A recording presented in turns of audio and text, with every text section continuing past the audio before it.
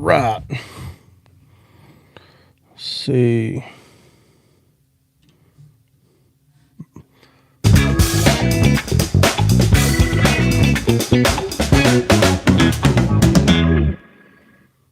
Man, what is going on?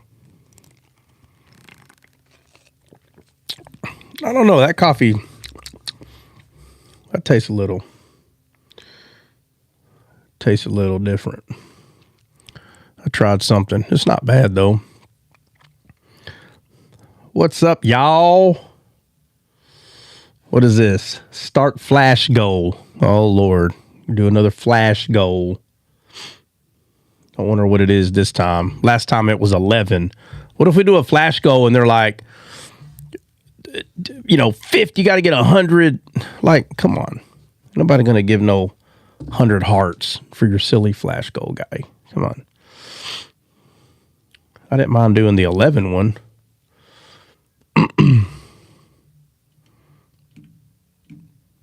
Oh, I guess the flash goal went away. Oh, nope, still there.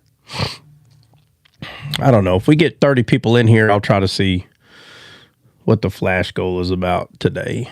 I don't know if it's any different than last time. But anyway, what's up, man? If y'all got something on your mind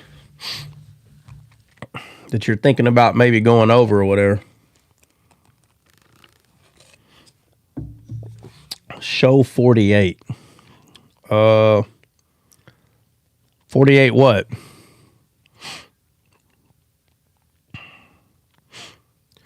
What are you talking about, show 48? JH? Oh, man, I got up this morning fired up. Oh, it shows 48? Is that what you're saying? Yeah, those numbers change quite frequently, man. Like on my end, it says 29. Now it says 33. Let's talk about Melchizedek. Man, I feel like we talk about Melchizedek every week. That's what it seemed like. Oh, excuse me. Jen, what's up? Good morning.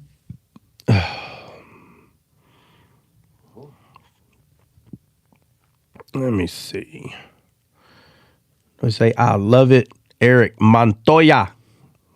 Tony Montoya. Where I hear that last name? It's Tony Montana. Oh, yeah. Tony Montana. Not Montoya. My bad. Whatever. It's been a minute. Let's see. Let's talk about. Let's see.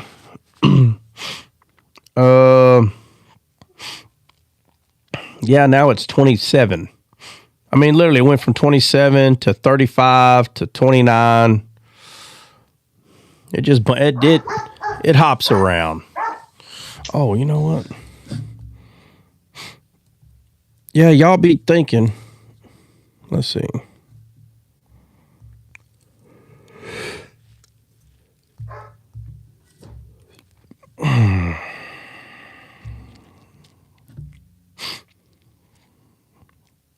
Handwritten notes.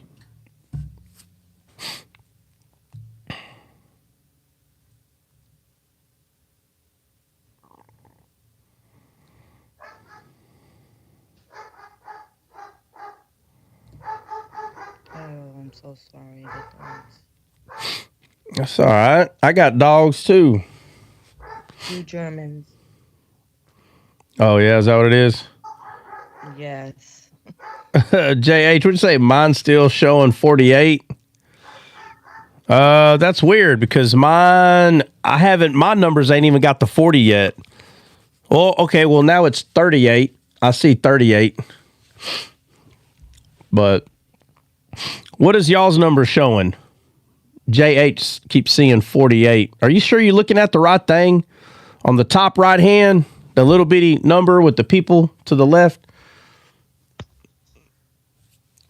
Mine says 23. 23. All right, so we got 23, 24. Yeah. Mine says, I still got 28 on my end. And just know, guys, those numbers are for people that are staying in here longer than a minute or so. It doesn't always, like, if someone like comes in the room, it doesn't always pick that number up. If they come in and they're here within 3 to 5 seconds, it's not going to count. Those are people that's been in here longer than 30 seconds. 9 on YouTube. YouTube, I got, let's see, 12. I got 12 on YouTube. You got 9. Well, that just means that now I got 10. Now I got 10 on YouTube. Let's see. Oh, You're seeing Shadow Watchers. Oh, I already know how to watch the Shadow Watchers. Don't worry about that. I figured it out about a year ago. wow. And I'll say this, every day we probably have about 200 Shadow Watchers. I'll just say that every day. That's crazy. Yeah. And there's days where it's 500. They won't tap the screen, but they're watching. And I've had people say, "Nah, you can't tell." Well, okay, all right. Then we'll just say, "No, you can't," but you can tell. And I'll just leave it at that. So there are, and I'll be honest, out of the 200-300, 50 of them, if not more, are people that you know on Tickety Talk. Guarantee it. Guarantee it. Guarantee. And I've been calling them out for, I don't know, at least 2 years. And then finally a group of them admitted. They admitted, yeah, we're shadow watching. I already knew. You don't have to admit it now. The only reason why they're admitting it now is because now they know that they've been caught. Like there's nothing, you know. Listen, I'm not hating on them. You know, it's kind of like a child that hates their stepdad, you know? They can't stand them. And then when they grow up, they realize the dude was a great dude. It's like hating Trump. Like, you got to feel, hey, he's an antichrist. Okay, well, he's in his 70s. He'll be, I mean, I hate to say this about the guy, but within 20 years, he will not be on this earth anymore. Wow. So, wow, what such a great antichrist job he did while he was here. He made money. Yeah. That's not true. If he's in Social Security, he'll still be alive till 300. That's right. If he's on Social Security, that's right. He's going to be alive for another 150, 200 years. Yeah, exactly. But the thing is, though, it's funny, you know, and then we'll get another president. Just watch. And it might not be the immediate president after him, but in a very short time, the Antichrist. It's always American presidents. So stupid. See, it's him. It's him. Ah, shut up. Shut up. And I don't mean that with disrespect. I mean it as just like if we were friends and you won't shut running your mouth to someone we don't even know. Shut up. Let's go. Come on. We're going to a movie. Why are you stopping here? Come on. Stop with your nonsense. You know, it's kind of like you ain't never hung out with a group of friends and you got one that's always stupid, but you love them anyway. Right. And they just, you know, they see a guy and they're like, hey, that guy reminds me of the dude that was yelling at my brother. And you're like, hey, talk crap now. And you're like, bro, you're going to do that with us? Man, shut up, bro. Come on. This is the kind of shut up I'm talking about. Mm-hmm. Okay. This is the kind of shut, like, bro, shut up. And come on. We're trying to go to the park, bro. What are you doing yelling at this dude over here? I don't know. He's an antichrist. Man, shut up. Let's go. Stop with your nonsense. Stop it. Can we finish? Can we go over here? Well, I don't know why you got to tell me to shut up. Well, God dang. Can we just finish what we're doing? Ah, dang, bro. Always got to be that person. Stop being that person. For God's sakes. Let me see. Let's see. You just be. That's kind of like my little French bulldog, right? I take him to the dog park.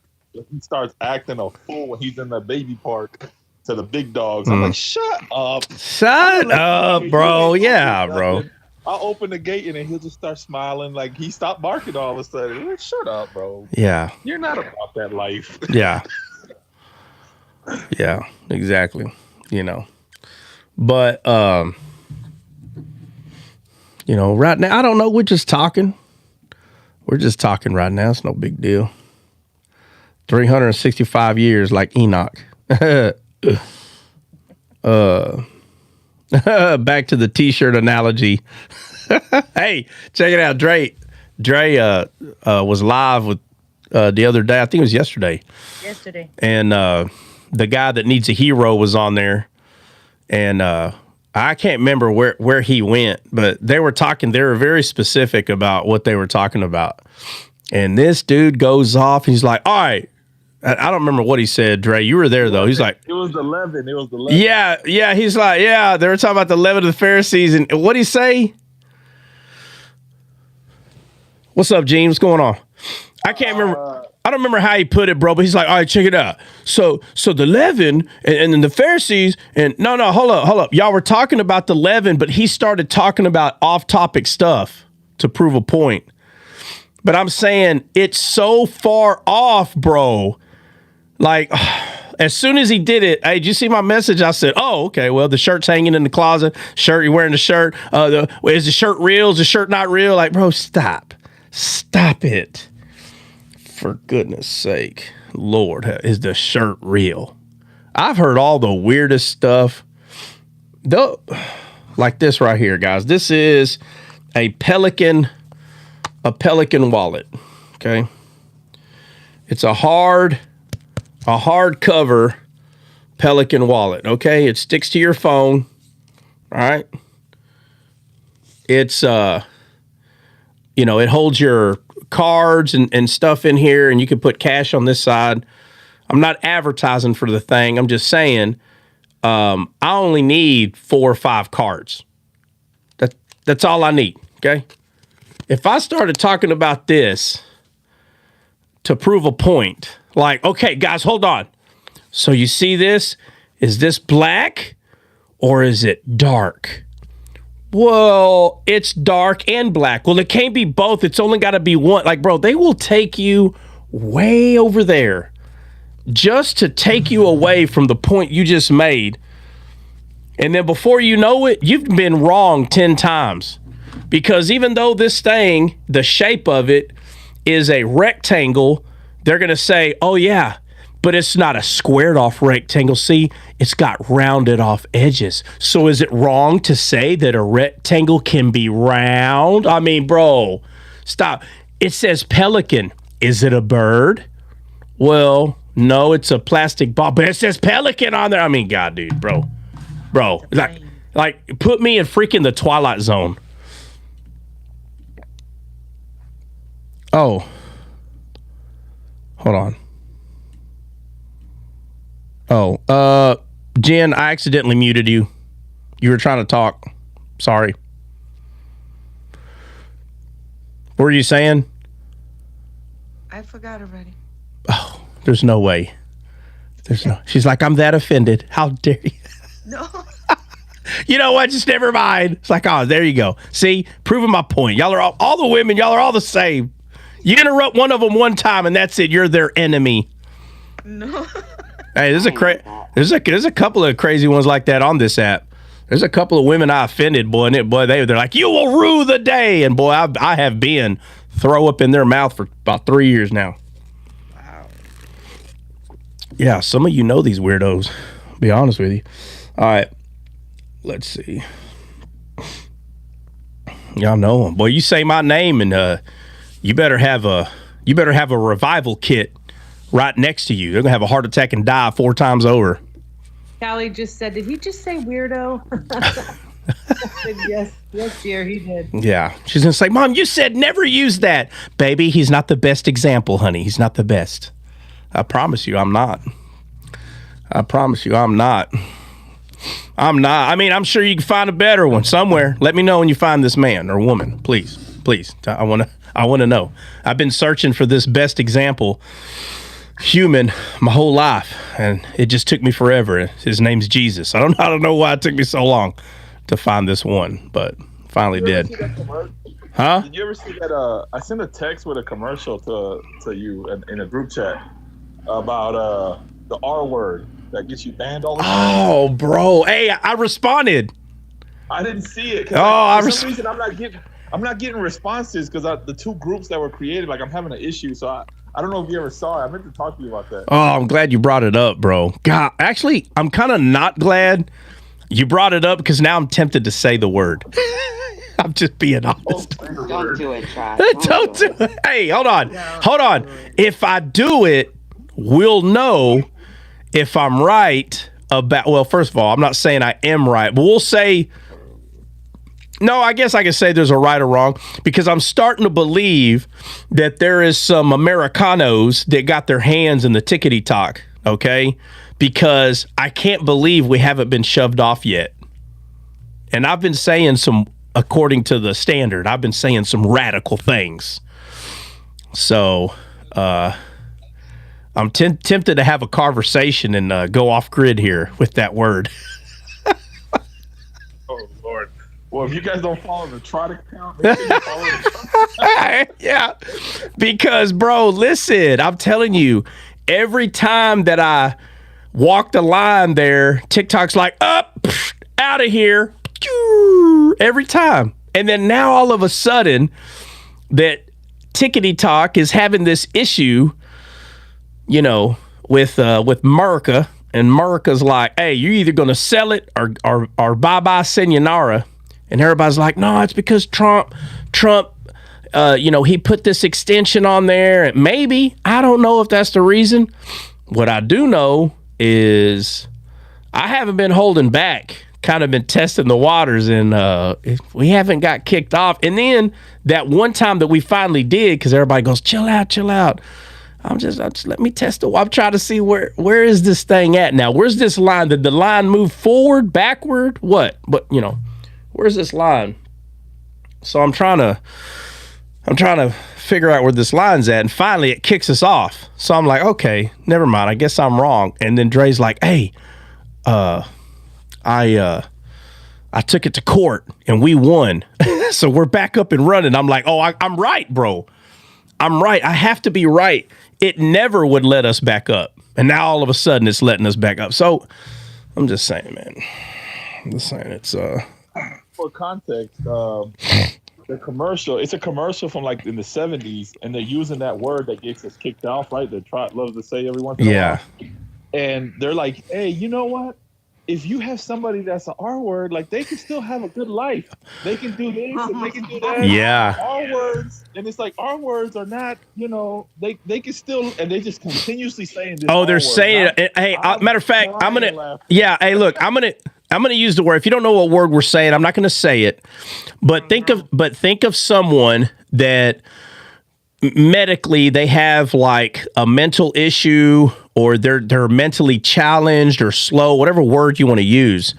But the word starts with an R, okay? And With a D? And well, there's a portion in there that sounds like tartar sauce. Okay, but it's tartar sauce, right? So anyway, that word is a word that the Tickety Talk, doesn't like.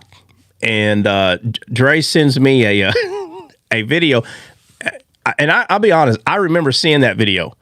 Now, I'm not saying I was alive when it first came out, but I remember seeing that commercial or whatever it was. And I'll just say tartar sauce people, okay? But I'm not kidding you when Dre says that this word is said about 1 million times. It is. It's like, listen, first of all, it looks like it's advertising a old folks home. Come to the luxurious Sandal Hotel on 45th Street. Come, blah, blah, blah. It's just like that, except it's for tartar sauce folks. And it's like, if you're tartar sauce, you can enjoy your life here. And you see a female one and like a male one, and they're like, and it's like, whoa, I thought it was a joke. But I remember it. So I was dying laughing because I knew why Dre sent it to me, because that's the word that gets us kicked off here all the time. And I'm not kidding you. It's like this. Tartar sauce people can do this. and that. It's okay to have tartar sauce. Tartar sauce is amazing. Tartar sauce people can have a very exquisite life. Like, bro, it says it every 5 seconds. And everybody wants to know why I'm always saying it. I don't know. I grew up that word was used to poke fun at people and stuff, but where I'm at, you have to understand where I'm at. We have plenty of people around here that have mental issues, just like anyone else. Nobody would get mad if you talked about tartar sauce, bro. Nobody. We all understood. But there are people that they have but again, let me say this again. There are plenty of families out here that have brothers, sisters, whoever, that have mental issues. Plenty. And I know a lot of them. And so when we called each other these words, nobody looked at their family member and goes, hey, quit making fun of my family member. Nobody did that. Nobody. And they had a family member that had, whatever the issue is. And you have sensitive people. Trust me, they're on Tickety Talk too. So there are people that have heard me say that word and they're like, well, I can't go there, hang out with it because my family member. Bro, I'm not talking about. Keep it in context of what we're talking about. It don't matter. It's a derogatory. Okay, well, let me tell you something. You go around in life allowing everything to offend you and be derogatory, you're going to hold yourself back from having a bunch of great friends. You are. Because you're allowing this word that they're not even talking to you or anybody else. You're allowing that to affect you and go right ahead. You know what you're going to end up doing? You're going to end up putting yourself around a bunch of people that are just as sensitive, and y'all just going to be beating each other up and not even know it. Because you are going to, let me tell you something. If you allow 1, 2, or 3 things to start offending you, you'll allow everything. Now, if someone is being derogatory, they're trying to offend you on purpose, that's not the same thing. If somebody goes up to you, literally every other word's like, I just want to let you know you're, I don't want to say all the words on here, but if you could think of a word that would offend someone and you're like, hey, I'm going to use it. Huh?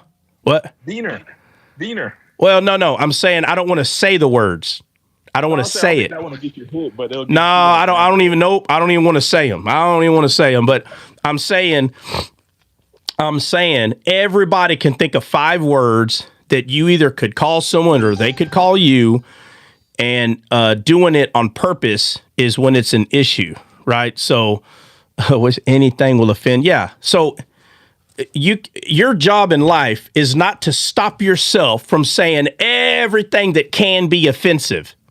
That is the dumbest thing I ever heard in my life. You're going to go around worried about what offends everybody, and that's all you're focused on in your everyday life, on what is offensive. Golly. It don't matter if you do that. You're still going to offend somebody. Because there's no way, bro.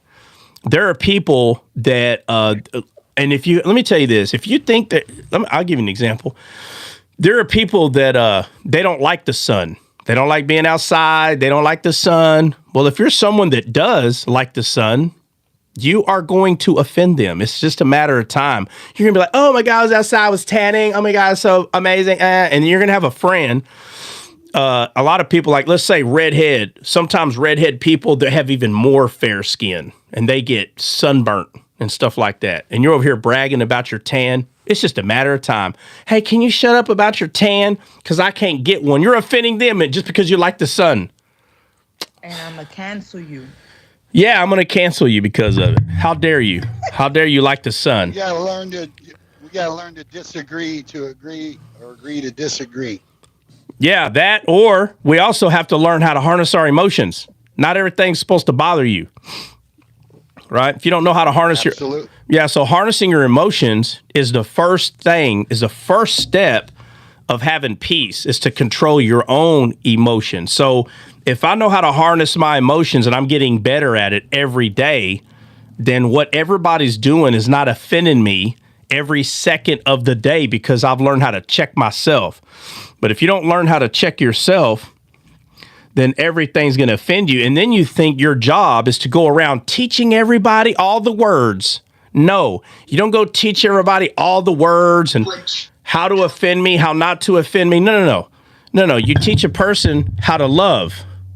and how to forgive. You teach a person how to harness their emotions, and you're the problem. If life is hard, then you're the problem. You don't blame everybody around you. That's the complete opposite of what we're supposed to do. If you're telling yourself, I'm supposed to be this way, I like slapping people in the back of the head hard, that's how I say hi. And if you don't let me slap you in the back of the head, then you know what? You're the problem. No.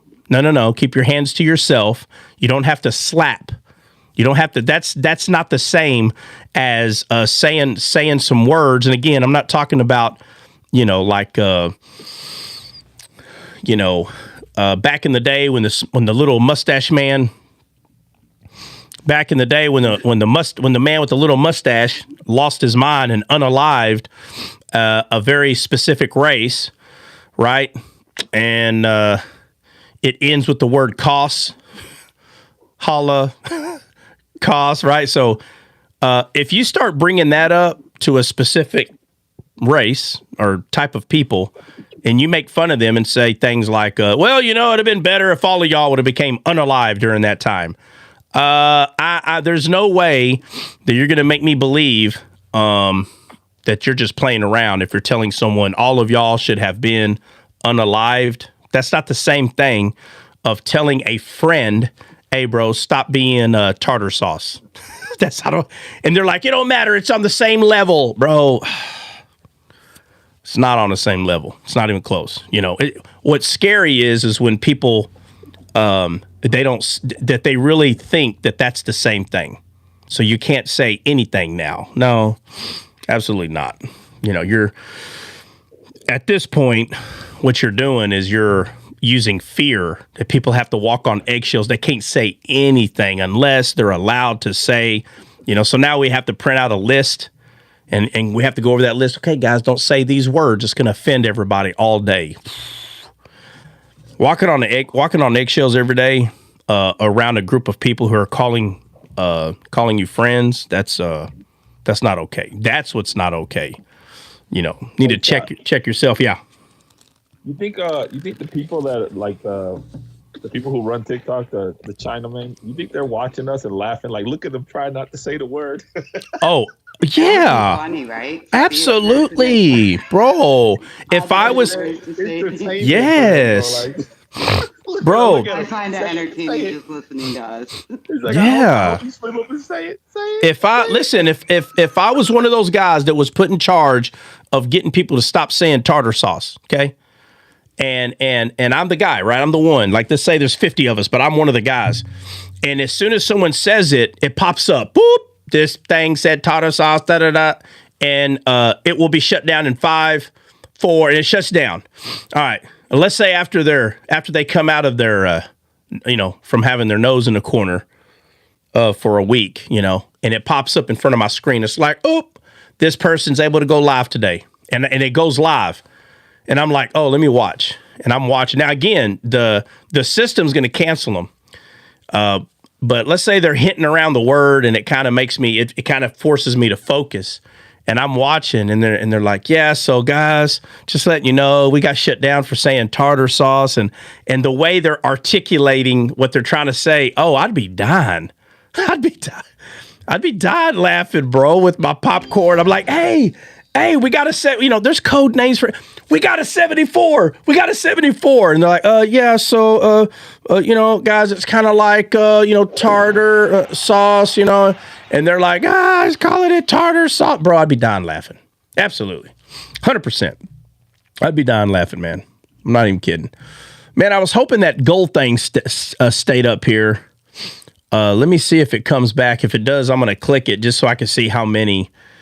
It's a different. It's an achievement thing, not a goal. So I'm not talking about the regular goal that we normally have. This thing popped up a while ago, and I wanted to hit it, and I forgot.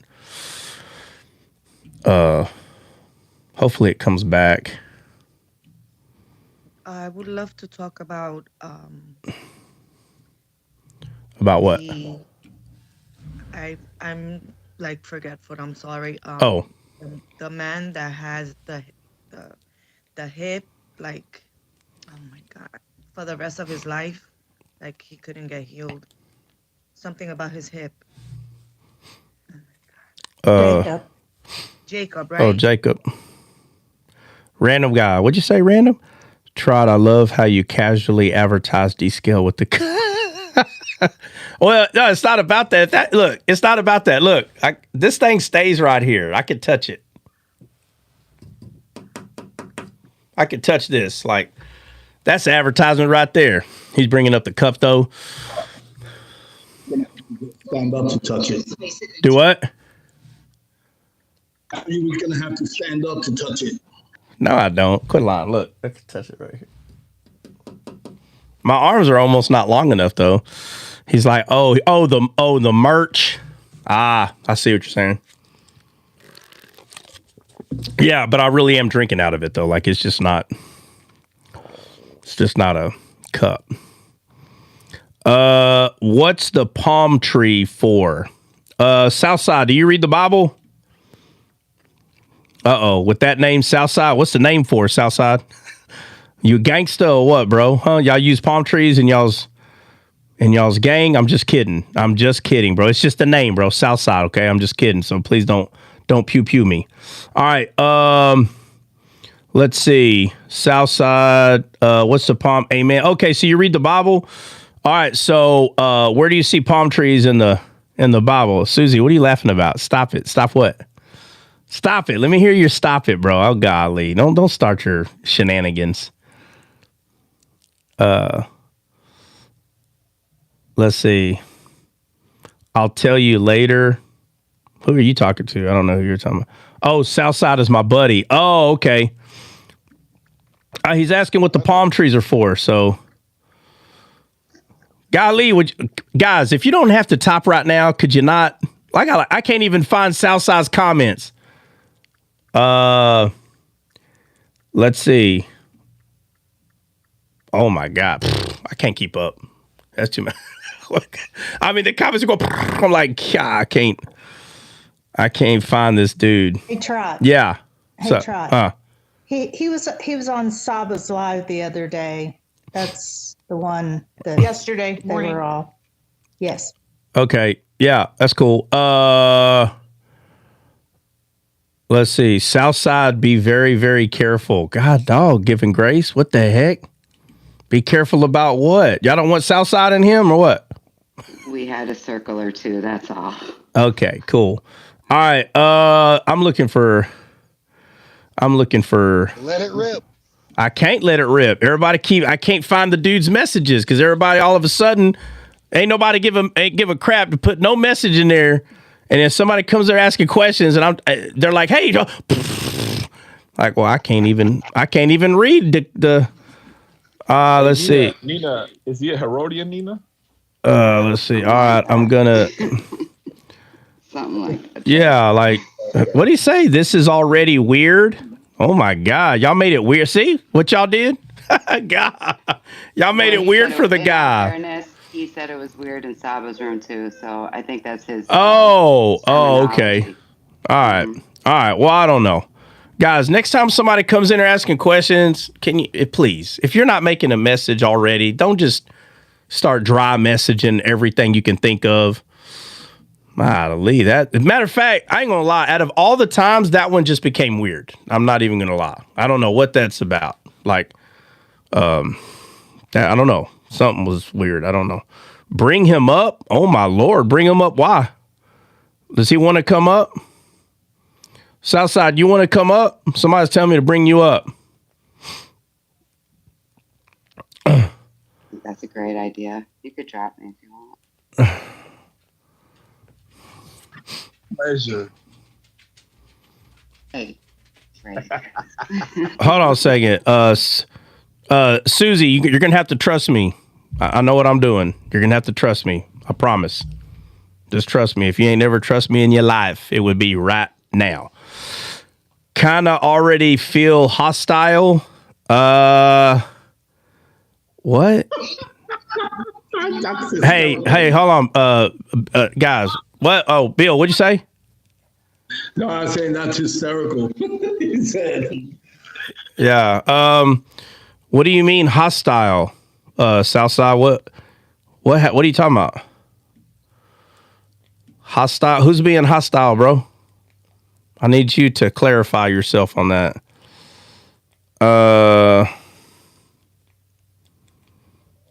Yeah. He's trying to get hostile. Yeah. No, I don't need guys. Do me a favor. Nobody respond to him, please.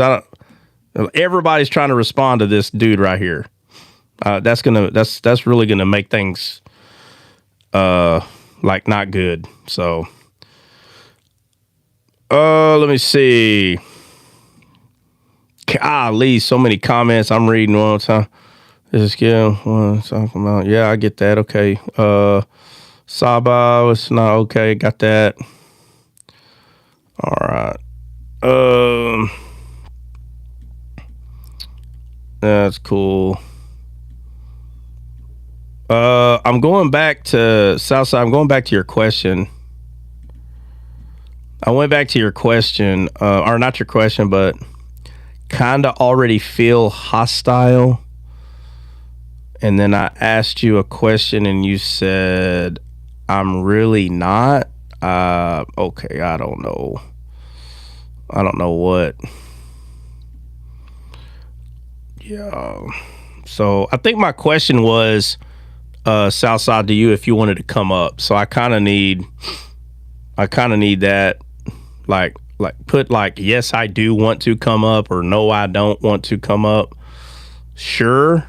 Okay. So if you came up, what would you want to go? What would you want to talk about? Because I asked you if you read the Bible. You said a man, right? I mean, it's like that's how Saba says it. I mean. So what would you want to talk about, Southside, if you wanted to come up? If not, we're just going to be talking about the Bible. You can hang out. It's no big deal.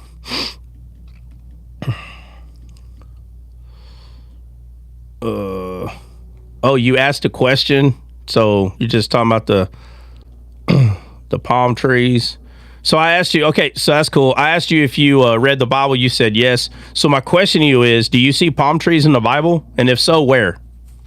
Southside. So there's the answer to your question.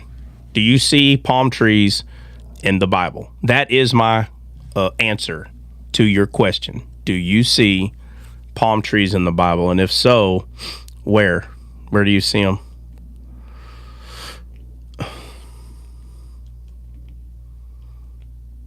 Yes, a question with a question. Yeah, I don't understand what's wrong with that. You don't... Okay. So I think you got the answer to your question. So what are the palm trees for? And then I asked you, do you read the Bible? Yes. Where do you see palm trees in the Bible?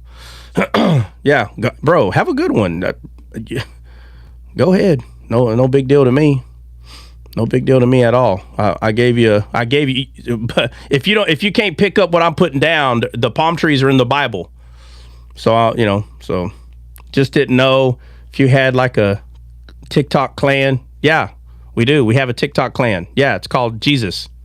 And you said you read the Bible, so you're in the clan too. So we're the Jesus clan.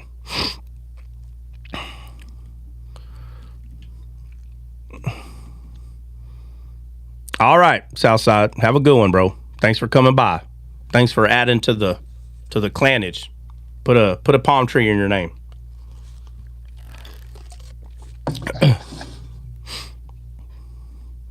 All right, let's see. Man, I wonder where this thing went. That's weird. I was clicking on this little. I'm telling you, something changed. Something changed in TikTok, because I used to be able to tap this little thing right here, and it would like move some stuff around. I don't even know how to explain. I don't know what. Y'all give me a second.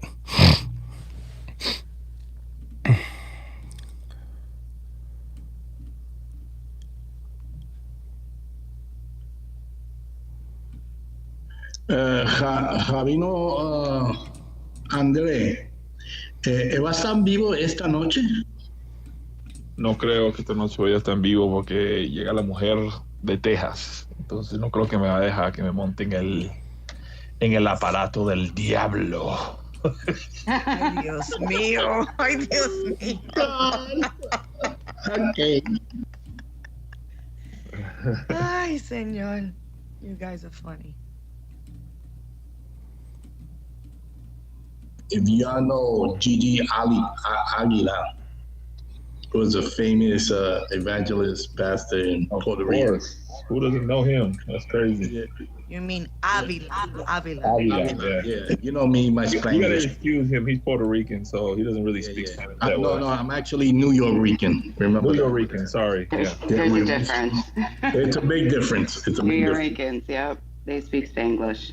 Yeah, We Spanglish. speak Spanglish. Yes, we do. Yeah. So he was like rebuking, saying the TV box was a box of the devil and this and that. And then 5 years go by, man, and he's all over it preaching the word of God. Oh yeah. But that was a man who started a lot of revival. A lot of people got saved under him. God used them big time. A lot of I used to go to them. A lot of your family members that were santeros came to Christ, Bill. Yep, absolutely. Yep. Yep. Playing las congas con los with the rags and all that other crazy The stuff. and the rum and the beads. Oh, Jesse still needs to be delivered then. 100% Jesse still needs deliverance. Big time. Con la clase de tabaco que tiene ella en su casa.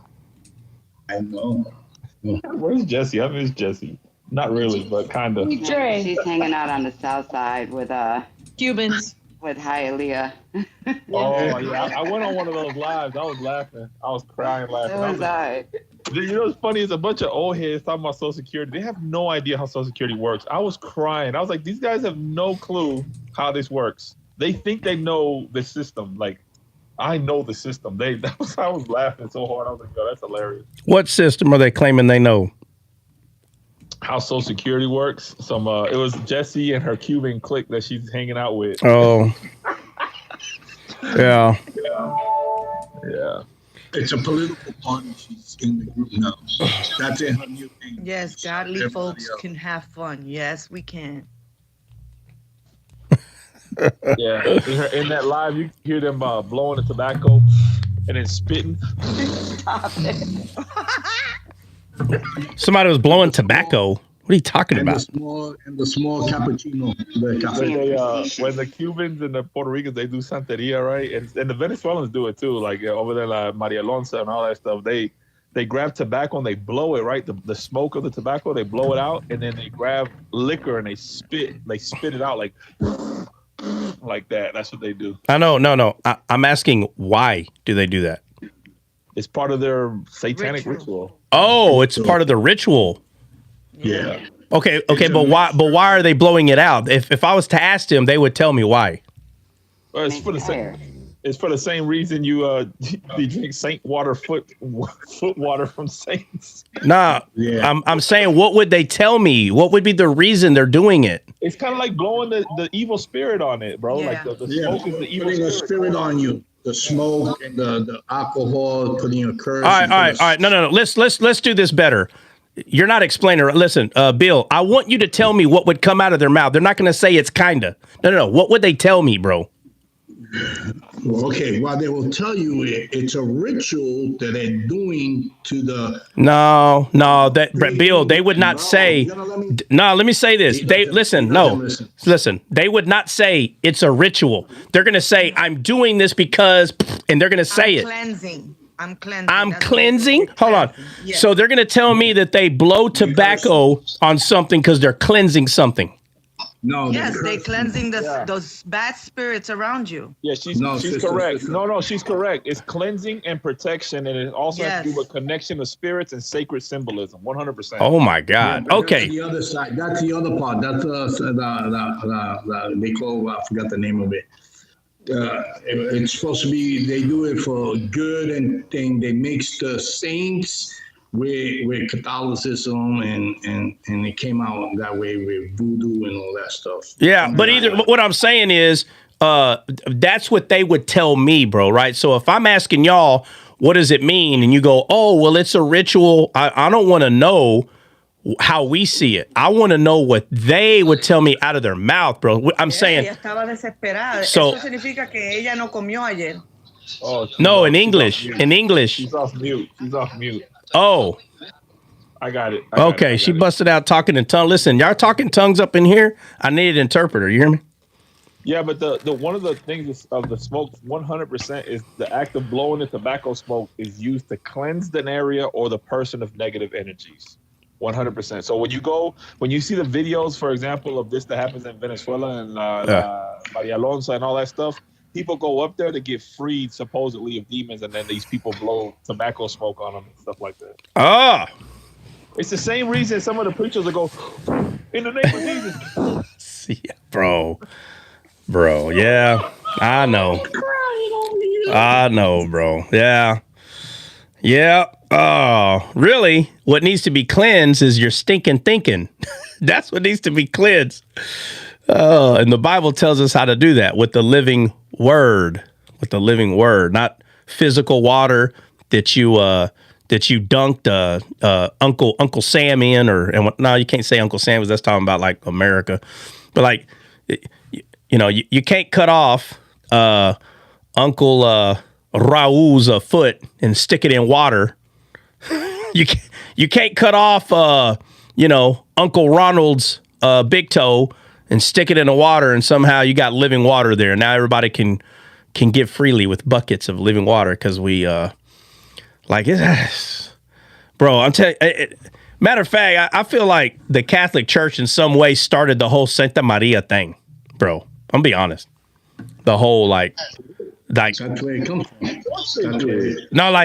I'm saying the wrong thing. Then the Day of the Living, or what is it in Mexico? Dia de los Muertos. Oh, Muerto. Yeah, I feel like the Catholic Church started that, bro. I hate to say it, but it is a Catholic Church. Yeah, so they could do purgatory.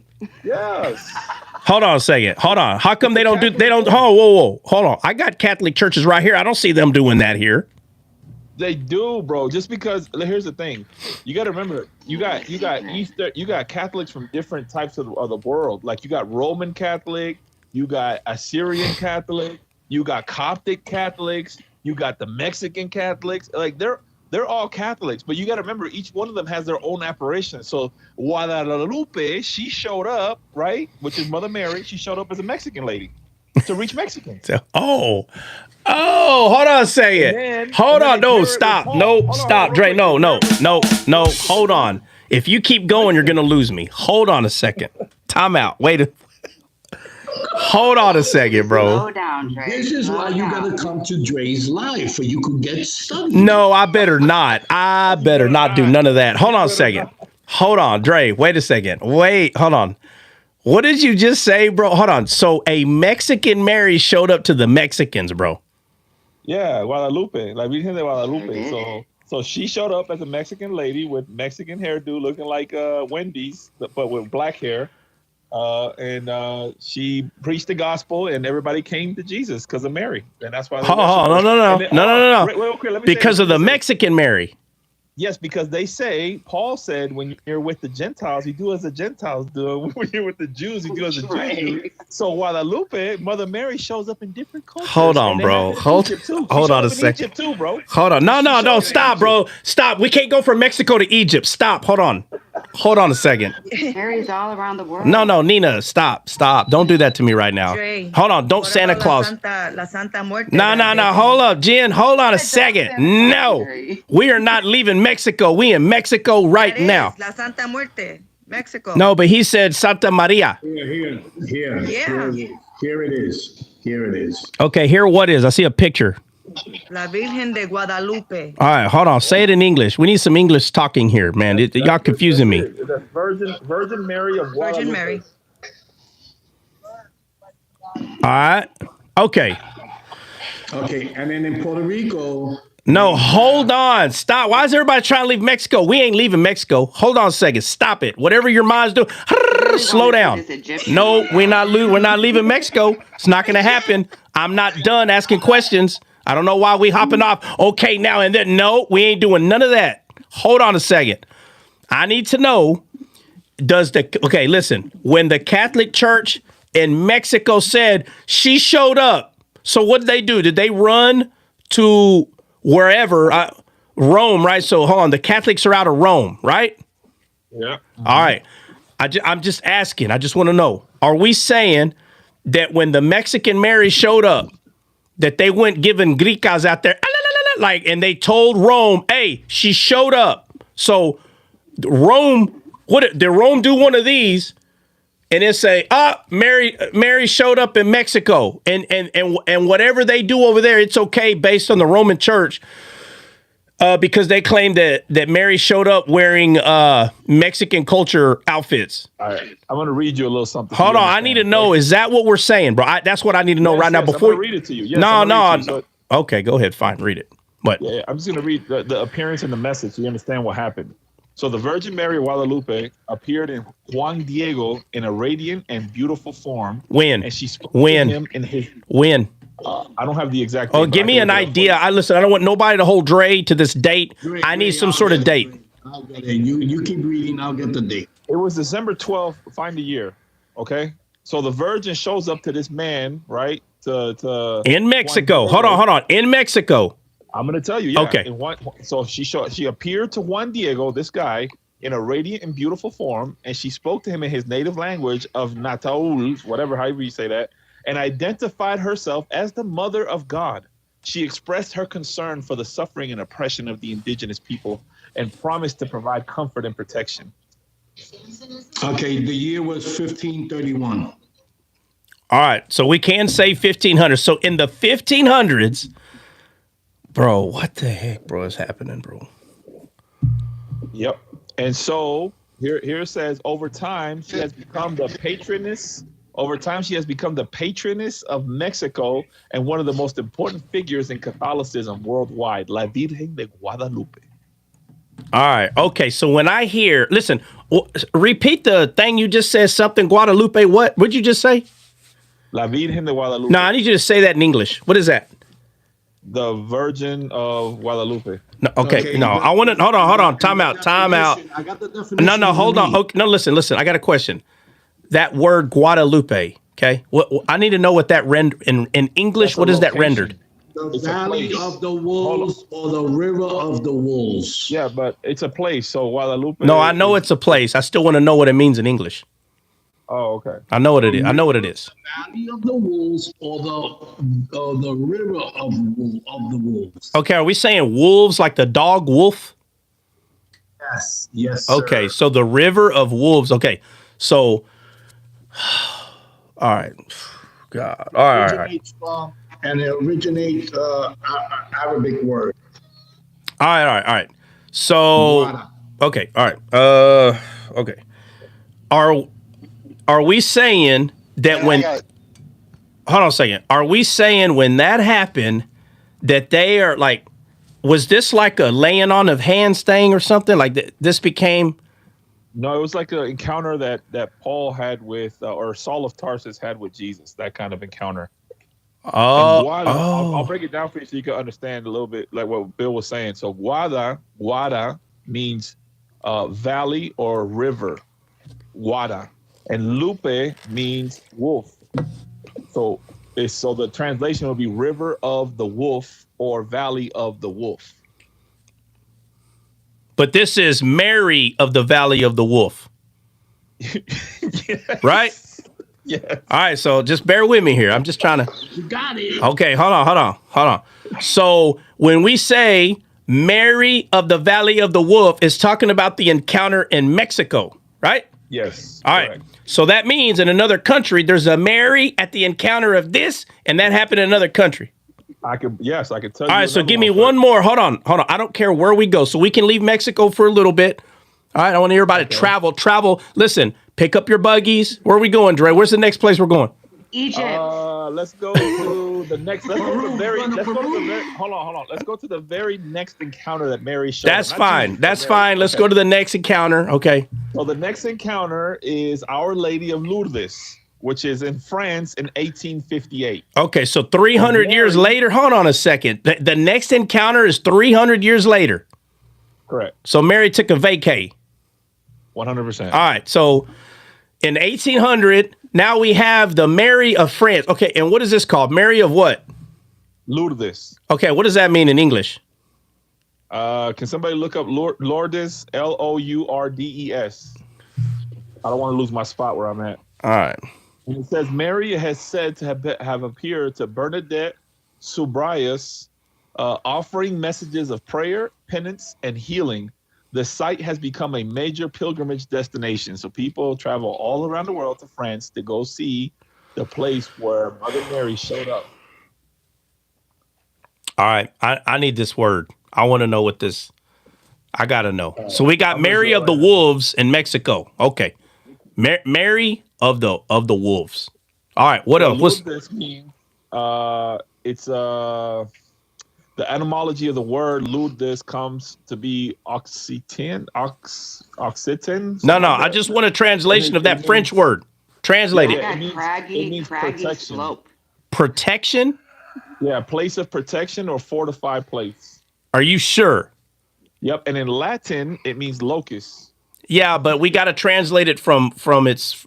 I don't want to go to the origin right now and start causing confusion, but so some scholars suggest that it would be related to the word Lourdes, meaning a place of protection or a fortified place. All right, then it could also be derived from the Latin word locus, which means place. All right, so either way, it's coming to a place or a place of protection. All right, so in Mexico, when Mary appeared, they have their own Mary over there, the Mary of the Wolves. And then we go to France, and it's Mary. This is the Mary of the protected place in France, right? Yeah, correct. All right. So that means, bro, Mary's Santa Claus, bro. Like that was in 1858. Yeah, because she goes around. She goes around presenting gifts, and it's different. Hey, hold on. So when she was in Mexico, what was the gifts that she was given there?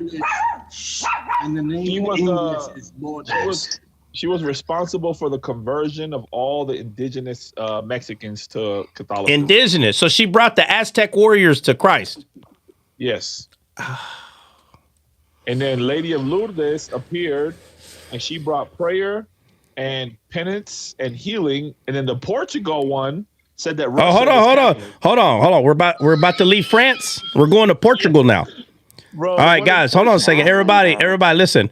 Grab your Laffy Taffy and your, women, pick up your dresses, right? It don't need to be dirty on the way, the journey to Portugal. Okay, so let's go to Portugal.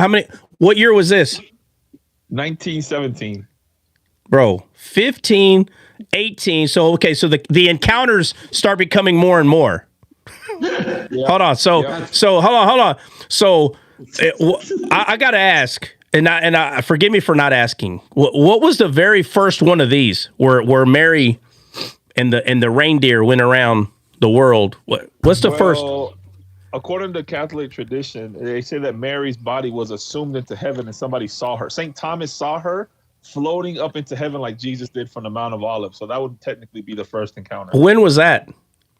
Back in when Thomas was still preaching the gospel. Okay, all right. So no, I'm talking about like the first encounter of her of the mission that God put her on to like show herself to the modern world. Like when you're talking about the appearance. Like the 1500 is an appearance. So yeah. So what was the first appearance? Yeah. I'm gonna tell you right now. Listen, and let me say this. I don't want anybody to hold anyone up here accountable for the listen, we're not writing a book. Calm down.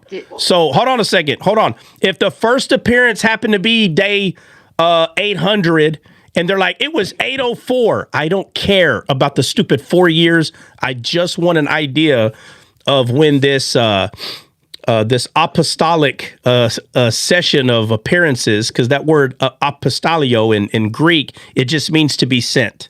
Okay? That's all it means, to be sent. So if you're going to sit here and tell me that Mary is not an apostle, you're a liar. Okay? Right, I got you. Are you ready? Yeah, all right. So the first one was in 40 AD.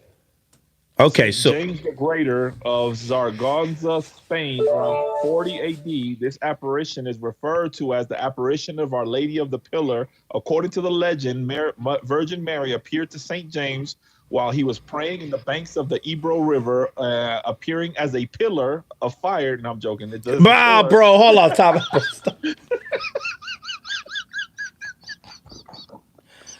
Bro, don't do that, bro. Hold on, bro. Hold on. Bro. Hold on, bro. Time out. Hold on. No, bro, stop. Time out, bro. Bro, if you start doing that, there are people going to say that we're adding. Listen, I don't want to add. He's kidding. Whoever you are in the shadows, okay? Whoever you are, where it says on the bottom of your phone, tap the screen to come. Listen, you don't have to tap and come in. He's kidding. He's not saying that she became a pillar of fire. He did not say that. So everybody calm down. They believe she's the burning bush, so it doesn't matter. Like, this is not for. Hold on a second, bro. When Moses went to the burning bush, that was Mary. Yes, that's a shadow of Mary. Nah, bro. They don't believe that. 100%. I can pull it up. 100%.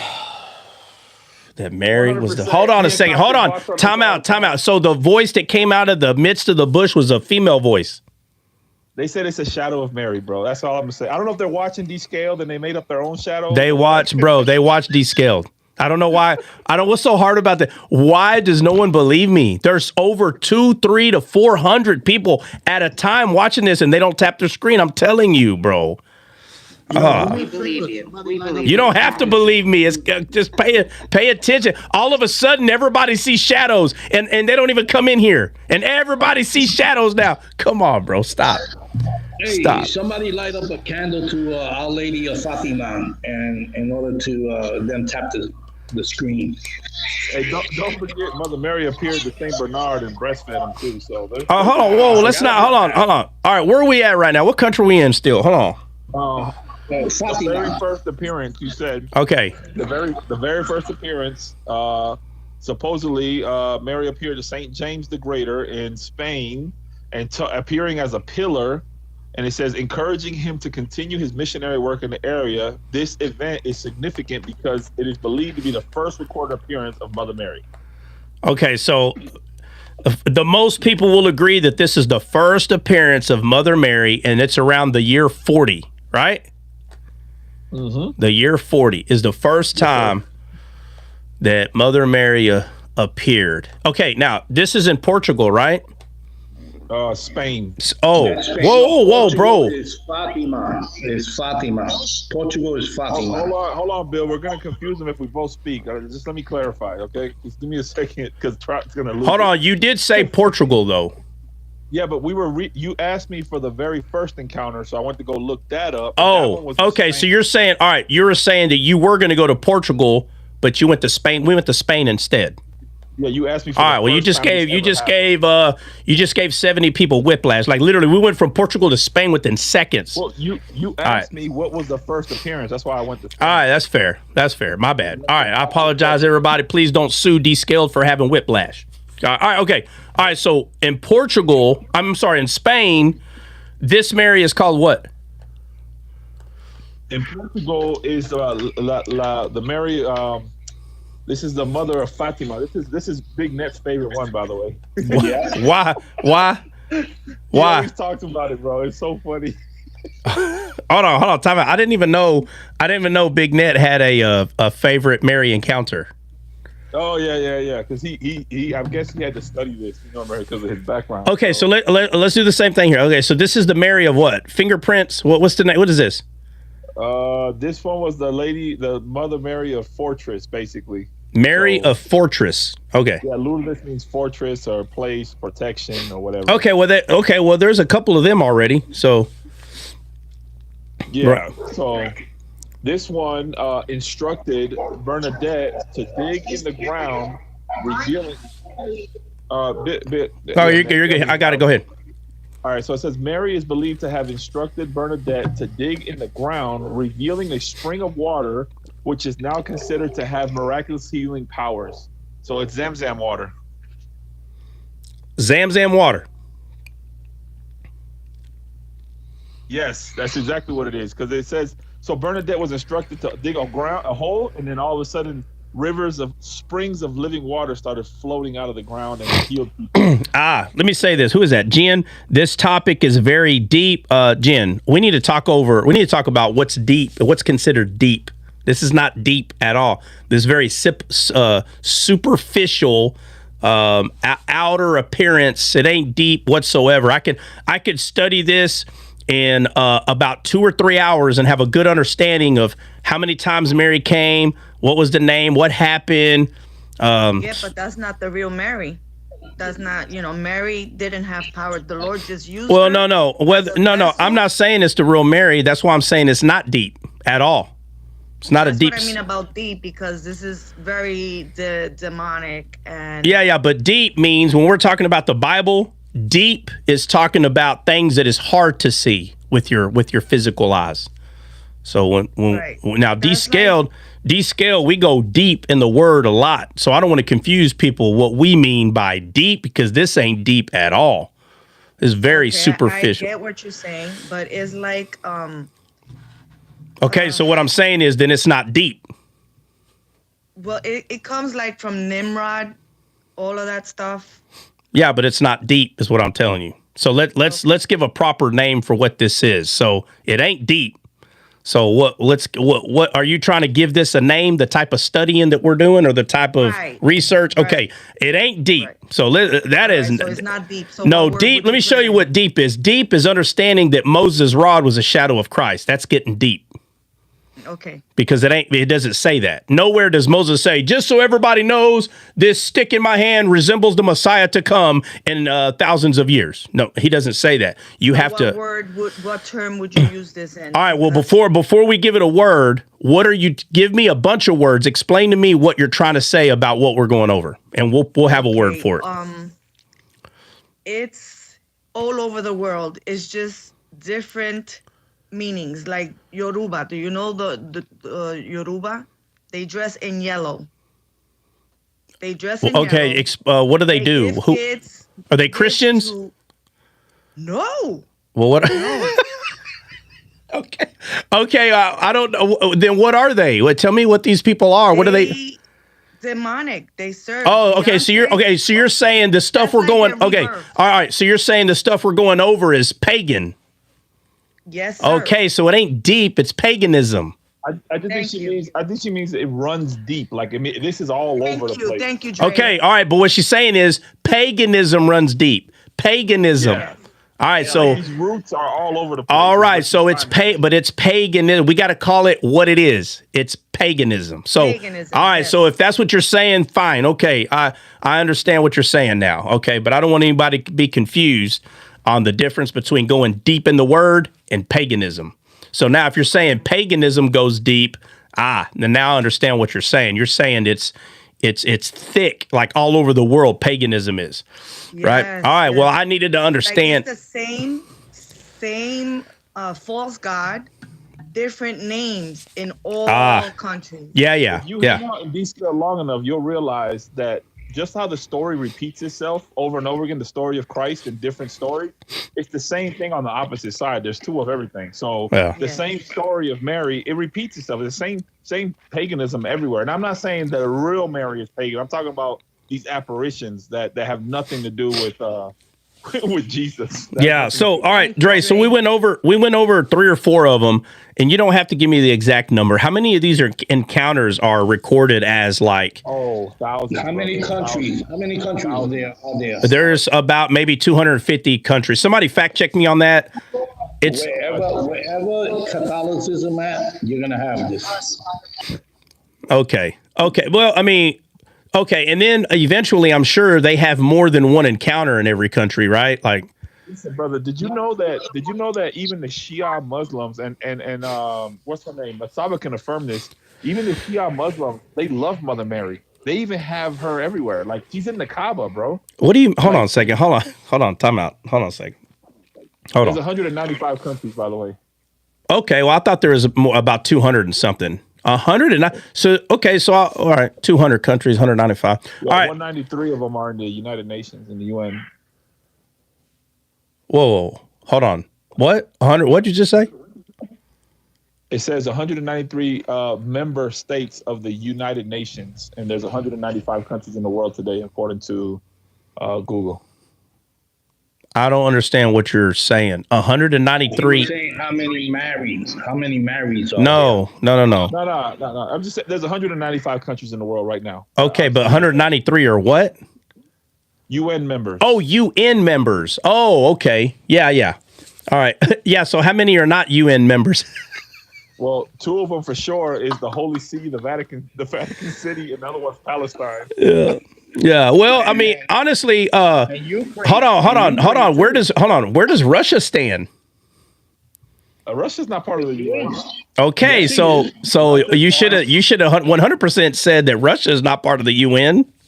Yeah, I was just cracking up because it says the Vatican City and Palestine. That's funny, the Vatican City. Wait, Russia's part of the UN nations. Not the way everybody else is, bro, because that's why the war started in Ukraine, because he didn't want the UN to get closer to the border of Russia. No, he don't want Ukraine to join the UN. Right. That's what I'm saying. If Ukraine joins, then UN is closer to the border of Russia. So he doesn't want the UN to be any closer than what it already is to the border of Russia. So Ukraine becoming UN is going to make UN right on the border, and he don't want that. Fact check. And you got to remember, they have the issue is that they joined the OTAN. Hold on, let me say this. JH, NATO, UN different. Yes, NATO and UN is different. It's not the same thing. Yes. So the countries that are not in the UN are Taiwan, Kosovo, Vatican City, Western Sahara, and other regions and territories like South Ossetia, some weird names, Northern Cyprus, and something else. Yeah.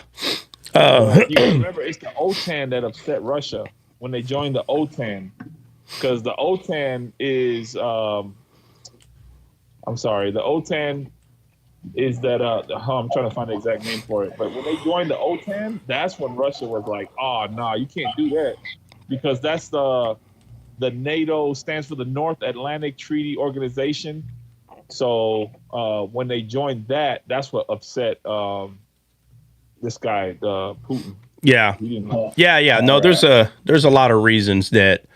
Yeah, matter of fact, when 2026 comes, we will know what all this. We will know. We'll have a very good idea. Right now, there's a lot of new things happening, and I always tell people, don't be a fool and stick your foot in your mouth and act like you know what's going on. You don't know. Trust me. Right now, it's a big chess game.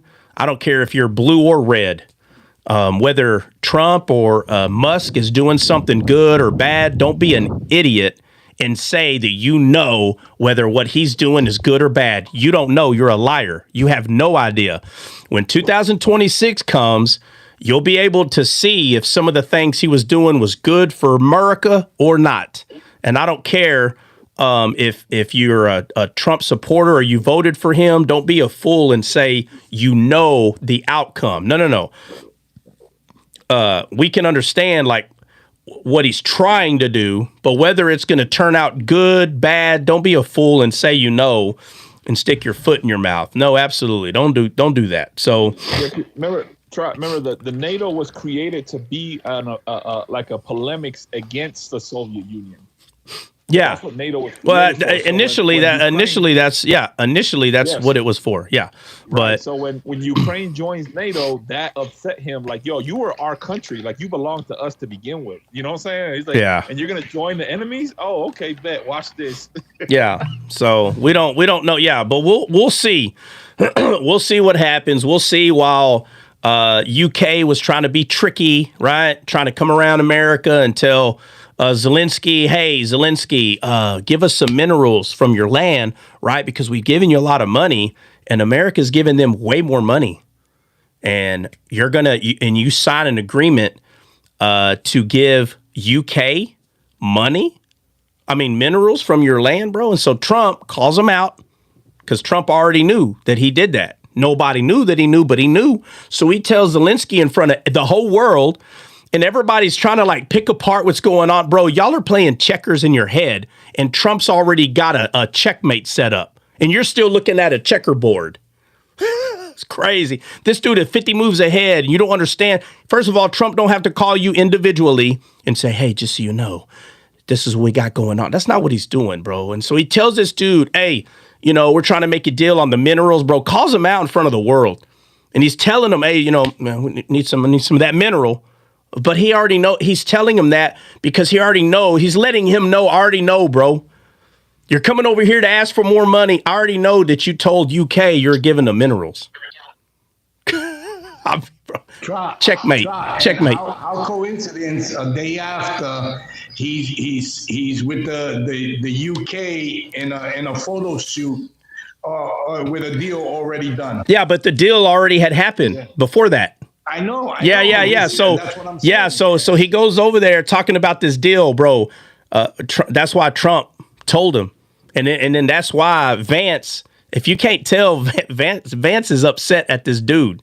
And everybody thinks that all this stuff just happened. No, bro. Absolutely not. Vance told him, hey, have you even said thank you, bro? So you go to UK making these deals with UK, which you've already done days prior even coming over here, telling us we need to give you more money, meaning he's saying UK's backing me. So y'all need to give me more money. So basically, he's sticking his chest out because slowly there's a bunch of places that are starting to give him more money because he's giving them mineral rights. But yet America has been paying the bill, 90% of the bill by themselves. And he didn't offer mineral rights to America. So it's not hard. It's okay. So that's how you're going to play. Well, I'll tell you what, if you don't make this deal with us, we're out. And I'm telling you right now, he thought this administration was as dumb as the last one, and they're just going to give him blank checks. That's what he thought. And they're like, nah, bro, you got something twisted, homeboy. It's not going to happen that way. So let's see how you do with the 3 or 4 countries that you're going to give mineral rights to when you should have been doing that with us. And if you didn't pay attention to what Zelensky said, when Trump was like, hey, bro, you had these other idiots over here. You think he goes, well, that idiot was your president. That's how stupid this dude was. He said that that idiot was your president. Oh, my God, bro. He sounds like an Islamic believer trying to make you believe you're dumb for being a Christian. That's how dumb he sounded. That's how dumb this dude sounded, bro, by saying this. And I was like, oh, bro. So whether the way we're handling this is good or bad, we'll find out. So it could happen tomorrow. It could happen in a month. We'll see. But by 2026, we'll know. And people are like, well, that's a big gamble. Well, I don't know. When you're missing a lot of information, it's hard to agree or disagree with what politicians are doing. It's hard. It's hard to agree because you don't see all the moves.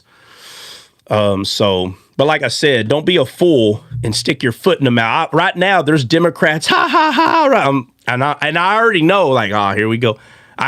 You're sticking your foot in your mouth again. There's people right now saying, let's see.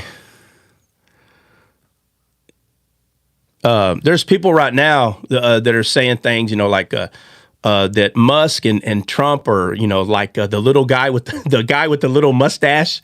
They're saying, oh, he's just like them. Really? So he got people in camps and not like that. Well, then why are you using him? Like, let me ask you this. If somebody brings up the guy with the little mustache, if somebody brings him up, what is he known for? Anybody? What's that guy known for? Well, he's known for unaliving like almost an entire race of people. That's what he's known for. He's known for the hologram. Right, the hologram. Okay, so if he's known for that, and you say, oh, Trump and Elon, they're just like him. What are you saying, bro? Don't tell me, oh, well, I didn't mean that. Oh, what did you mean? That the guy with the mustache, he likes baloney. That's why you brought him up to compare, because he likes baloney like Trump. Bro, stop it. Oh, man, there's a few people right now that I chat with on here, and they're like, you're blind. He's just like that guy. So I put some pressure on him. And now they're like, oh, no, I never said that that he's unaliving millions of people. Then why'd you bring him up, bro? Come on. You're backpedaling. So I already got them to stick their foot in their mouth already. And I'm like, okay, in 4 years, I want that apology. Because if he doesn't put people in camps and start unaliving, I want an apology at the end. First of all, I'm not really expecting an apology. What I'm trying to show him is this is not going to happen. You're going to be wrong. That what you're saying, well, I don't mean that. I'm saying that he's doing stuff that it started. He's only going to be president for 4 years. For 4. So whoever comes in after him, bro, they're not going to pick up and do everything that Trump did. Even if it's a Republican, bro, they don't do the exact same thing. They may have some same way of thinking, but they're not going to just pick up and do everything. Obviously, they're going to do about half of the stuff, okay? But this is not a dictatorship. You don't get to stay in office for 30 years.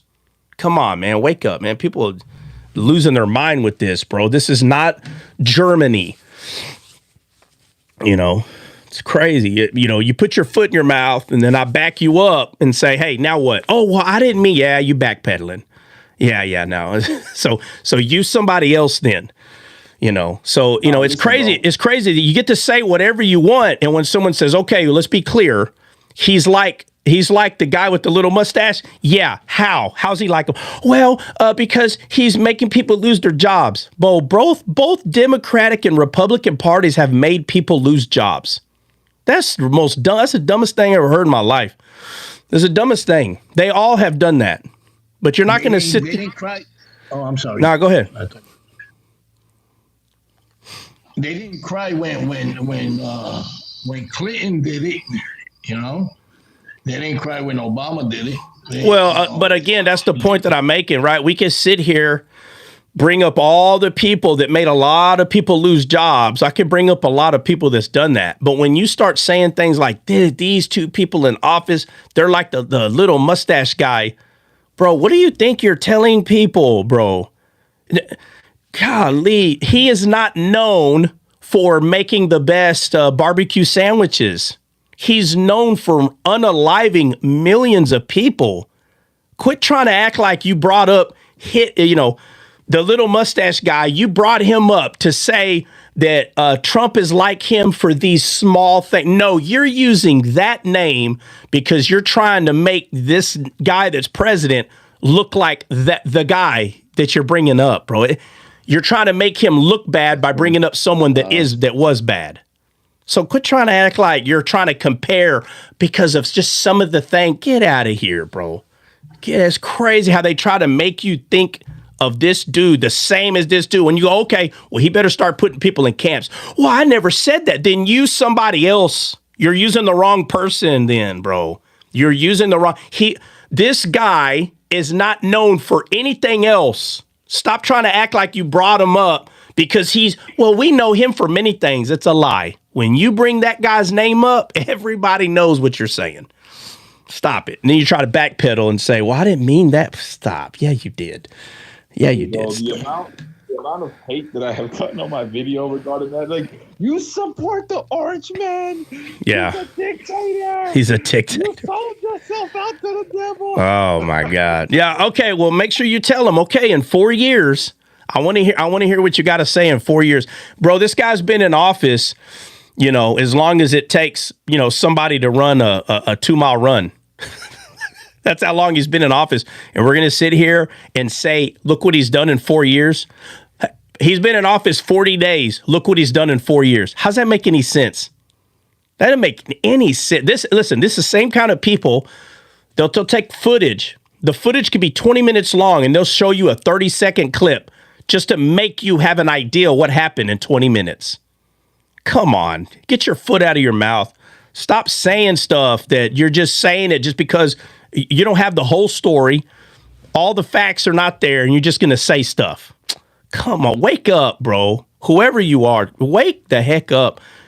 Listen, again, we're going to see what the outcome of this is. We're going to see. In 2026, we can look back and say, all right, let's see what happened. Who was correct? Who was not correct? You'd be better off to say, well, I don't know what's going to happen. But don't be a fool and say you know. Don't do that. If you voted for somebody, you don't cheer them on by lying about what the outcome is going to be. If I don't want someone to be president, I'm not going to lie and say, well, that he's like the little mustache guy, just to get people to hate him now. And then when it comes out that what you just claimed a year ago didn't even happen, so which means you become a liar, which means I'm not going to listen. I'm not going to listen to anything else you have to say because you just go with the flow. You're not backing up anything you're saying at all. So now if you vote for somebody and they don't do a good job, well, guess what? At the end of those 4 years, you should be able to reflect on that and say, man, wow, person didn't do nothing. Like Barack Obama. See, we can now go look at the facts. Boy, everybody praised him when he became president. Oh, finally what? That we got facts now. Now we could go back and be like, bro, he didn't do nothing. Hey. He was, hold on a second. He was president for 8 years. So clearly he had to do, listen, I don't know what good things he did, but if you're in there for 8 years, you had to, I guarantee you I could find some good things that Obama did. He had to have 8 years. No one's going to tell me he didn't do anything good. He had to have. But what I have found with a certain skin tone, with you bring up Obama, very disappointed in this man. Very. So the only ones that are not disappointed, you know who that is? People that put their foot in their mouth and literally praised him when he got in. After a year, praised him. After the 4 years, praised him. And after them first 4 years, there wasn't so many people praising him as much. Okay? But I never said anything negative about him. I said, I don't know what he's going to do. I don't know. That's being honest. I don't know. But now we go back and we can look back and tell the truth. Let me just say this. Boy, when they chose old Sleepy Joe to be president over Trump, I didn't know what he was going to do, bro. I don't think I have to say a whole lot, but I think he was really president for maybe a year. Them last 3 years, to be honest with you, I don't even think he knew what he was saying those last 3 years in office, to be honest. So, but obviously he got fired. So America fires Trump because of lies. They put this moron in there and they realized, holy crap, we made a mistake. So then they hired Trump again, which means, my bad, Trump. my bad, bro. We were tripping. Well, you need to look at who was getting you to tripping because they're starting to do it again. They really think that what they did last time, they're just going to do it again and fool all you again. So now, watch this. The Democrats used to love Elon Musk. They loved him. Go and look. Just a few months ago, they loved him. And now he's like the little mustache man all of a sudden. Anytime somebody goes Republican, bro, anytime the pitchforks and Bibles come out and the fire in their left hand, they come out and they want to unalive whoever is joining the Republican Party. It's so easy to see. You're blind. If you say you don't see this, something is wrong. You need to go get some scans. How do you not see this? They literally want this guy to be unalived. So they're starting to call him a little mustache man, just like they did Trump. And I'm telling you, there's going to be people that are going to try, more than likely, possibly try to assassinate him. And you're going to think that they're doing the right thing. Well, how come they weren't trying to assassinate this man before? Because he wasn't in charge before. Watch. After the 4 years, we're going to see what happened. We're going to see. We're going to see who put their foot in their mouth and who didn't. We're going to see. So right now, but again, here we go again. 4 years Trump was president. They tried to impeach him. He gets out, tries to run for office. You got people trying to assassinate him. And they're like, he's going to ruin the country. Well, guess what? We're going to find out because he's got everything. He's got everything he needs to do whatever he wants. So if he's straight lunatic, you're going to see it. You can't just keep calling someone a lunatic and there's no real proof showing what lunatic thing. So he's a lunatic because he brought a black 13-year-old boy who's having some cancer or something. He makes some Secret Service. The guy wants to be a police officer. So he is showing this young man that the world is like this. right? He's trying to show this young man, look, your dad is an amazing man. Da, da, da, da. Here's the world you live in. Your world is awesome. And none of the Democrats stood up for that. What does that have to do with Trump? What is that? And it doesn't matter who does that. It doesn't matter. And people say words like, that doesn't impress me. The president's not there to impress you. He's not there to impress you. Who the heck are you? What do you mean that doesn't impress me? Where are people coming up with this stuff? That don't impress me. Love doesn't impress you? What are you talking about, bro? They don't impress me. Oh, I don't care if it impresses you or not. Was it good or bad? You don't want to say if it's good or bad, but you'll tell people it don't impress you. Is it good or bad? So is it okay that Trump did that? Let me ask you, should Trump stop doing those things? I'm curious. Should he stop doing what he did to this young man? Should he stop those things and be more short mustache guy? Should he do more of those things like the short? It's crazy, man. You know, it's crazy. I'm telling you, more and more, I'm just seeing the left for what they really are more and more. And I'm not saying things that could happen. I'm telling you what is happening right now. So while everybody's giving threats that Trump is going to cause a Holocaust, okay, it better happen because you keep lying and saying these things. It better happen then, according to you, it better because it better happen. But while they're doing that, I'm calling the Dems out for what they are doing right now, for what they are doing. I'm not telling you, you better watch out. The Dems are going to do this. No. But that's what they do at Trump. Watch out. Watch out. Well, I'm telling you, 2 years are going to go by. There's still going to be a bunch of watch outs. Watch out. You better watch out. 4 years are going to go by. Nothing but a bunch of watch outs. Nothing happened. You're a liar. All lies. It's crazy, bro. Straight nonsense. Golly, man. And then I could talk about it all day. Just the stuff. Elon Musk he's just like Trump. I'm telling you, they do this because they want them to be assassinated. I'm gonna say it. That's why. Trump. Yeah. It's funny. The Democrats are the ones who gave Elon Musk the contract for the government for the electric vehicles, for the EVs. Then they want to go, Trump gets elected, then all of a sudden they're trying to flip it, say, oh, look, the government gave him, he's making millions. They gave him a contract. But wait a minute, it was the old administration that gave him that contract that took into effect in 24 and now in 25. Yeah, but the Democrats, that's why they do that. They do that because they want you to honor them. It's not about the government. They want you to honor them. Every time they give somebody something, it's a bribe. They let all the people just fly on in here from whatever country, bribe, vote for us. The Americans aren't dumb, dude. Americans, they saw that and they said, ain't nobody voted for, what's her name? Anyway, the lady that was running for presidency. Nobody voted for that woman, bro. Nobody voted for her. And it had nothing to do with anything other than she's part of that administration. I mean, I understand why the Democrats are mad at Trump right now because I understand because he called the Democrats lunatics.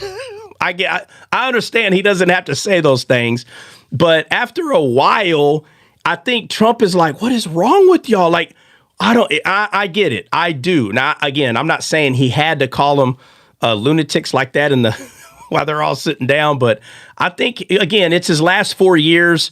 And I really think that he's just like, you know what? I'm going all out. And if I feel like calling y'all lunatics, I'm going to at this point. Because they kept trying to tell him what he couldn't say and all this stuff, right, for political reasons. And Trump's like, you know what? America voted for me. And not just a little bit. He didn't just win a little bit.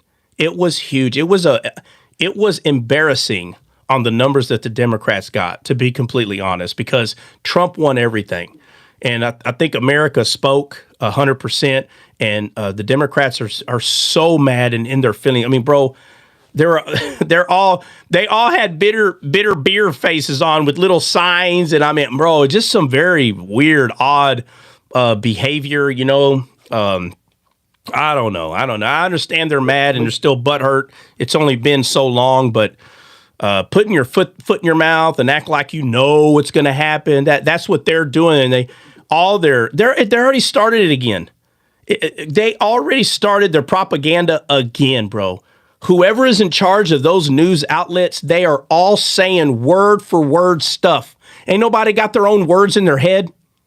There ain't nobody got their own words. They have one person writing and they just send it. And whoever's in front of the camera, and they all made the video the same way, like actors. They told them, look, go to the camera and say, guys, we had enough. And they all got their speaker in their hand. Tell me how weird. They're all holding the speaker. They took the little microphone and they're like, guys, y'all got to be careful. And they all sat down on the same word, bro. You're going to sit there and tell me that ain't weird? 30 or 40 of them. Every one of them all got in front of the camera with their little speaker, guy, and they said word for word the exact thing. You're telling me that's not propaganda? That's exactly what it is. It's brainwashing. That's what it is. And then on the same word, they all sit down on this. Come on, bro. They don't got their own brain, bro. Like, come on, bro. That's crazy. It's crazy. I shared a video. Stephen A. Smith did a video on that, and he put all of them, all the congressmen, all of them in the meeting, put it up on a big screen in his platform, and played the videos and said they all said word for word identical, straightforward. And they just keep pushing the same narrative. Yeah, but what I'm saying is, if anybody tells me that that's not weird, I will call you a liar to your face. I don't care what side you're on. I don't care if you're Democrat. I don't care if you're Democrat or Republican. If you tell me that the news that everybody is supposed to be watching, and you write one letter and you say, all right, guys, this is what we're going to say. We're going to sit down around this word. We're going to do this. You're going to sit there and tell me that that's not propaganda and that's not brainwash, and it's all about Trump bad orange man. It's that speech that, oh, bad orange man right there, bro. Like, and that's your news. So you don't have someone that uses their own words, their own thinking, that nothing. Nope, they just told what to do. They say it. Orange man bad, bro. Come on, bro. Anybody was to tell me, nah, I don't see anything wrong with that, bro, you're a liar. Yeah, you do. You're not going to admit it. Literally, you're just being intellectually dishonest, and I ain't buying it. I'm not. Overlap them. Yeah, absolutely. Let's talk. Yeah, Hulk, you're right. Thank you. You're right. Let's talk about some Jesus action. Again, I don't know what's going to happen. We're going to find out. So, you think I'm going to sit here and say, oh, watch, in a year or two, eggs are going to be 25 cents. How in the heck am I going to know how much eggs are going to be in 2 years? But at the same time, don't sit there and say, oh, you just wait. Y'all voted for him. You're going to get it. Yeah, well, seems like y'all just wanting to unalive everybody that agrees. I don't see him being the one that's making everybody get it. It's the Democrats that didn't win. They want everybody to be unalive. See? Because you voted for Trump. No, your crazy butt is going around shooting everybody and blaming Trump. It's crazy, bro. It's crazy what's happening. It's a different time, that's for sure. Right, Red Horse. All right, let me see. Johnny, what'd you say? Could you explain Trump's NFTs, crypto, riding the Red Horse White? Oh, man. Explain it. This is what I will say. Man, I really don't. I'll say this to you, Wellington. I'm telling you, Trump is the wrong person to troll. I don't know why people still ain't figured this out. If you troll him, he will troll you back. I do not understand. So guys, if you don't know, Trump made these cards and he sells them. And one of them, he's on a white horse, and I think he is on a red, but he's riding a horse. And everybody's like, "Oh my God, is it?" Listen, you don't think Trump hears people calling him the Antichrist? Let me ask you that, Wellington. You don't think Trump hears that? This is so crazy to me, bro. So he makes a card, putting himself on a white horse and a red horse. And so what you're saying is he's doing that because he is the Antichrist. Let me give you another option. Could he be doing that to troll back the people that are trolling? Let me ask you that, Winnington. Is that possible? He is selling them. Yes, we're in agreement. He's selling them. Listen to the question I'm asking you, Wellington. You're saying, because you're bringing up the white horse, red horse, right, that possibly he's the Antichrist. Let me ask you. Fine, let's keep that on the table. It's possible. Is it possible that he made him to troll the people that are calling him an Antichrist? My question is it possible? That's my question to you, Wellington. Let's see if you answer my question. Is it possible? Because clearly, and again, Wellington, I'm not saying you're saying it, but it looks like it's going that direction. If you're saying it's possible that he's the Antichrist because of these cards, my question to you is it possible that he's trolling, bro? Because if you ain't figured it out, he's one of the best trollers. And absolutely. Okay. So it is possible. All right. So for people that are running with, look at his cards. He sells these cards on a white horse. How dare him, bro? It's crazy to me. It's crazy to me how some people just can't see that he's a troll, bro. He will troll your boat. If you think you're going to troll him, he's already trolled you 5 times before you even started in his head. So as soon as you start trolling, he's going to start giving you his trolling things. And then you're like, oh, he said it. He said it. But he knew how you were going to react when he said it because you're easy to troll. Don't be falling for this. God, if you don't understand what something like, for instance, I love my cousin to death, Susie. She was in here a while ago. And when the troll came in, right, Southwest or whatever, when he came in here to troll, just by the way he was acting, I already knew he came in here trolling. And nobody warned me like on the phone before, not like that, but I can hear people's comments. And I said, okay, so he come in here to troll. So I started trolling him back. And my cousin's like, just answer his question. But she's not understanding that he came in here to troll.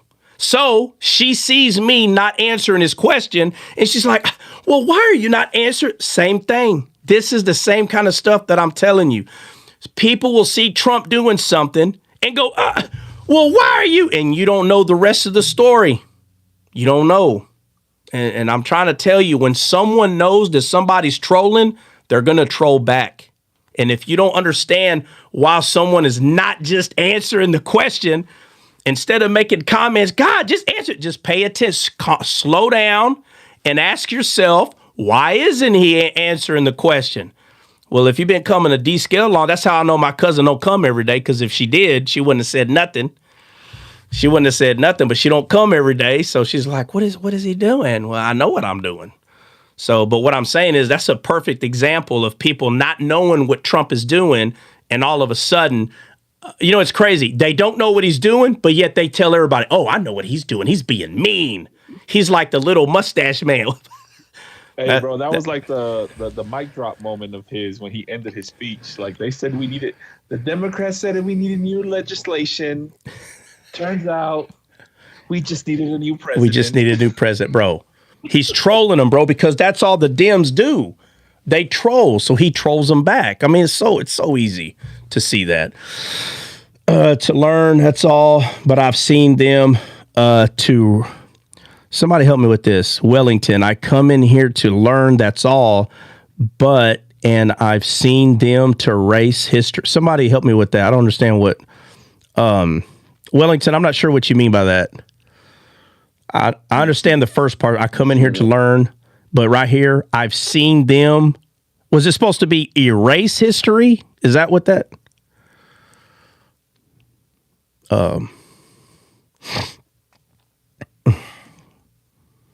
Yeah, and I always say this, and let me be very clear. I don't care who the president is. I don't care if they're blue or red. They are the president of the United States. When Biden was the president, he was president. So you're not going to hear me talk crap. I may make fun. I make fun of all. I make fun of Trump all the time. I think his hair is funny. I think he needs to shave his head and wear a hat all the time. but he's not going to because that's him. He likes his silly hair, whatever, but 57, I've watched them take God out of school, erase history, take our flags. Yeah, absolutely. Yeah, no.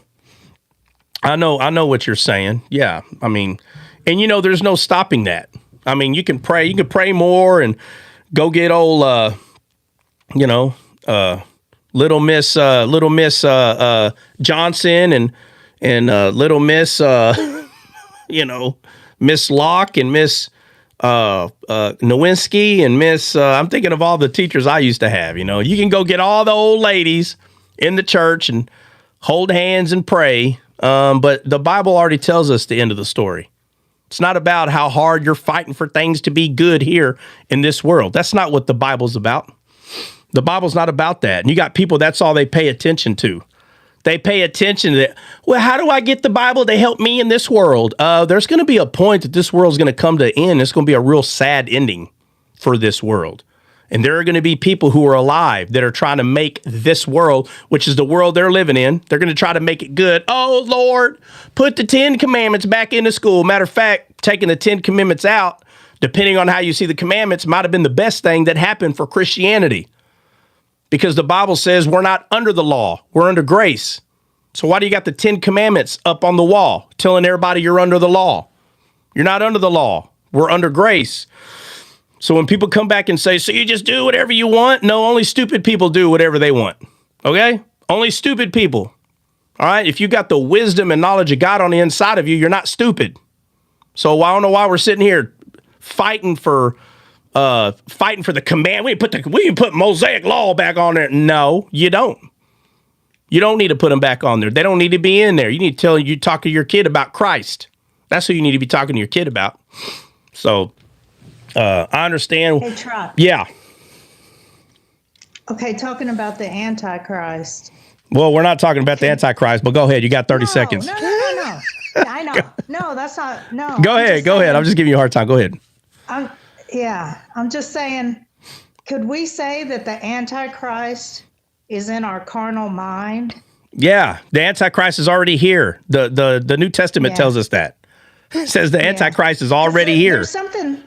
There's something in Revelation, I'm trying to look for it, but I can't find it, that says that we'll all be astonished and amazed when we see who the Antichrist really is. Yeah, it says, they're going to say. It's in your head. Yeah, well, the Antichrist is anything that is Antichrist. So, it's like this. We've had dozens of presidents in America. So if you were to ask someone, if you were to tell them, hey, do you believe that any president was saved? Some people will say, yeah. Some people will say no. And then you'll have the extremes. You'll have people say, yep, all of them were, because the Bible says that he places everybody where they belong. Okay. Then you got the other extreme. No, because they're leaders of this world. And the Bible says, and they'll say that all of them were Antichrist. Wow. So if somebody works hard, goes to school, right, and they start developing a rapport with people to the point where they get chosen to be president. Listen, none of these guys that were president, none of them, I mean, fine, we can say maybe one or two that we don't know about, but the majority of these people are just regular people like us. They're just regular people. They wake up every day. They have to eat. They got to put their clothes on. They had a mom and dad just like we did, okay? And it got to a point that they entered the political scene, and then one day they ran for president, whoever they are, except for George Washington. They made him president, basically. But the majority of these people are regular people, corruptible people. They get old. Trump is in his 70s, for God's sakes. This guy, anyway, I don't want to go there, but this guy's going to be unalived one day. He's going to be unalived, okay? All these people are regular people, and everybody's trying to point out that they're all the American presidents are Antichrist. So none of them were saved? That's a bold thing to make. First of all, I'm going to say that the majority of us have never even met one president in real life. I have. It doesn't matter which one, but majority people have not met face to face not even one president that we've had, and we're going to call them Antichrist. That is very ignorant. That's so ignorant. To do that, to call them. How do you know? Well, the Bible says. Oh my God, bro. The Bible says, bro. Listen, it would be better to focus on when you say things like the character of the person, and you can say, well, the characters kind of match. And to be honest with you, that's all you got to go on. So somebody says, no, I don't. I got 40 steps while Trump is the last trumpet, and I got 30 steps. And I go listen to these steps that they're saying. And there's only one out of the 40 that I'm like, well, that's right. So you got one right out of 40, and he's the Antichrist for that. And the only thing you got right is his last name is Trumpet. Trump. That's the thing you got right. Well, God, wow. I mean, he signs Trump well, all right, you got that one right. What'd you say, Hulk? From the West? Oh, God. Oh, my bad. My bad. They got two right because he's from the West. Oh, my Lord have mercy. Guys, God's map is not the map of this world. He has his own map of his world. And that's the kingdom that Jesus is from that map. And the directions are not the same. And when people say, well, it says as it is on earth, as it is in heaven. Yeah, but when he says I'm going to separate the east as far as the east is from the west, it's talking about the two different kingdoms, bro. That's what it's talking about. It's not talking about this world, that the east is over here, west is over here, and because the earth is round. Well, you can't use that to a flat earther, right? Go telling Jay White that. Now she want to talk about flat earth. Okay. Well, if you keep going around in direction, really, you just get further and further. Man. All right. I think we talked enough about that. Just, hey, don't put your foot in your mouth. Be honest. You don't know what's going to happen. Stop lying. You don't know. Let me see. Well, I met Muhammad Ali. Who's that?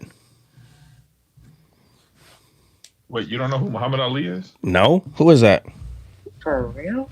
Oh, my Lord. I don't know. Can somebody explain Muhammad Ali? Oh, you can't explain it? You said you met him. Who is it? You don't know who Muhammad Ali is, for the boxer, staying as a butterfly. Who'd he beat up? Who'd he beat up? Everybody. No. Okay, give me one name. Undefeated. Joe. Frazier. Oh, Joe Frazier. Oh, you're talking about Cassius Clay. Oh, you trying to be funny. You trying to be a jokester. Guys, if y'all want a perfect example of trolling, I just did it. See what I just did? Trump does this all the time, and everybody takes him serious. You didn't see, and don't lie, because I got receipts right here. Look at everybody losing their mind in the chat. I'm going to call you all out, every one of y'all. Watch. I'm about to do it to you. Watch this. Who is that? Watch this. River. Wow. Watch this. Watch this. Watch this. Lori, me too. Muhammad Ali. I'm going to call all y'all out. Watch it. God first. He's a boxer. Carolina, boxer. Mick, I don't know why you're laughing. A lot of people. Okay, I can't. Cincy said Cassius Clay. So, Cincy, I'm going to call you out too. Undefeated boxer. I got all y'all. Every one of y'all. Deftones with your laughing face. I got y'all. Listen, guys, you need to know when someone's trolling and when they're not. And it's not easy to tell. It's not easy to tell. I just did it. And I'm calling all y'all out. I was trolling. I know who Muhammad Ali is. But I said I didn't because I was going to say Cassius Clay just so I could do this. You see that? I'm playing chess. Y'all playing checker. And move forward and move it back. Guys, when Trump is acting stupid, he ain't acting stupid. He's being stupid on purpose. He ain't acting. I called y'all out. Look at the comment, Peter the Rock. Look, Carolina said you liar. Carolina, so hold on a second. So now you're saying that I really didn't know who Muhammad Ali is. Oh, God. Carolina, we're going to go through there. Is that what you're saying? I want to be clear. Is that what you're saying? Carolina, hold on a second. Carolina, are you saying That the whole time I really didn't know who Muhammad Ali is? Is that what you're... Oh, I gotta see this. Please. Is that what you're saying?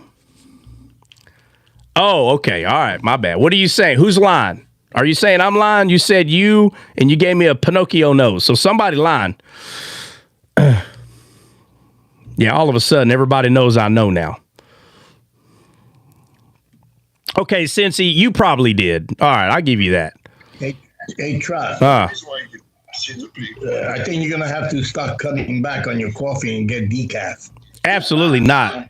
That's blasphemy. Red Bull. He was in wings, guys. Oh, you were joking about me lying. Okay. All right. I'm done trolling. I'll leave y'all alone. Anyway, hey, Dre, to get back to what you were saying, though, where'd you meet Muhammad Ali at, bro? When my dad was in college here in Denver, he came to like the University of Metropolitan State University, and all the students were able to meet him. So my dad brought me and my little sister at the time, and he carried my little sister, and he like squared up, like he was gonna punch me when I was a little kid. That's funny. Cool. Yeah. Yeah, he's definitely my favorite boxer of all time. One of my favorite athletes. Even though he was a Muslim, I feel like he was just confused. That ain't got nothing to do with him though. You know. Yeah. And it was a bad time. They told him to go to war, and he's like, "No, I ain't going." I mean, it was a hard time because in this country, you know, it's he didn't have to go to war. If we go by the law, he shouldn't have been even sent there because he was a national treasure, a celebrity, gold medal winner. Like normally they don't send people like that to war, like in the draft. Normally, what do you mean? They sent Elvis. Yeah, no, I think Elvis wanted to go. Okay, well, I don't know. Fact check that. But to be honest, I don't know if he wanted to go or not. So Elvis went, Willie Mays. Well, no, right now the question is, was Elvis Presley drafted? I want to know if he was drafted because I don't know. But I guarantee you, we can find a couple of dozen people who were celebrities that were drafted. I guarantee you. So he wasn't setting a good example. I'll say that, bro. But no, I agree. I don't think he's setting a good example. But I do believe that there's exceptions for like people like him, though. I think that. All right, so Johnny Truth Seeker said they gave Elvis easy duty. I'm gonna say if Cassius Clay would have went to war, they would have gave him easy duty too. But I guess we'll never know because he didn't go. So here we go again, Truth Seeker. If you're a truth seeker, I want some truth. I want some truth. And the truth is, would they have gave it? Now, if Cassius Clay would have went to war and they would have put him in the front lines and he would have became unalive, then we can say, well, they gave Elvis easy job. Well, right now we can't say that. I think he's joking, bro, because he died on the toilet. I believe he's throwing a joke in there because he died on the toilet. Duty. You know what I'm saying? No, he wasn't giving. No, he wasn't joking. It's true. Like, no, because hold on. Elvis was given an easy duty though, bro. All he did was drive people around. So but let me say this. First off, that is a real job, by the way. A driver that drives around, high rank, middle rank, bro, that is a real job. So Elvis wasn't giving a fake job. Let me make myself clear. That is a real job, guys. And if anyone says that they know exactly what Cassius Clay would do, here we go again. You're lying. You do not know. And if you go, well, we can guess. Yep, you sure can. But he never served. So we'll never know what job he would have had. Don't start lying. Matter of fact, let me say this if you didn't know. Back in those days, they boxed a lot. And if you don't understand what the phrase a lot means, go look it up. Boxing was huge in the service, even during the war. I put money on it. After seeing everything that I've seen when I was in war, if you had a special skill, they used it. It wouldn't surprise me if he would have been in charge of the boxing arenas. It wouldn't surprise me one bit. So I don't know if y'all know who, what's his name? The guy that was in the army, bro, and he was a fighter in UFC. What's his name?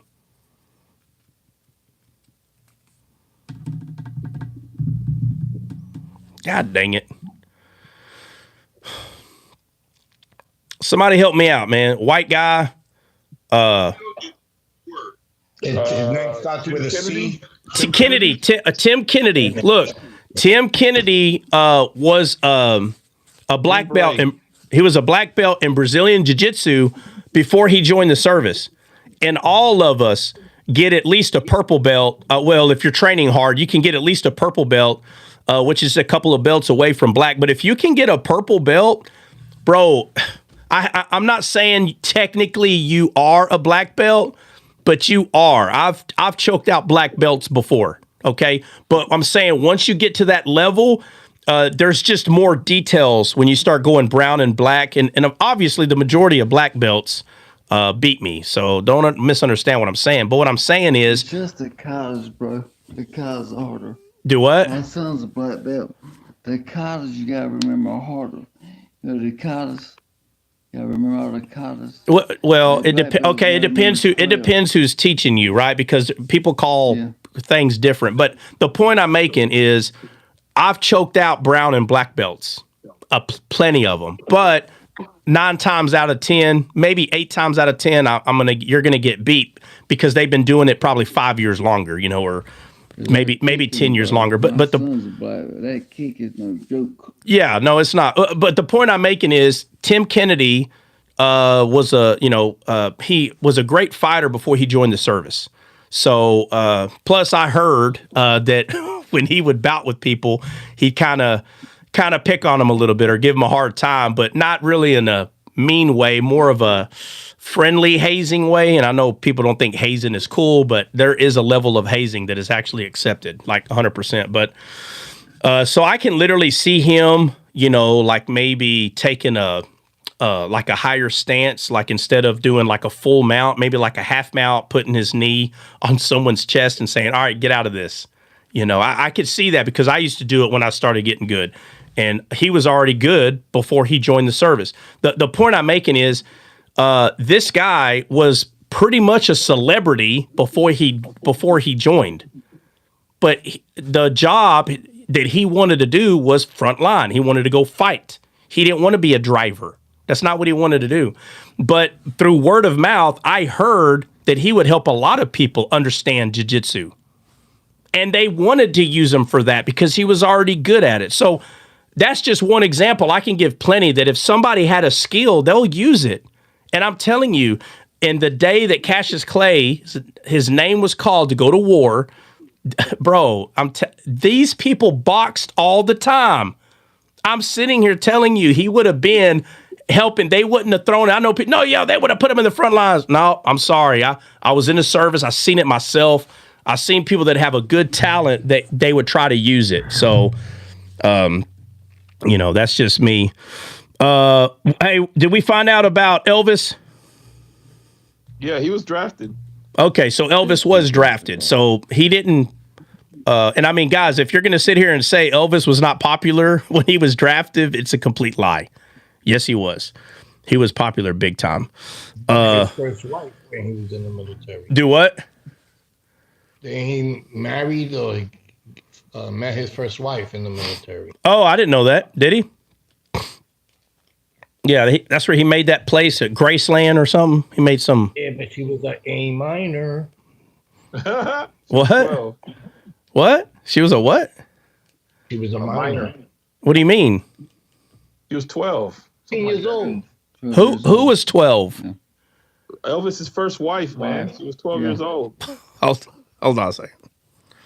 How old was Elvis? He was an adult. Yeah, she was 16. 20s. Okay, hold on. Was she 12 or 16? Now we're getting different answers. I mean, I'll give you the exact number. Give me a second. It's 16. Okay, well, how old was she when they married? She was 12. 16. Hold on. What? That was legal? Bro, he's Muhammad 2.0. Bro, don't start that, bro.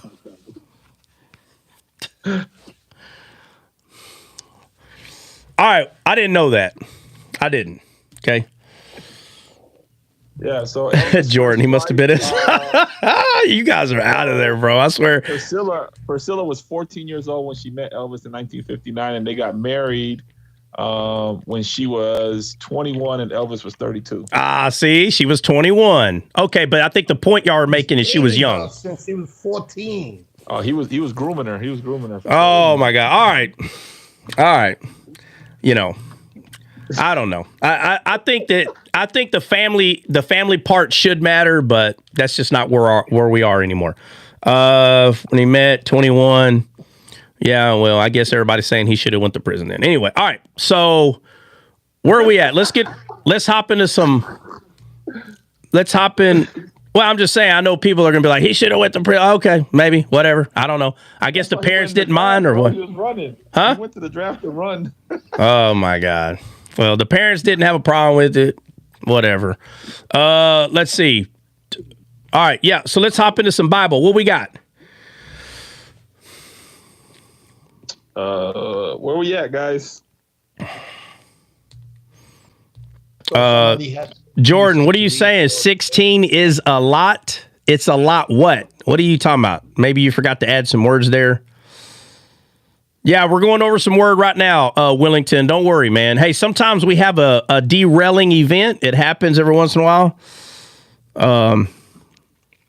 Jordan, what are you talking about? 16 is a lot? What do you mean a lot? I don't understand. Somebody help me out. Jordan, I don't know. We don't understand what you're saying. 16 is a lot? What are we talking about? If he wants to come up, just drop it. Well, he can put it in the chat. We're not turning that into a conversation. He talking to her father, waiting, marry her. Oh, my God. Jordan, what are you talking about? You're not in here anymore? Somebody check. Is he in here anymore? If not, then we're moving on. I'm just curious of what he's talking about.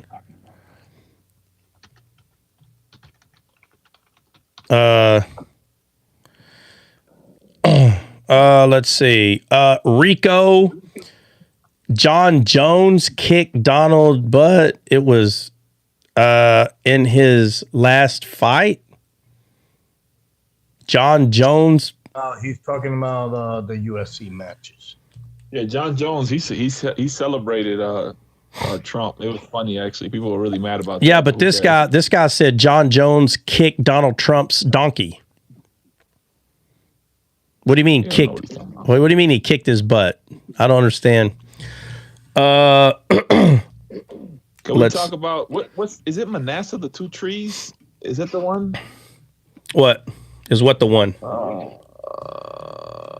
I wanted to look at Jethro for another day. I was reading Exodus this morning, and Jethro's the real name. What does it mean? You mean you're going to look it up in Hebrew? No. Yeah, it was funny how it worked out, because in the first verses it mentions his name differently, and then in the second chapter, in the next chapter, it changes to Jethro. Yeah, hold on. Let me say this real quick. Jordan, out of the time that you've known me, what made you think that saying 12 is borderline Islam? How in the heck does that answer my question? I want to know what I want you to talk about what you said. 16 is a lot. Like you talk in a riddle, and then I ask you, what do you mean? And you just give me another riddle. This is not the Bible. What do you mean 16 is a lot? He probably means. Oh God, no! The worst thing we could do. Oh my God, let's not probably. Saying when people say it's a lot, they're saying it's crazy. Listen, we can sit. Listen, Nina, we can sit here all day and guess. I want him to elaborate on what he said, bro. You skipped the message. Stop jumping to YouTube. What? What are you talking about? Stop jumping to YouTube. Are you saying you answered me already? You said I skipped a message? Bro, I don't see no message after that. You said 16 is a lot. And then right after that, it's 12 is borderline Islam. I didn't skip nothing. Absolutely not.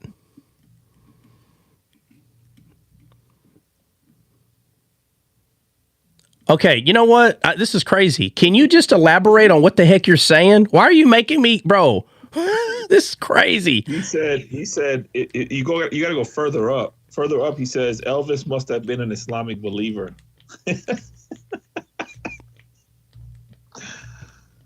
All right, I'll tell you what, Jordan, do me a favor. Leave the chat alone and put it in the derail chat. I want you to type what you meant. Stop using this chat. You're killing me. Killing me, Smalls.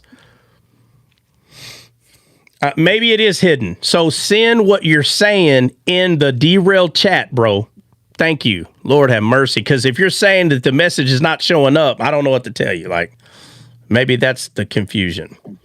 And I'm asking about the 16 is a lot. I want to know exactly what you mean by that. All right, let's move on. All right, so where are we going? Bill, what'd you say? Or who was saying what? Jethro. He said he wants to talk about Jethro. All right, so let's go. Exodus 2. All right, so look it up in the Hebrew. Let's go over it real quick. Okay. Oh, hey, also, let's go over Moses, his wife's name that was Jethro's daughter. Yeah. Okay. We'll go over both of those, and then from there we'll kick it off from there.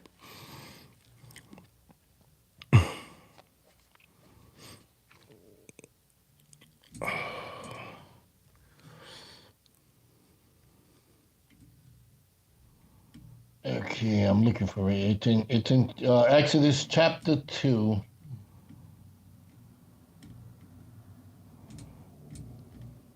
And when Moses, Pharaoh heard. Hold on, I'm just looking for the verse where it mentions his name at first. Okay, verse 18. And when they come to Reuel, their father, he said, how is it that ye are come so soon today? And they said, an Egyptian delivered us out of the hand of the shepherds, and also drew water enough for us, and watered the flock. So I was looking at his name there. Where did he go? So I'll wait.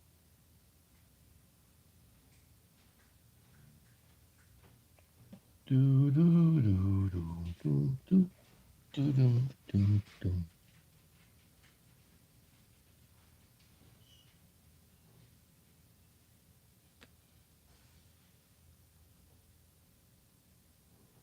Mm-hmm.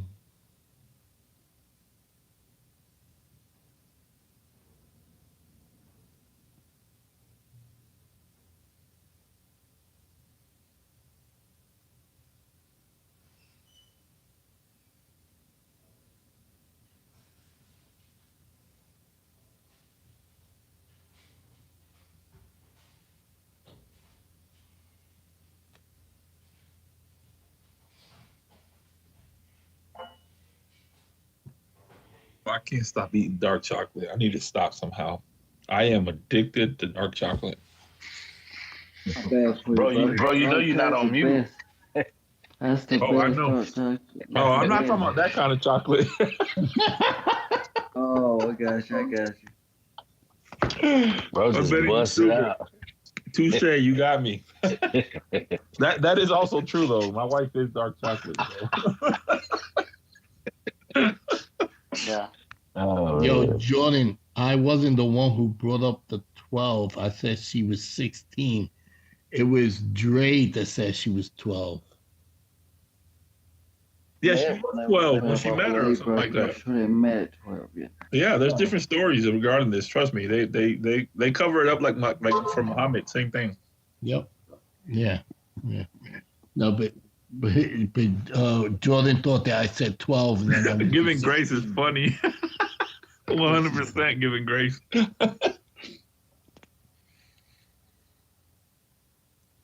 Yeah, I know it's good for you, but eating too much of it, probably not so much because it still has sugar in it. But I love it. I absolutely love it. The dark chocolate is the best. Right? It's good for your heart. That's what I heard. It's antioxidants. Yeah. Yeah. Hey, Benny, one of them is good for your heart. The other one gives you heartache, but you know. Yeah, that's right.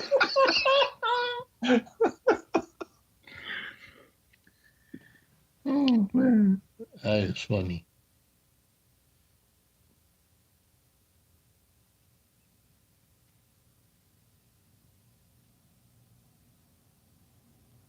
He went to do. Hey, Benny, I was talking to Renegade this morning again, bro, about that Paul thing. That was crazy. He makes a good argument for it. I don't necessarily agree with it, but I mean, in a way, when you talk about like Jewish tradition, like people disagree all the time in Jewish tradition. It doesn't make you non-Jew. Like even let's say, for example, it is James and Paul arguing with each other or not agreeing with each other. It wouldn't make a difference because they're both still Jews and they both still follow the Messiah. It's just two different ways of thinking. Right, but I was looking into the study on that, and I found one that was talking about that they're not contradicting; they're just presenting it in a different manner.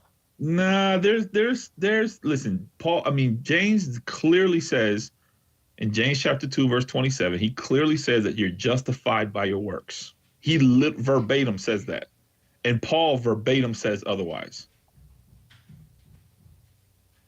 Yeah, well, I'm going to go back to it because I checked the thing, and this been going on since like the 4th century. I was reading. This is a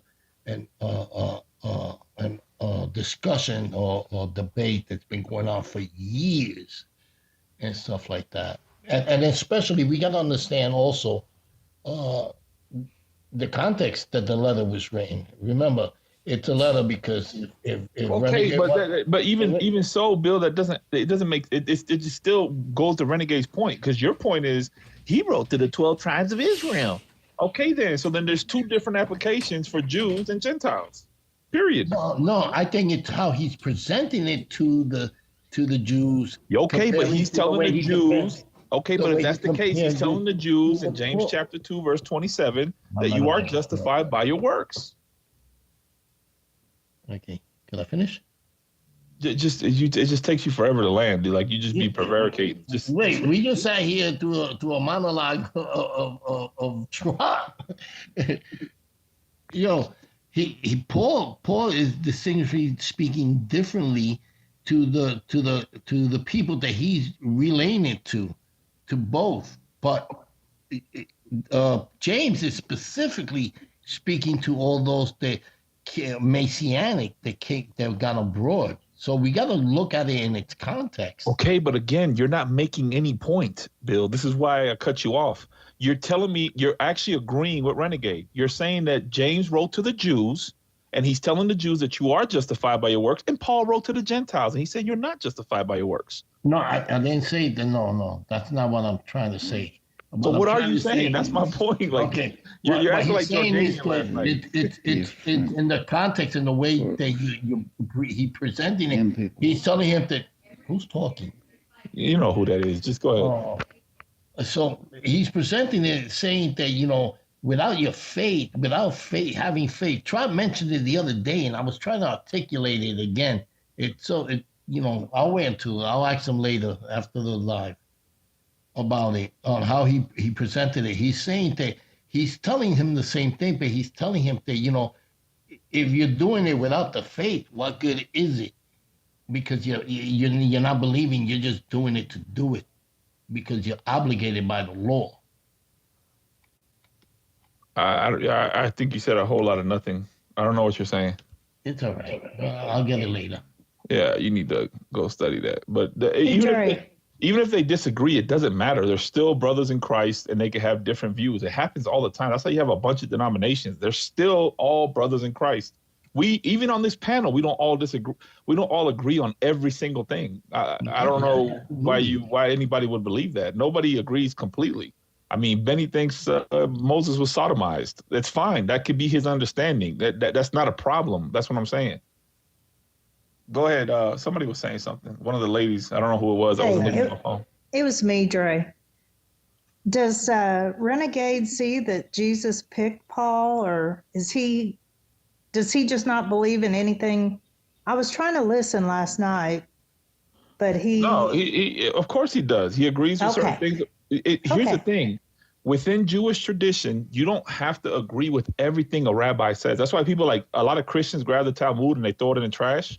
You can't do that because the Talmud actually explains, like Yoma 95a explains to you the suffering servant and explains to you the Messiah. makes it very clear. They can't run from it. So, but I don't have to accept everything in the Talmud.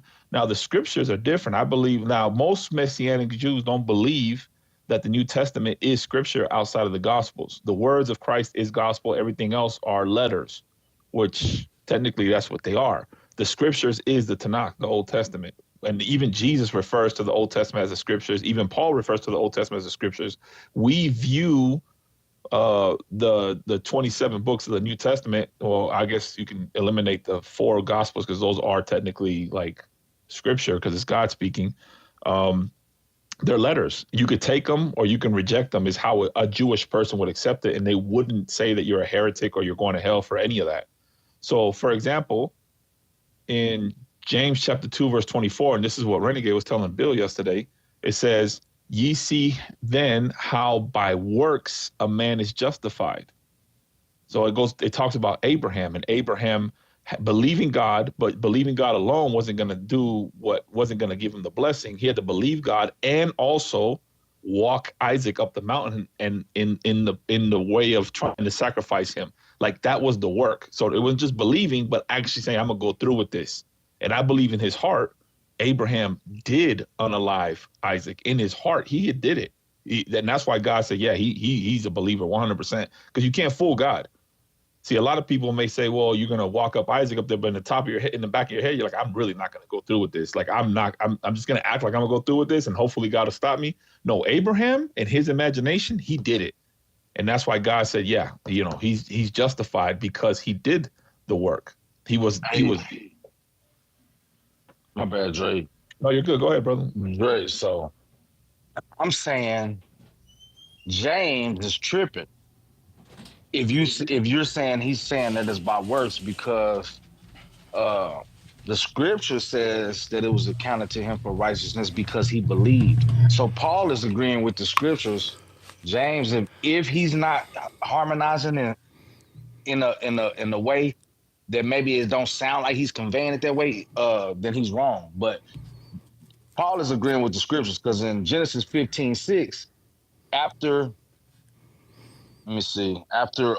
God tells him in verse 5, he says, and he brought him forth abroad and said, look now toward heaven and tell the stars if you be able to number them. And he said to him, so shall your seed be. This is when he was barren, too old to have kids. Yeah, I agree.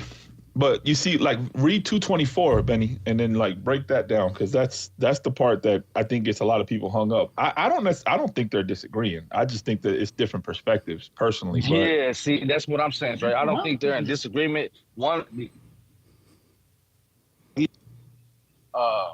That it may seem, like it's an opposition, but it's not. But because James is making it very clear, like faith without works is dead. And a lot of times people read Paul and they say faith alone without works is alive. And I don't think Paul's saying that. I don't think neither one of them are saying that. I just think people are misunderstanding both of them. But to say that you have the Spirit of God in you and you're still like the deeds of the Spirit aren't coming, then there's an issue there at the root, right? But you're not justified by the work. You're justified by your faith. Well, that's what I'm saying. The way James is making it seem like. Yeah, go ahead, Dre. My bad. No, it's cool. But in 24, he literally. This is why people get confused, because he literally says in 24, "Ye see then that by works a man is justified, and not by faith alone." This verbatim. This is what James is saying. So this is where people get confused. You understand what I'm saying, Bill? Let's go through this one more All right. time. So what's the confusion? There's an understanding that there's a possibility that James and Paul didn't exactly see things the same exact way, but it's not an issue because everybody's not going to completely be in agreement until you get into heaven. So the idea there is that there could be like two different ways of seeing this, but not saying either one of them is going to hell. Well, I don't see it that way. Is anybody going to hell? But other people may see it that way. Okay, so how are people saying they see James? So they're saying James is a polemic to to Paul, and that James, even Bill says this, that James is writing to the Jews, not to the Gentiles. So this wouldn't apply to the Gentiles anyways. Well, yeah, but the thing is, James is not talking about salvation. So if that's not understood, then of course you're going to misunderstand what he's saying.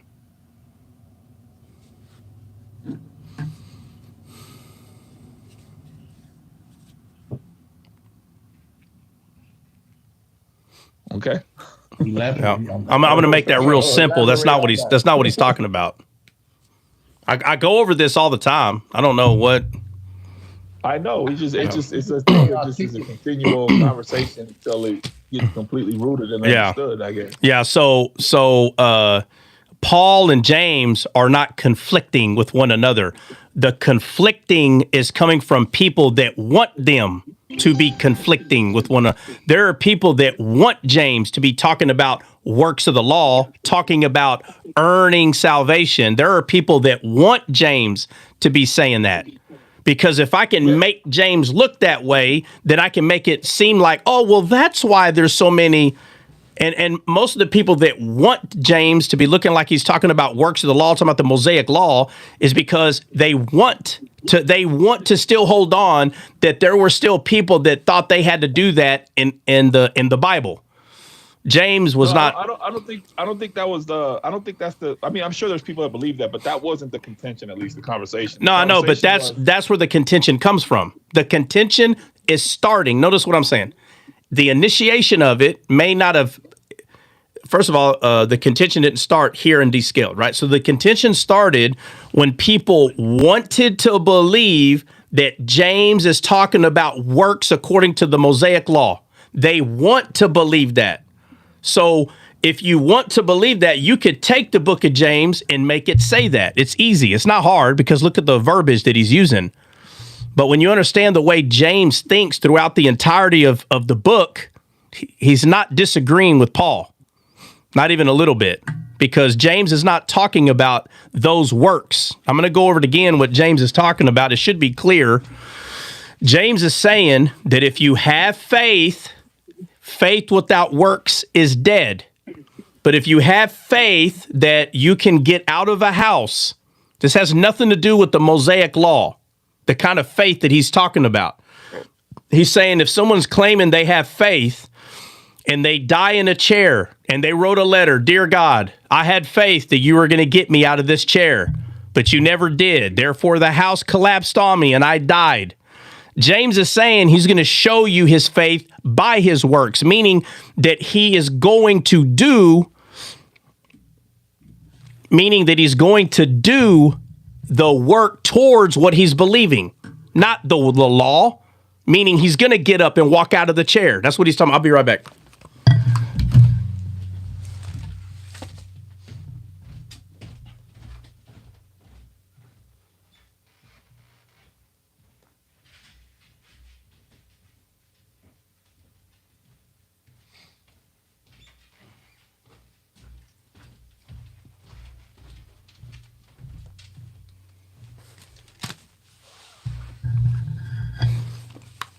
All right, so 90% of the time, when you hear someone trying to use James to say, see, works, 90% of the time it's coming from someone that believes that they have to work towards, that it's not just faith, it's works also. So someone will ask you a loaded question. So do you believe in faith alone?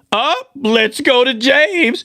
It says right here, because they're trying to use that to say that it's not faith alone. But the works that they're using to come against the faith alone is they're talking about the works of the law. They're saying you got to do both of them together. Let's see. Henry Rice, no one voted for Elon. Well, too bad. He's in there anyway. I don't get the point, but also nobody voted for the guys that the rich guys the Democrats use. Nobody voted for them. So I don't get the point, though. I don't get the point at all. No, you didn't hear the Republicans complaining about the Soros guys and all them guys, and none of us complain. Oh, we don't think they're smart anyway. But now that we got a smart guy in there, everybody was mad that he's in there. Bro, Elon was in the government before Trump became president. Yeah, I know, but if we start bringing all that up, bro, they're yeah, nobody voted for Biden to begin with. Let's make that real clear. So Kamala wasn't even supposed to be on the ticket to begin with. They just threw her in. Oh my God, exactly. Okay, all right. But besides all that, so oh man, grab a part of my Bible here. So Dre, look at verse Genesis 15, verse 5 and 6, and just how he's promised him the stars, his seed to be as numerous as the stars, and then the next verse it says, and Abraham believed him, and it was accounted to him for righteousness. So right then and there, he was justified. But for his work to be alive, right? He like to remain alive, like to be alive, I guess you would say. He trusted God, so he followed his word. It wasn't dead faith, you know what I mean? So what's righteousness in the Hebrew there? Counted to him for righteousness, because you get into righteousness and justified is two different things. It's to be made just. Yeah, it was consolidated. It's righteousness is talking about justification, right there. It means justice. He was justified. It means just. Yeah, it means righteous. I mean, golly, righteous says enough right there, you know. But that's why all this. So Paul is agreeing with the scriptures and just reiterating what the scripture already said. That's why he said in Romans, I think it's 4:3, he says, so what does the scripture say? Abraham believed God and it was accounted to him for righteousness. So whatever James is doing, he need to be falling in line. Right. So watch what James says, and this is where this whole thing happens, right? So in verse 21 in James. Hold on, time out. Let me get there. God Almighty. I don't know how this is still. Just be patient with me, Trop, please. Don't start. Okay, Renegade. All right, I'm gonna be patient with you. Where are we at? Get this under my belt. Well, where are we at? Give me the full address. All right, Renegade. I'll listen to you for a second. Where are we at? James chapter 2, let's start in verse 20. 14. Yeah. I'm trying to get right to the kick. I mean, the whole chapter 2. Really, we should just read the whole thing, but I know that's going to take us forever. So let's just start at verse 20. I'll start at 18. All right, or 17. Let's start at 17. 17 says, even so, if faith has not works, it is dead being alone. Yea, I am a man, may say, thou hast faith and have works. Show me thy faith without thy works, and I will show thee faith by my works. Mm-hmm. It says, thou believest that there is one God, thou doest well. The devils also believe and tremble. But thou know, O vain man, that faith without works is dead. Was not Abraham our father justified by works when he had offered Isaac his son upon the altar? Seest thou how faith brought with his works, and by works was faith made perfect? And the scripture was fulfilled, which saith, Abraham believed God, and it was imputed to him for righteousness, and he was called a friend of God. See then how that by works a man is justified, not by faith alone. Likewise, also Rahab was not Rahab the harlot justified by works when she had received the messengers and sent them another way? For the body without the spirit is dead, so faith without works is dead. All right. So what kind of works is James talking about? He's talking about the works that come from like what? The spirit. Like what? We need examples. We need examples. I just looked up the word. So for example, if somebody doesn't have Christ, unknown, they would commit adultery. All right, so start over. If what now? I got a phone call. So I had to swipe. All right, what? Oh, my bad. So like the works of righteousness, I guess, believing God. When God tells you to do something, doing it. No, I need an example. So I would say, like, if you're riding down the street, and I'm just giving an example for myself, right? If I'm riding down the street and I see, I don't know, somebody stranded on the side of the road, and I feel convicted, like I'm not in no rush, you should go help them. It's an old lady or something like that.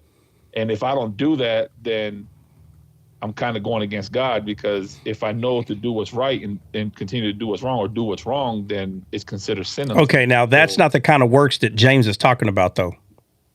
Well, I think he is, because he says... no, because he gives an example. He says, he gives an example. He says, Abraham was going to unalive his son. So show me how that's a good deed. Well, because God told him to do it. No. Show me how that's a good deed. That's not absolutely not. There is no way you're going to compare helping someone on the side of the road with what Abraham was doing with Isaac. All right, so it says in verse 15, it says, if a brother or sister is naked and destitute of daily food, and you say unto them, depart in peace, and not giving them something to eat, then what is that problem? No. I know what the I've read these scriptures a billion times. I'm saying, why is he bringing up what Abraham was doing? And the thing that first of all, Abraham did hundreds of things, but the thing that he brings to the plate is when he was going to unalive Isaac. Yeah, God told him to do it. I don't know how else to answer that. It's sacrifice, something that's going to cost you. Yeah, there you go. That's a good way of looking at it, for sure. No, it was that he believed God, right? So one, God told him. All right, go ahead, Benny. My bad. Benny, go ahead.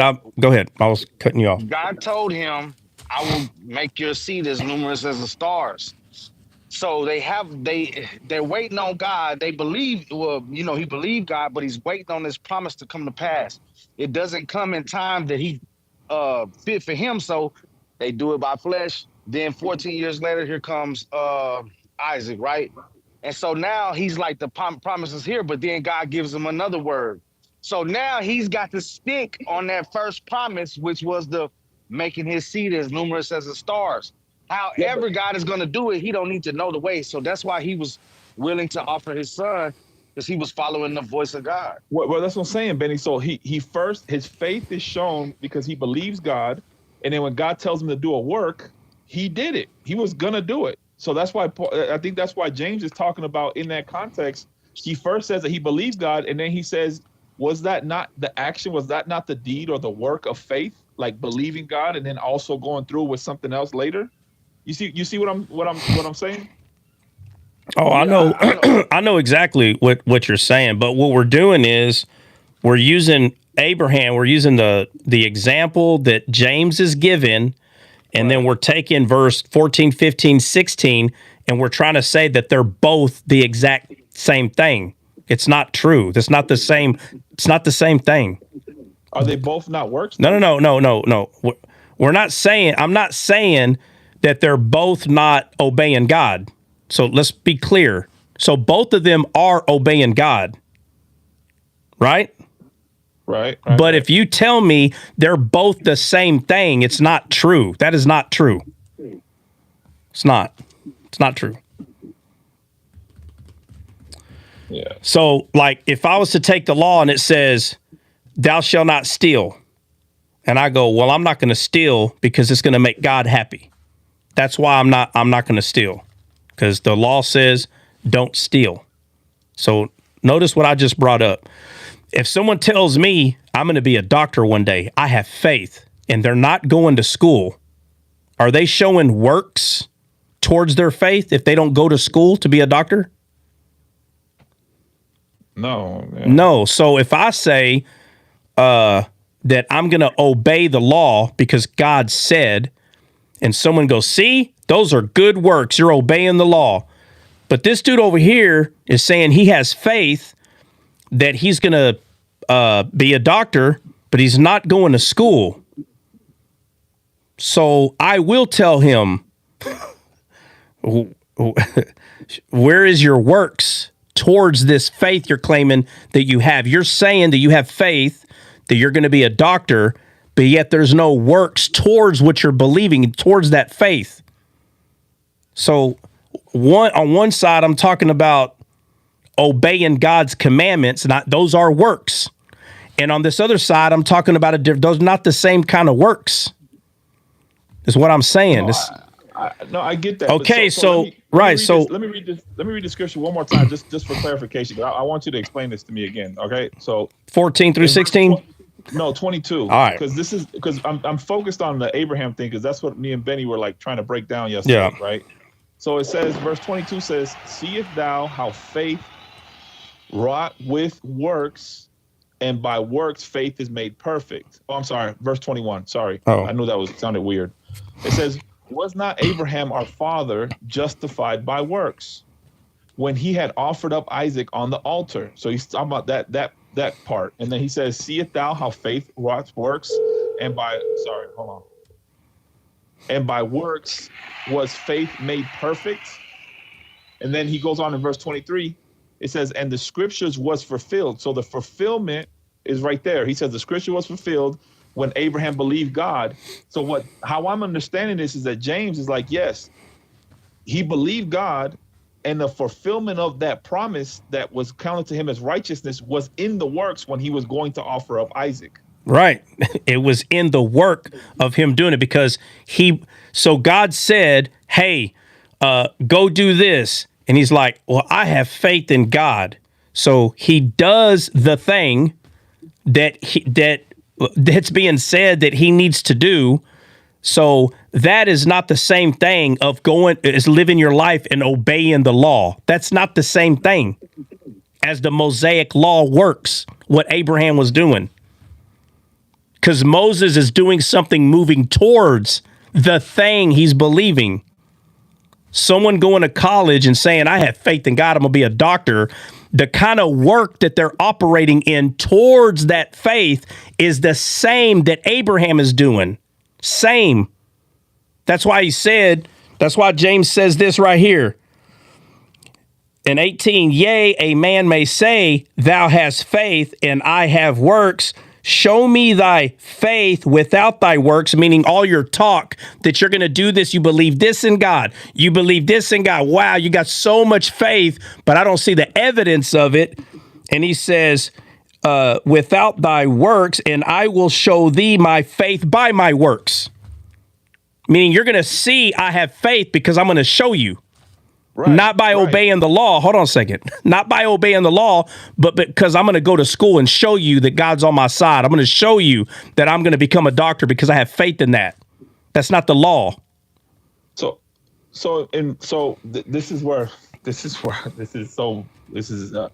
Maybe it's my Jewish brain not capturing this. But like when I go back to verse 8, for example, 8 through 12, he says, "If ye fulfill the royal law according to scripture, thou shalt love thy neighbor as thyself," which is the golden rule, right? He's saying if you believe this royal law, the law of Christ, the law of God, which is love your neighbor as yourself, he says you do well. But if ye have respect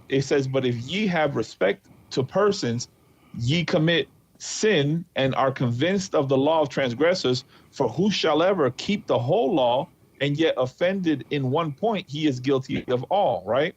For he that says, "I do not commit adultery," says also, "I do not kill. Now thou commit no adultery, but if thou kill, thou art a transgressor of the law. So ye speaks." Oh my God, I need to change this version. I hate reading King James sometimes, bro. Can I change this? Yeah. What are you going to change it to? Read the Amplified. NSAB. No, read the Amplified. Let's just go to the Amplified. All right, let's go to the Amplified. What verse you going to start on? The same one, 8. 8. All right. Yeah. Sometimes that Roman language, I don't speak that, bro. All right.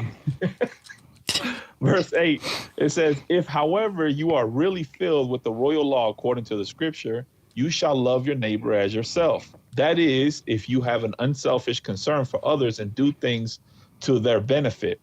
Hold on. Whoa. You're reading the Amplified? Yeah. Verse 9 should start off, "But if you show." I started at 8, bro. I started at 8. Oh, I'm sorry. Hold on. Yeah. Hold on. We started at 8 the last time, too. Okay, my bad. Hold on. Starting at 8, it says, "If needed you really fulfill the royal law in accordance with scripture, you shall love your neighbor as you love yourself. you do well. That should be the end of 8, bro. Verse 9 amplified should start off, but if. My amplified version is different, bro. I'm reading online. That's what the amp over here is Okay, saying. hold on. Bill, don't you have an amplified? Yes, I do. I'm looking at it. All right, listen. I want to know the first word for verse 9 for your amplified. No, verse 8. No, I'm asking him for 9. All right. Hold on. Let me get that. What's your first word for 9, Dre, in verse 9? But. Does it say, but if you show servile? It says, but if you show partiality. Okay. Is there another amplified or something? Oh, you probably got the classic version. I'm reading the regular amplified. Let me see the classic version. I'll tell you. Verse 9, but if you show servile. Yeah, you got the classic version. I'm reading the other amplified. Oh, my Lord, have mercy. Yeah, there's 2 different amplified. I learned something new today. I thought there was only 1 amplified, but I guess Okay, not. I'm in James now. James 2? No. James 2, verse 9, it says, but if you show, what word do you have after show? In the Amplified, verse 8, it says... No, 9. Verse 9 says, but if if you show what? But if you show partiality... All right. Yeah, that's there. Prejudice,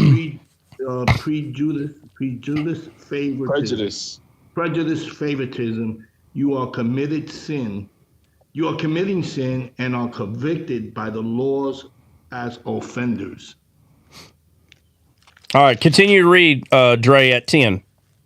All right. Can I just start at 8 all over again? Oh, my Lord. Yeah, go ahead. All right. If indeed you really fulfill the royal law according to the scripture, you shall love your neighbor as you love yourself, you do well. But if you show servile regarding prejudice and favoritism for people, you commit sin and are rebuked and convicted by the law as violators and offenders. For whosoever keeps the law as is whole, but stumbles and offends one single stance, has become guilty of breaking it all. It says, verse 11, for he who said, you shall not commit adultery, also said, you shall not kill. If you do not commit adultery, but do kill, you have become guilty of transgressing the whole law.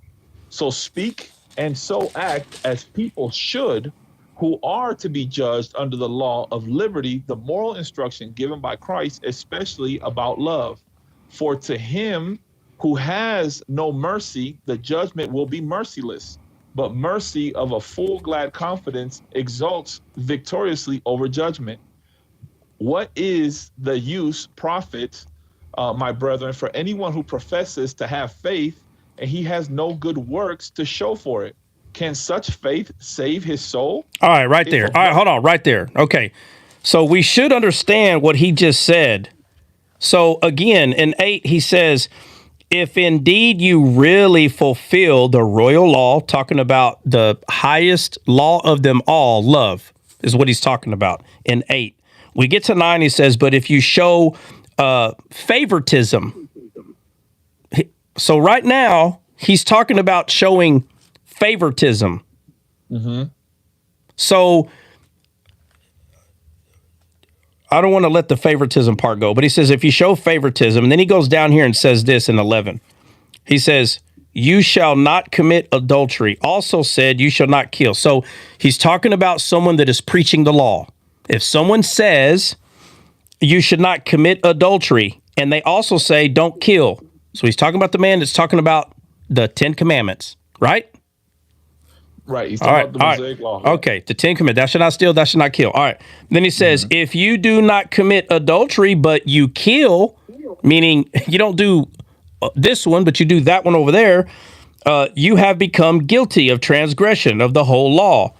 And then it says right here, so speak and act as people should, who are to be judged under the law of liberty, the moral instruction given by Christ, especially about love.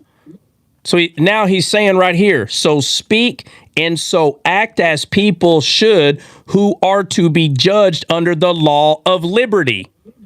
Right. Which is love. Okay. Yeah, not the Mosaic law. Okay, so law of liberty says the moral instructions given by Christ, especially for love. All right, so where we're at, 13?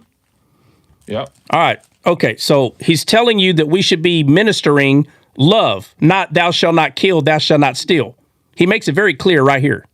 See, I take that as if you have the royal law of love, then these things should already be actions within. These should be your deeds. Yeah, but he's saying, yeah, right. Yeah, but he's making it clear that there's a man saying, thou shalt not kill, thou shalt not steal. He's talking about a man that preaches the law. He doesn't call it the law of liberty. He's talking about the law. And then he says in 12, so speak and so act as people should who are to be judged under the law of liberty. So act and speak.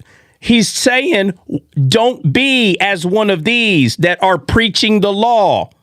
He said, speak and act as the people who are to be judged under the law of liberty, not under the law of ministration of death. It looks like, but see, to me, it says like he's saying that you are under the law of liberty and you shouldn't act like the people that say they're keeping the law, but they're not. You should already be not. No, that's why he says, so speak. He says, so speak. Right. So he's saying, don't speak. He's saying, don't speak about the law. Speak about the law of liberty. That's what he's saying. He says, so speak and act as people should. Yeah, but okay, hold on. Dre, he said speak and act, not just act. He said speak. Okay. He says, so speak and act like people should, who are to be judged under the law of liberty, the moral instruction given by Christ. Okay, hold on. What's the law of liberty? Is it the Mosaic law? No, the law of liberty is the law of Christ. All right. And the law of Christ is love. So he is not disagreeing. Paul says that we are under the law of liberty. They are both saying the same thing. They are not arguing. Absolutely not. Yeah, and Dre, remember I told you Paul said faith works by love. Right. We see that in 1 Corinthians 13, and we see that in Galatians 3. And Galatians 5. So we read that part. So if we fast forward down to 20. What is it? 24. No, let's just keep going where we're at. That's the problem. All right. No, all right. Yeah, so what verse are we on? What verse are we on right now? 13. All right, so start at 13. Go.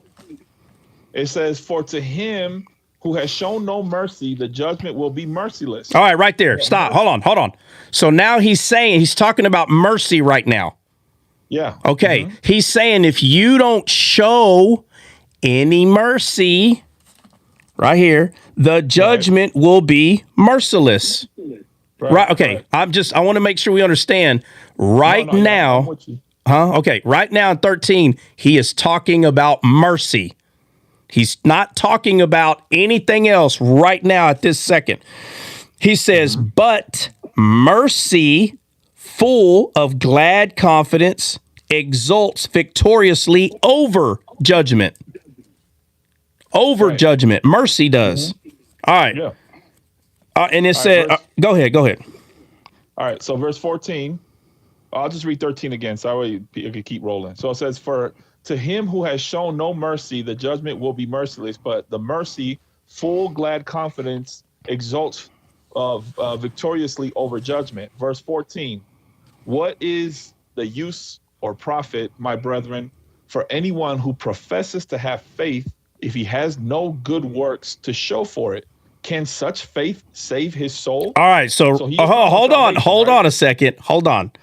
So now he's coming to an end of what he just said in 8 through 12. 8 through 12, he is not telling anybody to preach the Mosaic law. He makes it very clear to speak and act. But I am not going to let the speak part go. He is saying when you are talking to someone, you're not talking to them about thou shalt not steal, thou shalt not kill. He makes it very clear. So he's not I know. I'm saying I'm not saying you disagree. Let me hold on. Go ahead. Let me just put this out there real quick. Go ahead. So he says speak love, but what he said, this is how I understand it, right? He's saying speak love, the royal love of Christ, But if you're speaking the love of Christ and you're living an immoral life, what good is that for you to say that you're under the law of Christ? Yeah, but okay, again, show me where he's saying if you live an immoral life. Show me where it says that. Oh, because so I'll go back to 8 through 12. 8 through 12. Where is it talking about you living a immoral life? I got you. Because that's not what he's saying. I think that's no. Get there. That, just show me. It says verse 8. Lord have mercy. Okay, all right. Verse 8 says, if indeed you really fulfill the law according to the scripture, you shall love your neighbor as yourself, and you do well. He says, but if you show... Hold on. If you love your neighbor as yourself, you do well, right? If you love them. Right. Okay, hold on. So if the person I say I love, if I go up to him and go, thou shalt not steal, thou shalt not kill, do I do well then?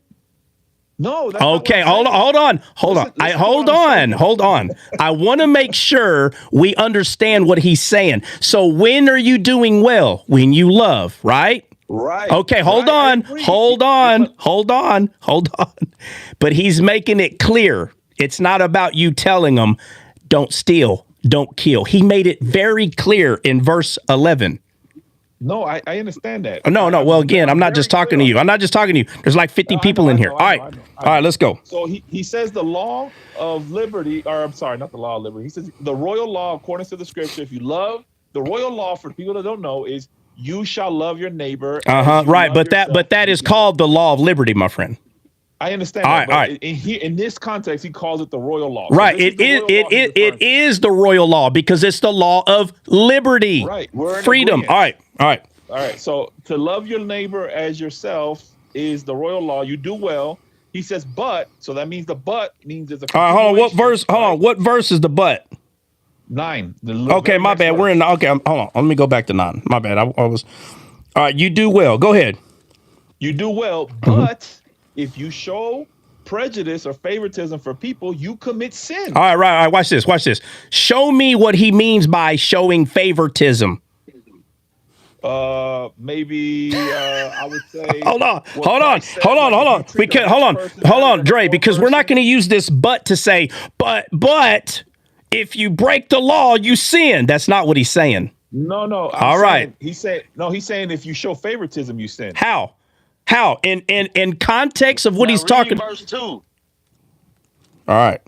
Ben, you're kicking us all the way back up to 2. Well, we got to because we need to know what he's talking about. Favoritism, bro. Yeah, he's talking about rich people. Nah. Go back to 2, bro. Go back to 2. Read it. All right. If a person comes to your congregation whose hands are adorned with gold rings, who is wearing splendid apparel, and also a poor man is shabby in his clothes, and you pay attention to the rich one who wears the splendid clothes to him and sit here in the preferable seat, but you tell the poor man, stand here and sit there on the floor at my feet. All right, check this out. It should be clear what he's saying. Listen, I love. Let me say this. Look, I love TD Jakes, bro. I love him. Okay, I love him. Deion Sanders is going to sit in the front row. Well, I'm not even bringing up Deion Sanders. Listen, and it happened. You can go look this up. Okay, I knew some people who were co-pastors there or whatever. There was a person, and trust me, this gets blown out of proportion in a lot of ways. I understand that there's not enough facts and evidence on both sides, but when it came out that this person pretty much was lying, it was a pretty sad thing. Okay, but it did happen in the Potter's house. Okay, I don't know the full story. I'm telling you what one of the co-pastors had told me, and this person was a pastor there for at least 10 years, and it happened right in front of a lot of people. Okay. So forgive me if I don't know every fact or detail, but this did happen at that church. So there was someone, and I know y'all know I'm a little sarcastic, so if I'm not using the right words, forgive me, but I can only tell it as much as I know. But there was someone that showed up at the Potter's house claiming to be some kind of prince from somewhere. I don't know where. And I mean, Bubba, they are wearing sheets that I sleep in every day. Got this sucker. I mean, they look like, what's that movie? Coming to America. What's the guy's name that plays Akeem's dad? Yeah. Royal Jones Jr. Bro, I swear to God, they were dressed like this man, bro. They're walking up in there, but they had like bed sheets wrapped around them, look like they're freaking Greek, the times of the Greeks. Bro, and they set this dude pretty much in the front. And what does this say you're not supposed to do? Put him in the front. Okay, so that's favoritism. So what James is talking about. Okay, so do what? They sinned. They sinned, but it don't have nothing to do with the law, bro. It don't have nothing to do with the law. I'm not disagreeing with that. All right. I just want to be clear what 2 is saying. So when we get down here to 9 and he says, but, literally 9 is saying, but if you do what TD Jakes did, so this but, watch, this but is not the same. But, Mosaic law. That's not what this is saying, bro. So in 8 it says, if indeed you fulfill the royal law, which the royal law is 100% the law of liberty, accordance with the scripture, you shall love your neighbor as you love yourself. And then right here, people use 9, but the Mosaic law, bro, out of context. But hold on a second. Hold on, bro. Let me just finish. The but is saying don't show favoritism. That's what the but. You're claiming you have love, but you show favoritism. Correct. Okay. All right. But Leviticus 19:15 still tells us, you shall not show injustice in judgment. You shall not be partial to the poor, nor honor the person in a mighty place. In righteousness, you shall judge your neighbor. Okay. So it's still talking about partiality. Yeah. Okay. So, again, the but here, though, he's talking about we are under. I don't know why we got to keep going back over this. He says we're under the law of liberty. Right. That's what we're under. Okay. All right. You should not be breaking. You should. These things should be like normal to you. Like I'm just reading you the scripture. I know. I know what's in Leviticus, but in context.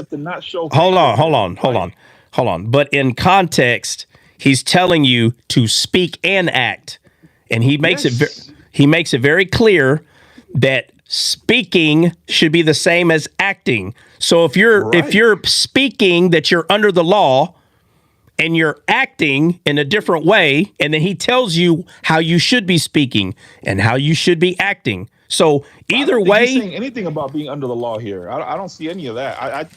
This gets used to do that a lot. All right, so let's continue then, because it don't matter. Because at the end, we're still going to get to the 20s. Go ahead. Right. We need to clarify something. In Leviticus, it's saying don't dismiss judgment based on status. Is that correct? Right. Correct. Yes. So that's not. James is not saying that. No, James is saying if you show prejudice or favoritism for people in any way, shape, or form, whether it's in judgment or in treatment or in anything. So, for example, if somebody is rich. In this time frame, right? If somebody was rich, they may say, "Well, let him slide because he's rich." Happens today.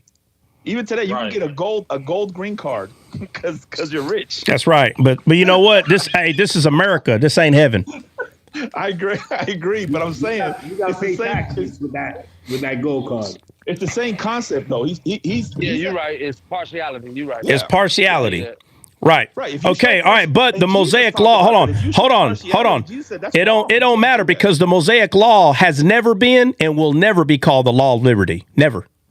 It's not the same. All right. Okay. I just want to be clear. Under the law, what we're saying is that if you're under the law of liberty, these things should come natural to you. But if you say that you're under the law of liberty, but you are showing partiality, you're a liar. That's what he's saying. You're a liar. Right. Again, but the works that he's talking about, which we're going to get to, the works that he's talking about is the works of the law of liberty, which is love. That's the works. Right. Okay. Like so me and you, we're both under the law of liberty. We had a conversation earlier today. If somebody with $1 million came out and said, "Hey, I want to run your live," we're gonna say, "Get the heck out of here, bro. It don't matter that you're $1 million. Exactly. I'm not showing you partiality." Yep. Ain't gonna happen. He's talking about, and we see that even within the Mosaic law. Like, no, we don't do partiality. You're judged according to your deeds, not of your status. Yep. Exactly. Hold on. Let me do this real quick. Oh, man. Excuse me. I got the burps. Bro, I wear a CPAP machine and I wake up terrible. But that thing fills you CPAP. You got the CPAP too? So it fills you up with air, bro. Bad, bro. You got the water? Are you putting Yeah, it in yeah. I water? have to wear it though, because my oxygen level be dropping to like 86 at nighttime without that thing, bro. God. Oh no, I sleep like a baby with it, man. I wake Yeah, up yeah, full yeah. of energy. And you know what it is too? I live in altitude, so I'm at 5280, bro. I'm 5,300 feet above sea level. Oh. So when I'm in That's Florida, not good. I don't need it. When I'm in Texas, I don't need it. But when I'm up here, brother, it's hard to breathe up here at nighttime. Ah. Yeah, All right. All right. So what verse we on? We are on 8. Nah, we had to go back to 8. Nah, we had to go back to 8. We're at 13, my friend. No, we're at 9. No. No. Oh my goodness! Can somebody please No. fact check me? Were we not just reading 9? No. And No. Benny made us go back to 2. Benny, No. can you please vouch? No. Unmute yourself, Benny. Don't leave me out here like 13 and we went back to We 2. were on, listen, we are on 13 and we went back to 8. We are on 13. That's where we're at. All right. So right. you want me to go to 14? Well, hold on. Let me look at 13, make sure we went over 13 all the way. Let me see. You might as well go back to 9 all the way to Absolutely not. No, hold on. For to him, mercy, judgment. All right, so we're at 14. That's where we're at. Yep. It says, what is the use or profit, my brethren, if anybody confesses to have faith, but has no good works to show for it? Okay, so all right. Such What faith right now, save hold on. his soul. Hold on. Right now in context, what's the good works? Don't lie to me, bro. I'm just No, hold on. In This is context, why I think Bill's right. We need to go back to I'll answer the question. What in context, what good works did he just get through telling? not showing partiality. No, absolutely not. Love. Don't do that. Love is the good works in this whole context. Okay, but if you Hold have on, love, man. Hold on, if you Dre. have love- Hold on a second. I need to know the good works that you keep saying, just like y'all do me when I'm talking about black people, and Benny's like, I heard you say black. Benny always messes with me when I say it. I know he's giving me a hard time, but it's funny every time you say good works. Watch this. I'm gonna show y'all, Dre. Everybody listen. Here's Dre right here. 14. Watch. What is the use of profit, many brethren, for anyone to profess to have faith if he has no good works to show for it? Bro, come on. The only reason why you're harping on that is because you're not being or you're not seeing it. The good works, hold on, bro. Let me finish. The good works that he just said over and over is the law of liberty. It's love. That is the good works that he's talking about, bro. Correct or not correct? So Hold on, bro. Yes or no? No, bro. Yes or no, bro? Yes. All right. Okay, hold on. Hold on. Let me finish. So if he's talking about love, because I don't know how anybody could say they don't understand what he's talking about at this point. He's talking about love, bro. And the law itself is not love. I don't care how many times that it says the word love in it. It's not love. That's why Paul said that Moses gave the law, but grace and truth came through Christ because love came through Christ. I don't care how many times it's written down in the law. The law cannot teach you how to love. It is a lie. It is not true. That's why Jesus had to come, bro. Period. Here's the thing. Hold on. Let me finish. Why are you just let me finish? Okay, well, write it down, bro. You got a stupid kid chalkboard right there. Freaking write it down and come back to it. Look. Look, bro, write it down for God's sakes. And he said, there is no greater love than this. Somebody finish it. What is it? That a friend gives up his life for his friend. Let me ask you this. Could those stone tablets give up its life for us? Absolutely not. Boom. So then there is no more debate on what James is saying.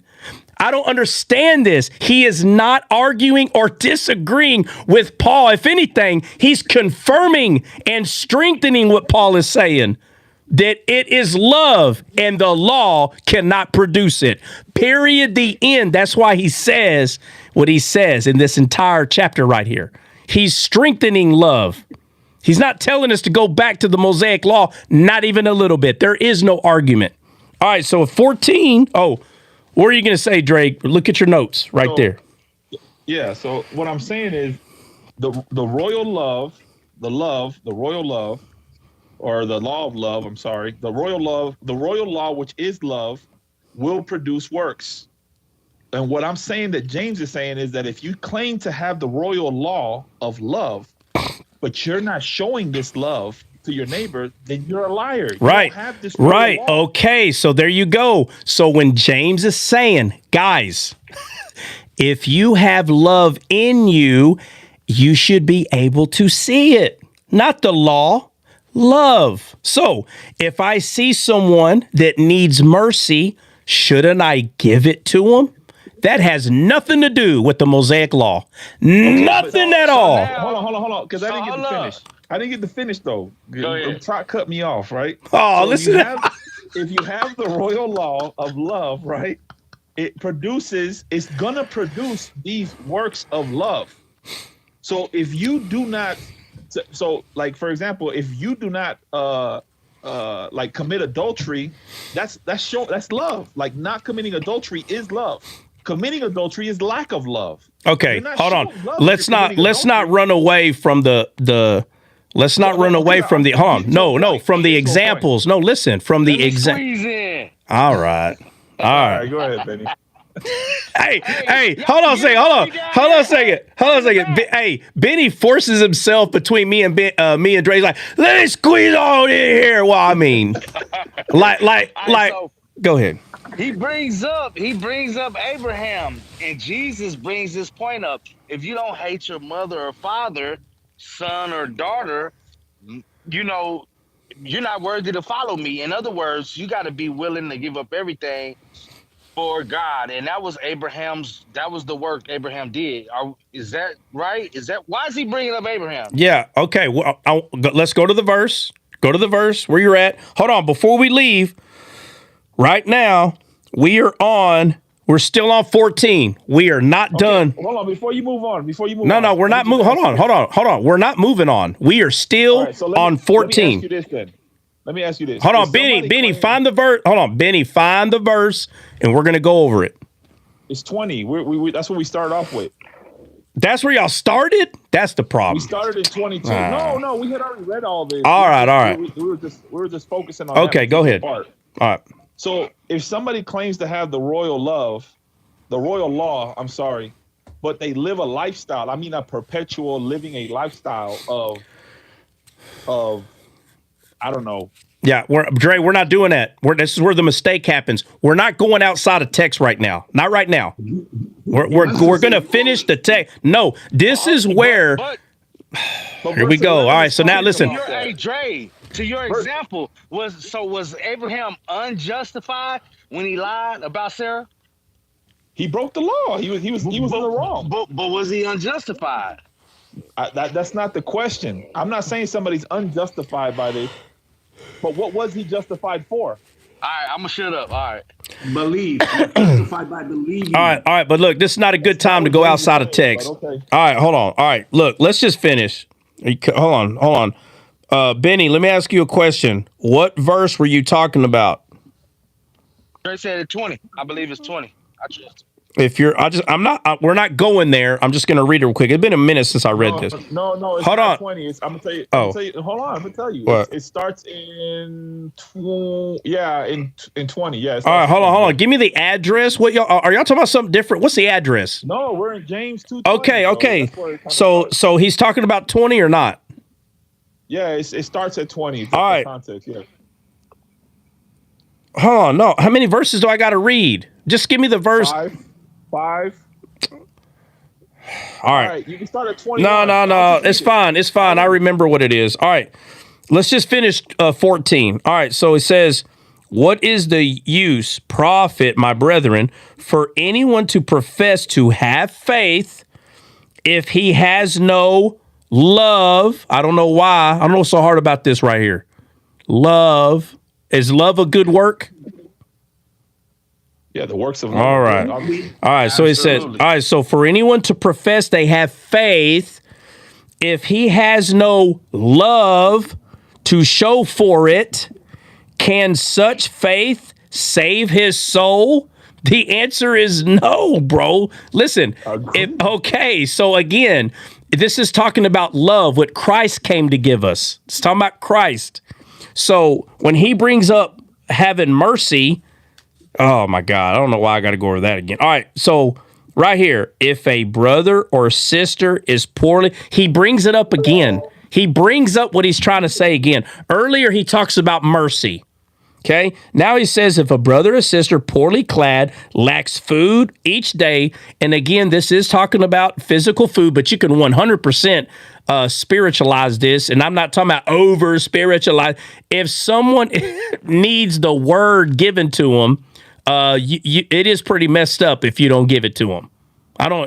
You can easily turn this into spiritual food. It's so easy to do that right here. But in context, he's not talking about spiritual food. Black letters on a white page, he is talking about someone who's physically hungry. That's what he's talking about. He says, if a brother or sister poorly clad lacks food for each day, and one of you say to him, goodbye, keep yourself warm. It's so clear what he's saying. Keep yourself warm and well fed without giving him the necessities for the body. What good does that do? Now, real quick, he's talking about love. He is saying that if you know that somebody is hungry, and it says right here, let me see. If a brother or sister, this is not talking about someone you don't know on the side of the road. I hate when people misinterpret this.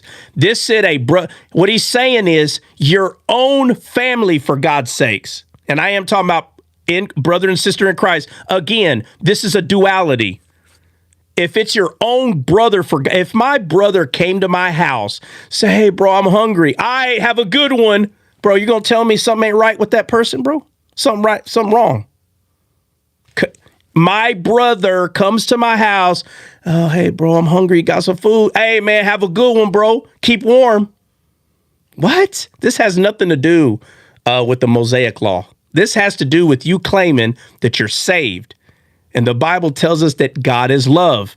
So if you're saying that you have, quote unquote, faith in God, how could you not give that person something to eat? And it makes no sense. But we do know he's talking about brothers and sisters in Christ. So a brother and sisters in Christ is hungry. Okay, listen, right now there's a hungry person in China. They're saved. Is this telling me to fly to China to give them food? I need everybody to answer this. Is that what this is telling me to do? No. If this is not telling you to get in your vehicle, go to the airport, fly to China because there's a brother and sister that's hungry and you're the one. Really? God is that dull? So someone in China can't feed them? You got to do it? My point is that the royal law does not contradict. Again, if you go to Leviticus, hold on. Whoa, hold on. We're not going to use this time to worship Moses. Okay, calm down. I'm not worshiping Moses. I'm just saying. Hold on. Listen, I know. I'm just saying there's no contradiction. I understand what you're saying. I'm trying to keep in context of what James is saying. Yeah, it's not a new concept. Hold on. First off, not a new concept. Okay, first off, Dre, this is real cute to say. It's not. Who said that this is not a new concept? Who said that? No. Show me. Show me. I need you to show me a person that thinks that this is a new concept. Show me. These people don't exist. Believe it or not, Dre, there's a lot of people that are hearing you and they're saying, oh, okay, yeah, because the Old Testament didn't teach that. No, hold on. I'm going to get back to this. I need you to show me. I want you to bring someone here that believes that love is a new concept. I don't believe you can find one. No, I'm saying. No, listen, I'm being serious, bro. Me too. No, but to say, hold on. But to say this is not a new concept, you only say that to someone that thinks it is. There are people. Hold on, bro. But I know it's not a new concept. So why would you say that to me? No, because I'm saying there's people out there that may not understand that this was in the Mosaic law. Okay, I'm going to say two things. I'm going to say two things. I know, but I'm going to say not do that. I'm going to say two things though. I don't believe you can find someone that believes love is a new concept. I don't believe you can find one. Number two, nobody on this panel. I'm not talking about love being a new concept. You added that. I'm saying the concept of feeding your brother when he's hungry. Like some people may say, well, yeah, because that's in the New Testament. No, that's actually in the Old Testament too. Yeah, I know. Okay, so I'm going to say it the way you just said it. Bring me someone that doesn't know that's in the Old Testament too. Bring them. What do you mean? I'm not understanding your question. You just said that there's people that don't know that. Okay, let me ask you this. What did you mean when you said it's in the Old Testament too? What's in the Old Testament too?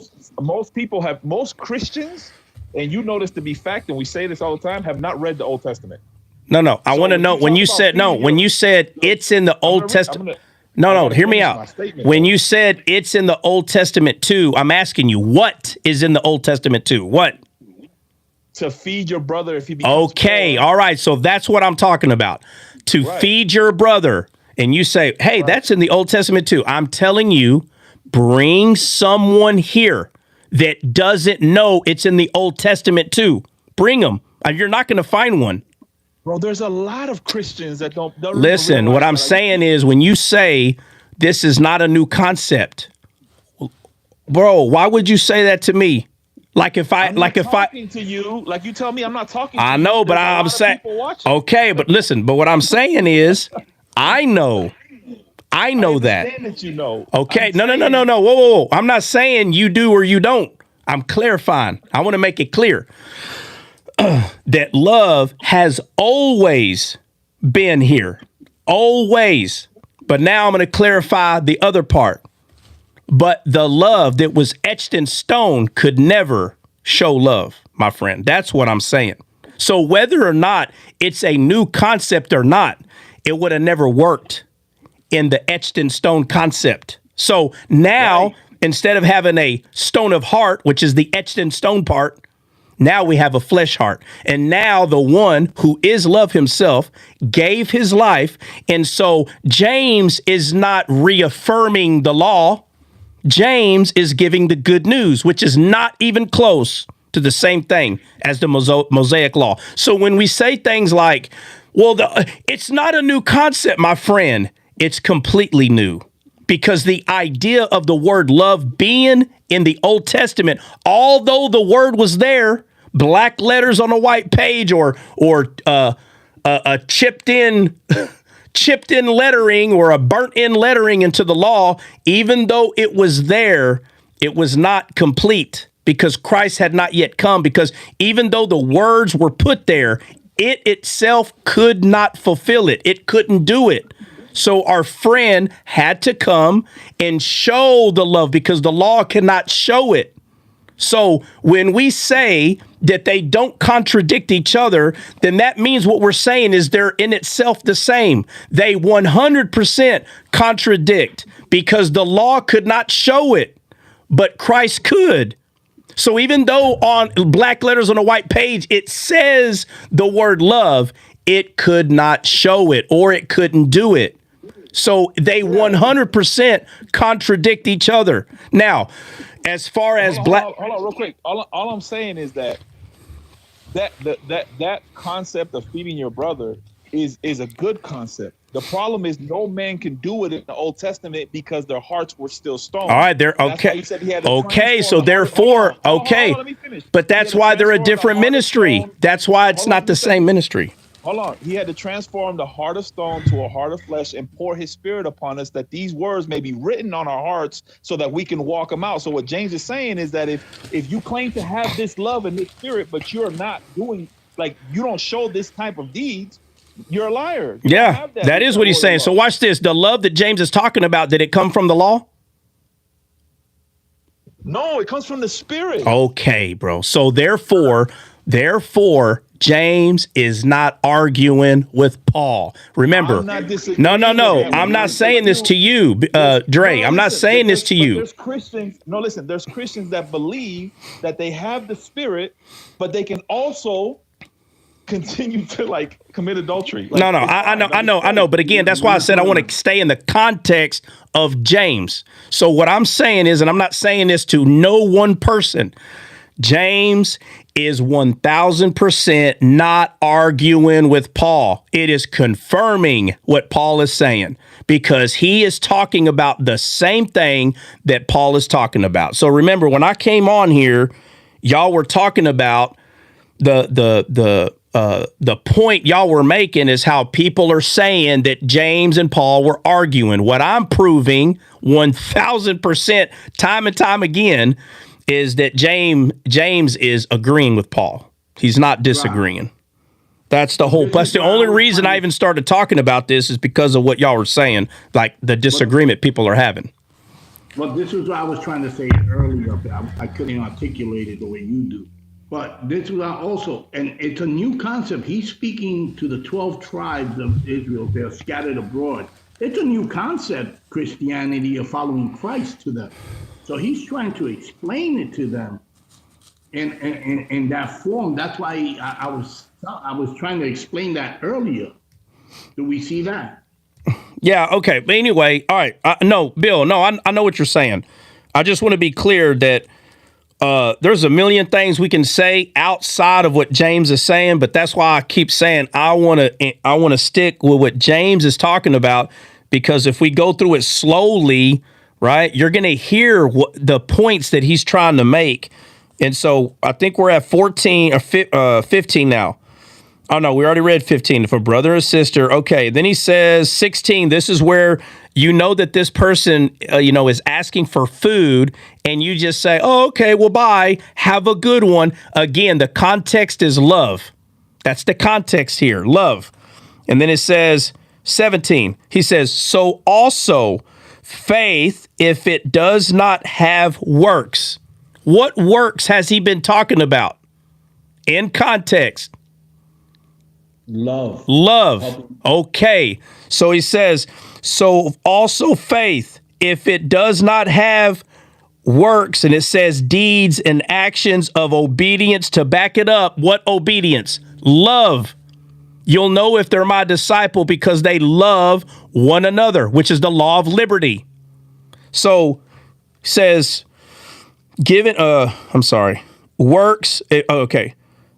17. So also faith, if it does not have love, that's what it's talking about. The love that you should show your own brother and sister in Christ, that if they need something to eat, give them something to eat. The context has not changed yet. Not right here. It hasn't. So he's still talking about love. He's just wording it in a different way. He's not saying anything different than he's already said. Nothing. It's not different. Same thing. And he says, by itself. So if you don't, faith works by itself is destitute of power, dead, right? So this is where he says faith without works is dead in the King James Version in 17. So if you say you have faith, but you're not showing love, your faith is dead. This is what he's saying. This is not talking about any other kind of work. Faith without love is dead. Again, in context of what he's saying, being good to someone and giving them food is not obeying the Mosaic law. That's not what he's teaching here. He's saying that it is doing the law of liberty, which is of Christ. He didn't say which is of Moses, which is of Christ. Then you get to 18. But someone will say to you, then you say, have faith, and I have good works. Now you show me your alleged faith apart from any good works, which is talking about love. Alleged, he says. So you're telling me you have faith, but you don't know how to love. This is what he's talking about. Not giving someone food, again, your own brother or sister, and you're just telling them, okay, keep warm, have a good one. That's not showing love. So that is alleged faith. You're claiming you have faith. You should be loving them. Still, again, staying in context. He says, if you can, he says, and I by good works, meaning love, I by love of obedience will show you my faith. Obedience is talking about loving the people that you claim you're in faith with. Still talking about love. This is not out of the context of love. This is not out of the context of the law of liberty. Law of liberty, love. That's why he brings up the royal law. The royal law is love. We are still in context of love here. You believe, this is 19, you believe that God is one. You do well. So do the demons believe and shudder in terror and horror, such as make a man's hair stand on end and contract the surface of his skin. Are you willing to be shown proof, you foolish, unproductive? Unproductive of what? Love. Unproductive, spiritually deficient. Spiritually deficient. Where does love come? Does it come from the flesh or does it come from the spirit? Spirit. Spirit. Does the law produce spirit? Paul said, "Oh, foolish Galatians, you receive the spirit by the works of the law or by the hearing of faith?" What's the answer? Faith. Hearing of faith. So James is not arguing with Paul. He's confirming it. Says right here, I'm going to read it again. Are you willing to be shown proof, you foolish, unproductive, spiritually deficient fellow? It's talking about love. Says that faith apart from good works, which again in context is talking about love, is inactive, meaning your love is inactive. Your faith is inactive. Why? Because you're not producing love. You're not showing it. And ineffective and worthless. 21. Was not our father Abraham shown to be justified, made acceptable to God by his works? What works? And he's going to go in detail. He says, when he brought to the altar in offering his own son to Isaac. Offering his own son to Isaac. Let me ask you this. Does the Bible not say that those that don't hate their mother and father for my sake, ain't that what the Bible says? Yep. So is that not what he was doing? Yep. He was. He loved God more. So the works that's being talked about here is what? Love. Again. 22. That a sacrificial love? Okay. Well, anyway, let me just keep going. So 22. You see that his faith was cooperating with his works. In context, his love for God. If you don't hate your mother and he loved God so much that he was going to sacrifice his own son. That's the kind of love you have to have in order to be a disciple of God, to be used by God properly. God means more than other people. Some people will say, wow, that's harsh, that's crazy. Then you're not understanding what God is showing here. You don't get it because his Bible with one another, believers in his word, they don't argue. It all meshes together if you just slow down. You see that his faith was cooperating with his works, which is the love, and his faith was completed and reached in supreme expression when he implemented it by good works. What good works? His love for God over his own son. And so the scripture was fulfilled that says, Abraham believed and adhered and trusted in and relied on God. That means that Abraham loved God. That's the love that this whole thing is talking about. His love for God. And his was accounted to him. Oh, and this was accounted to him as righteousness, as conformity to God's will. Be not conformed to this world, but be you transformed by the renewing of your mind. Why? So you can conform to God's will, just like Abraham did. Conformity to God's will and thought and deed, and he was called God's friend because of love, for the love he had for God. Now he's called God's friend. You see that a man is justified, pronounced righteous before God through what he does, and not alone through faith. Meaning, if you say you just have faith, you need to love God more than anybody else. That is literally what he just said. That your love for God has to be more for him than anybody else. Because if you love God, you're going to love your brother and sister. You'll know if they're my disciple. How? By their good works. No, if they love one another, which is what? Good works that James is referring to here. Loving one another. And it says through faith, through works, obedience. I'm sorry, hold on. Through works of obedience as well as by his belief. But the obedience is talking about loving God more.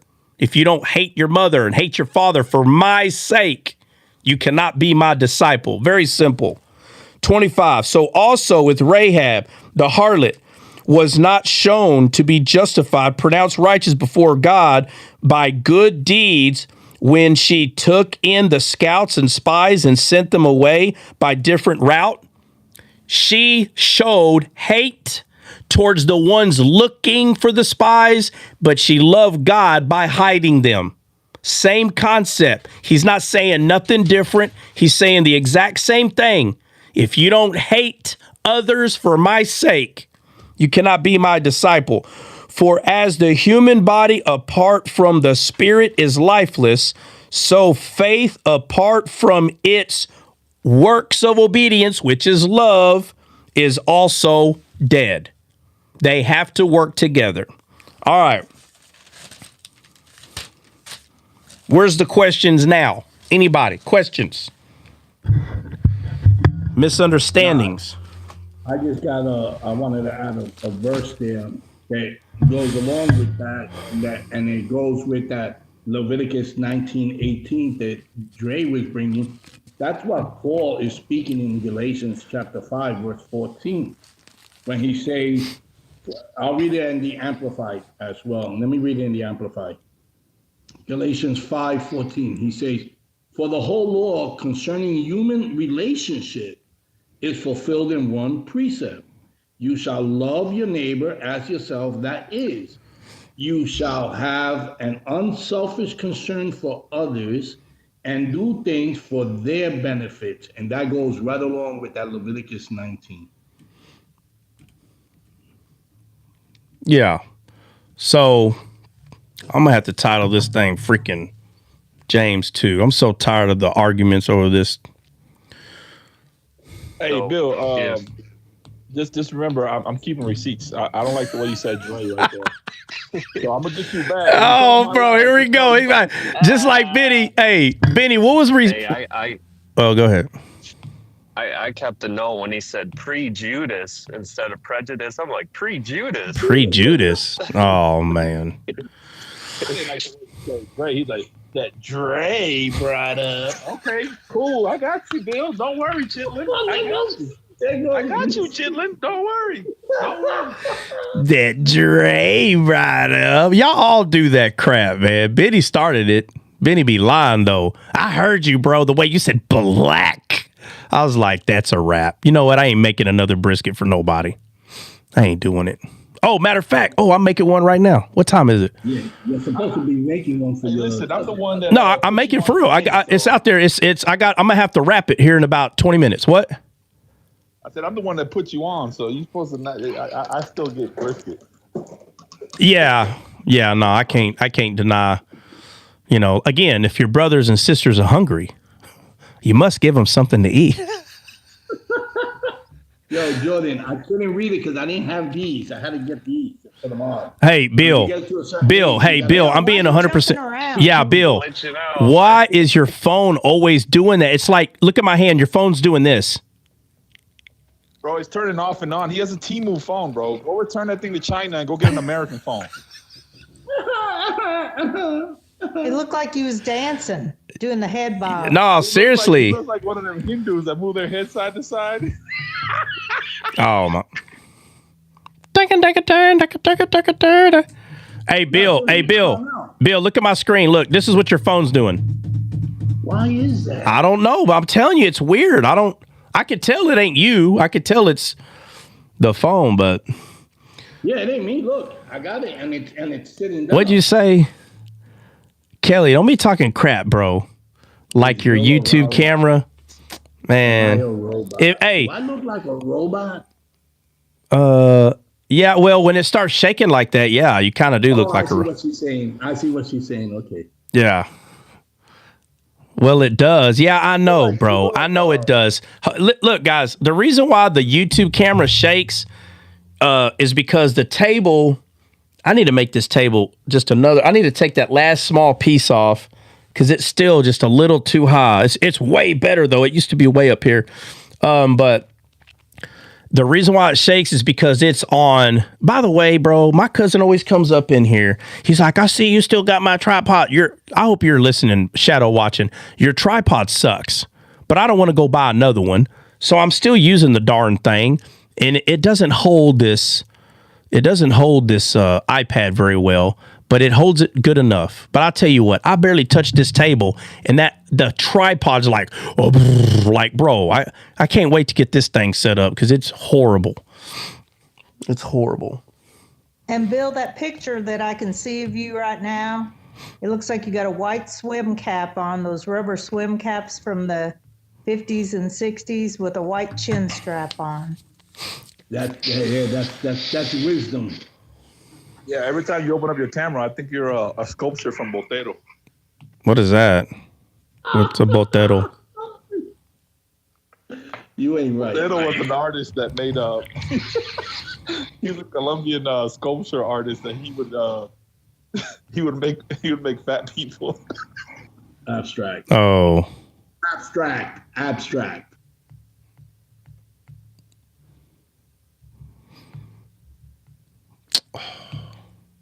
All right, since we got that ironed out, where we headed next? Wherever y'all want to go. I needed to write some notes down. I wanted to go to Jethro. Oh yeah, that's right. That's where we're going. Let's go look at that real quick. So Bill wanted to talk about if we were to take Jethro and the wife of Moses and look them up in English, like to see like how they're rendered or whatnot. Right. In chapter 2 is different from chapter 3 when he's called Jethro. Given grace said, "Land, I'm hungry." Bro. We're probably going to talk about this for a little bit. Like right now, what is it? Approximately 1:40. So at 2, is it 2? I think it's 2. I got an alarm. Matter of fact, no, in 5 minutes. In 5 minutes, I got to go check the temperature of the brisket. And if it's ready, I'm going to have to wrap it. But I mean, everybody can still chill here. No big deal. Oh, yeah, Galatians 5:25. If you walk in the spirit, live in the spirit. If you live in the spirit. Bill wants to talk about Jethro because Jethro was a Gentile. He's trying to tell me what to do like he told Moses. That's right. He was from Esau. Oh, here we go. Oh, my God. I'm getting so sick and tired of this whole I know. Edomite. God. All right, bananas. All right. So where we at? Let's go. Let's get there. Verse 18. You want to go straight to the jugular. Exodus chapter 2, verse 18. And when they came to Ruel, their father, he said, how is it that ye are come so soon today? So that's the father's name, right? So when we look that up, Ruel, right? Ruel, how you pronounce it? Who? Ruel. Reuel. That's Jethro's name. Oh, how do you, you're talking about how you say it in Hebrew? No, that's how it's in Exodus chapter 2. It has it Ruel, and then in chapter 3 it turns to Jethro. Okay, all right, let's do this. I want you to look both of those up and see if it's the same word in Hebrew. Right, well, that's what I'm going to show. So in H7467 is Ruel, and it says a regular. Hey, Bill, can you do me a favor? Dang it, I'm sorry. Can you spell the first one? R. Hold on. R-E. U-E-L. U-E-L. Rael. Okay. All right. Right. And it's friend of God. And it says father-in-law, it says son of Esau by his wife Basemath, and the sister of Ishmael, the father-in-law of Moses, also Jethro. All right. And the Hebrew, give me the Hebrew word for both of those names, Ruel and Jethro. Okay, now I got to go to Exodus 3. Jethro, H3503. Okay, hold on. Which one is that? Is that Ruel or Jethro? Jethro. All right. H. Hold on. Jethro is H what? 3503. 3503. Okay, and you got that from Exodus 3. What verse? What's the address to that? Did you? Verse 1. Thank you. Yes, there he goes. He's right. There it is. All right, and the other one, Ruel. What's the address to that one? Exodus chapter 2, verse 18. All right, and what's the H? It's H what? What's the number on that bad boy? On chapter 2? No, listen. The word, not Jethro, the other name. If you looked it up in Hebrew, what's the number for it? I just switched over. Hold on. Oh. 7467. So it's different. 7467. Okay, let me ask you this. Hold on, let me ask you this because I don't remember. When it's talking about Moses' father-in-law, which one of these names are used first in the Bible? Ruel. So okay, so friend of God is used first. Yes. All right.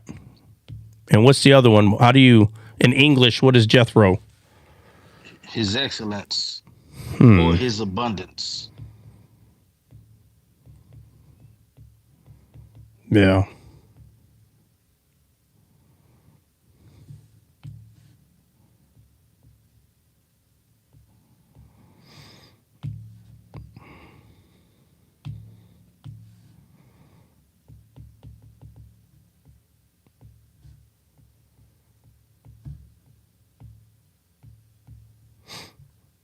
All right.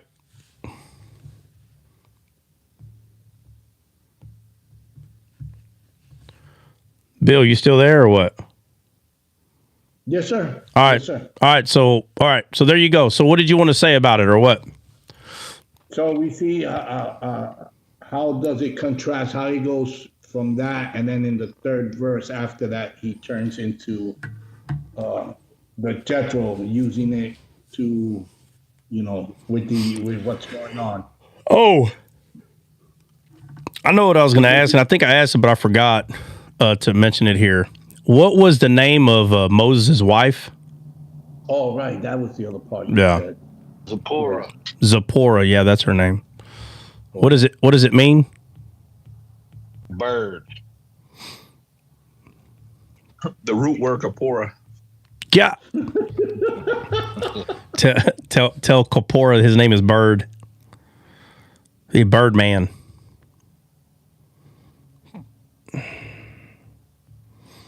Bird. Huh. I gotta go. Let me go. Pharaoh.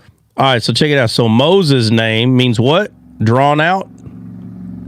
Right? To draw out? Yep. Drawn from water. Yeah, to draw out, drawn for water. His wife's name is Bird. So to draw out a bird from his excellence. Yeah. Man. That's just kind of funny. That Zipporah's name is Bird. and she comes from His Excellence, and Moses' name is to draw out a bird from His Excellence. I'm just saying. I mean, I'm just saying, bro. But look what I like. First, in chapter 2, it's a friend of God.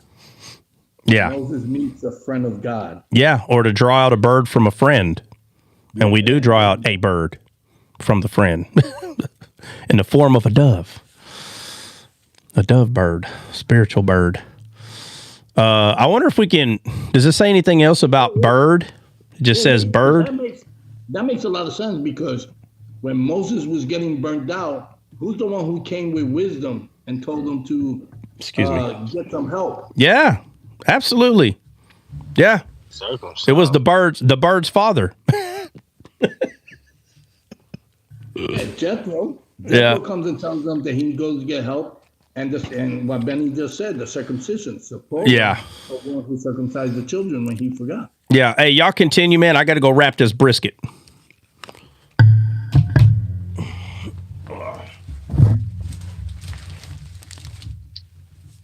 Since this is Dre's forte, and he's the rabbi, maybe he could continue it.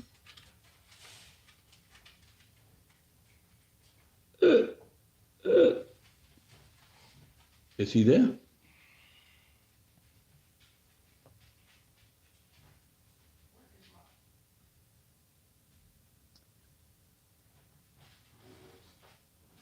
All right, let's go to it. Let's read it from, you want to start at verse 2 or 3, guys? What do you think, Benny? You got something to bring? Where we gonna read it? You gonna read verse Exodus 2 or what? Yeah, let's start at 2 then. When he helped them,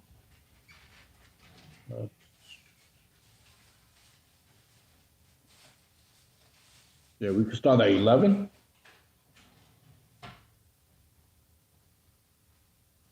You want to read or should I?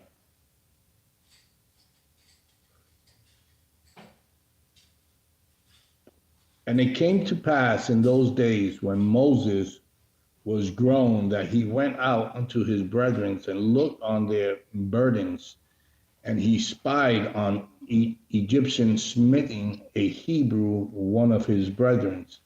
And he looked this way and that way, and when he saw that there was no man, he slew the Egyptian and hid him in the sand. And when he went out the second day, behold, 2 men of the Hebrews strove together.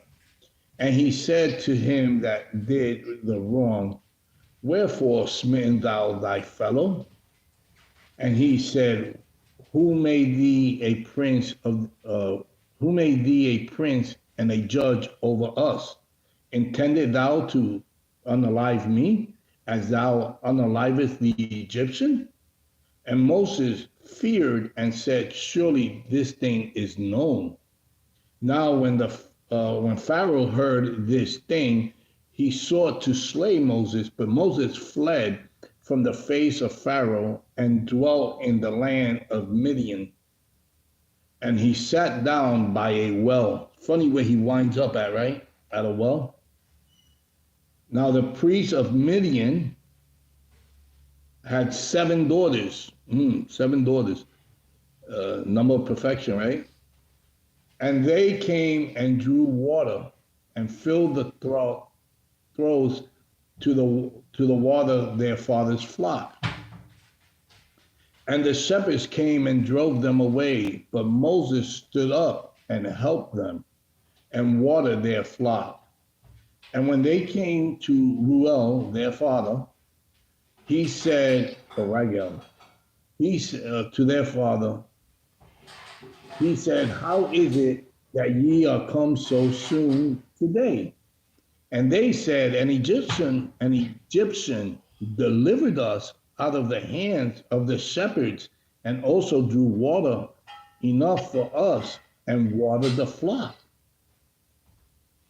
It's funny how it's funny how they looked at him as an Egyptian, right? Not as a Jew.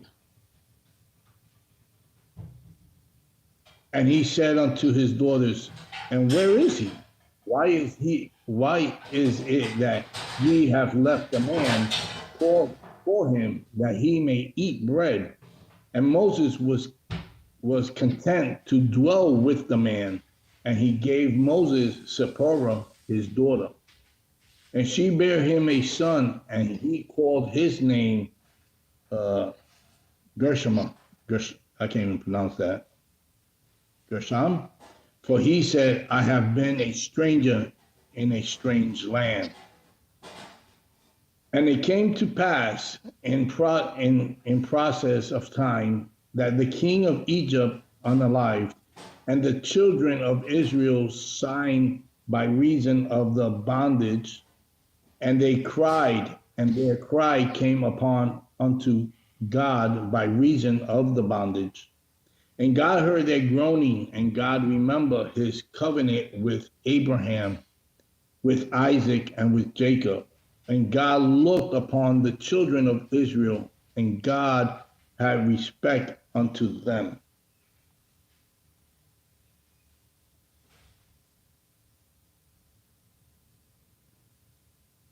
Anybody, anything? Or should I continue reading?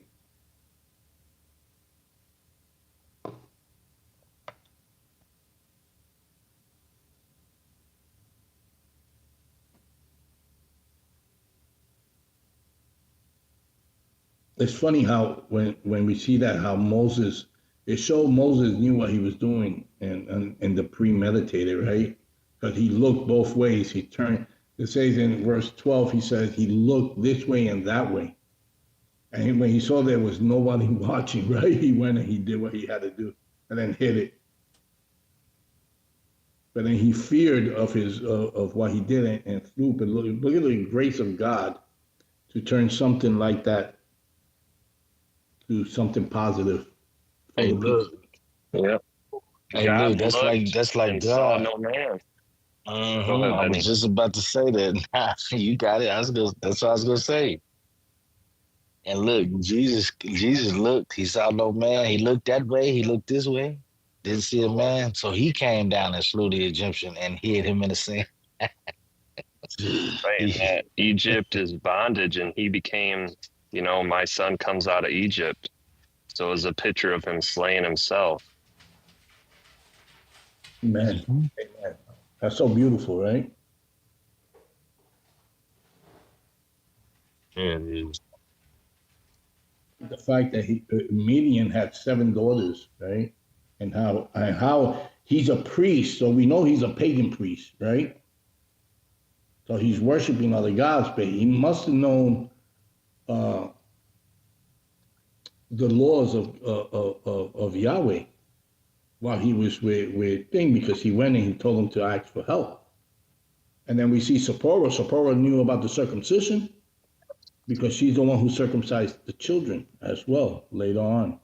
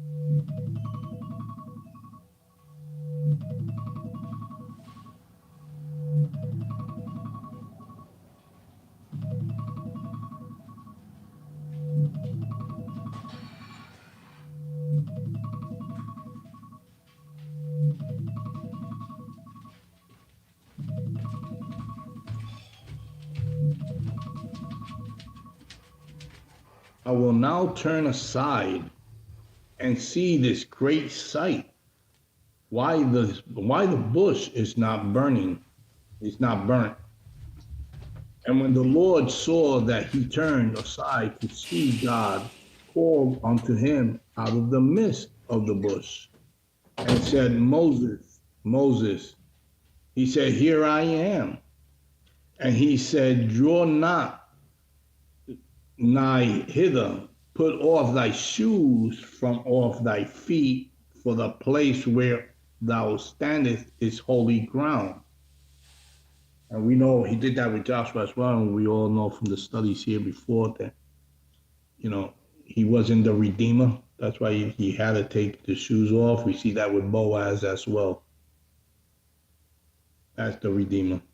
Hey, look, before you get too far, we know God is he's the God of Jacob, right? Of Israel, which means to contend with God, right?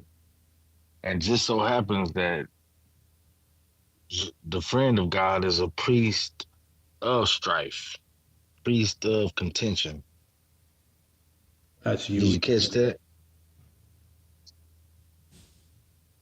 So you got the God of contention or wrestling, right? And then you got the priest of strife, contention.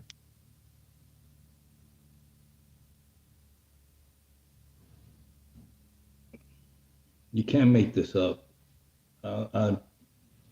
People's got to start looking at it for what it is and the truth in it and seek it,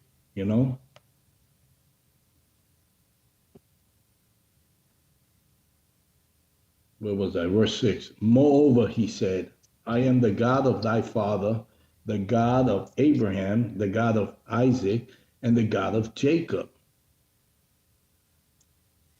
And Moses hid his face, for he was afraid to look upon God.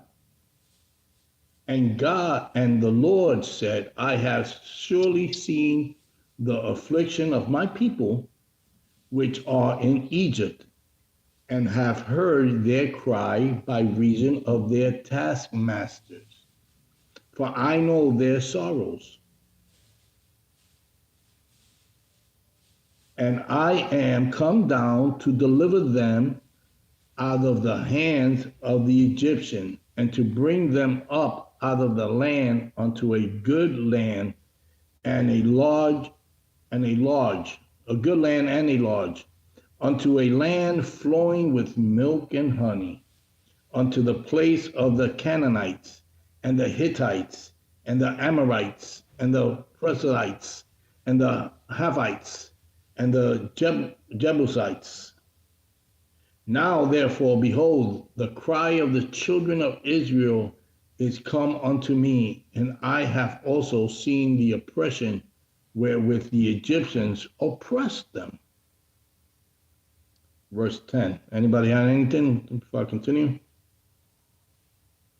Come now, therefore, I will send thee unto Pharaoh, that thou mayst bring forth my people, the children of Israel, out of Egypt. And Moses said unto God, who am I that I should go unto Pharaoh, and that I should bring forth the children of Israel out of Egypt? And he said, certainly I will be with thee, and this shall be a token unto thee, that I have sent thee when thou hast brought forth the people out of Egypt. Ye shall serve God upon this mountain. And Moses said unto God, behold, when I come unto the children of Israel, and shall say unto them, the God of your fathers has sent me unto you, and they shall say to me, what is his name? What shall I say unto them? And God said unto Moses, I am that I am. And he said, that shalt thou say unto the children of Israel, I am has sent me unto you. And God said moreover unto Moses, thus shalt thou say unto the children of Israel, the Lord God of your fathers, the God of Abraham, the God of Isaac, and the God of Jacob, has sent me unto you. This is my name forever, and this is my memorial unto all generations. 16. Go and gather the elders of Israel together, and say unto them, the Lord God of your fathers, the God of Abraham and of Isaac and of Jacob, appeared unto me, saying, I have surely visited you, and seen that which is done to you in Egypt. And I have said, I will bring you up out of the affliction of Egypt unto the land of Canaanite and the Hittites and the Amorites and the Perizzites and the Havites and the Jebusites unto a land flowing with milk and honey. And they shall hearken to thy voice, and thou shalt come, thou and the elders of Israel, unto the king of Egypt, and ye shall say unto him, the Lord God of the Hebrews has met with us. And now let us go with besiege thee 3 days' journey into the wilderness, that we may sacrifice to the Lord our God. And I am surely that the king of Egypt will not let you go, nor not by might, by a mighty hand. And I will stretch out my hand and smite Egypt with all my wonders, which I will do in the midst thereof. And after that, he will let you go. And I will give this people favor in the sight of the Egyptians. And it shall come to pass that when ye go, ye shall not go empty, but every woman shall borrow of her neighbor and of her that sojourneth in her house jewels of silver and jewelries of gold and remnants, and ye shall put them upon your sons and upon your daughters, and ye shall spoil the Egyptians. I like the fact with that verse 22 is showing that they had other people, mixed multitudes, living with them, because they're saying their neighbors and those sojourners in her house or in their house will bless them. And we know that also a mixed multitude came out with them too. Hold on, I got another phone call. All yours.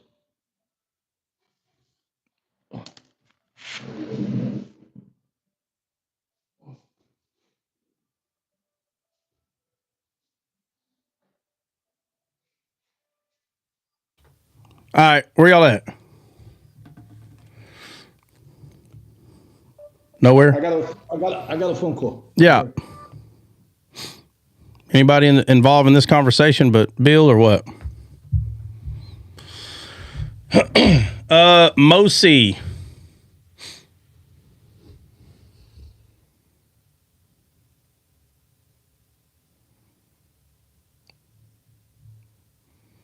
Mosi said hello. Hello.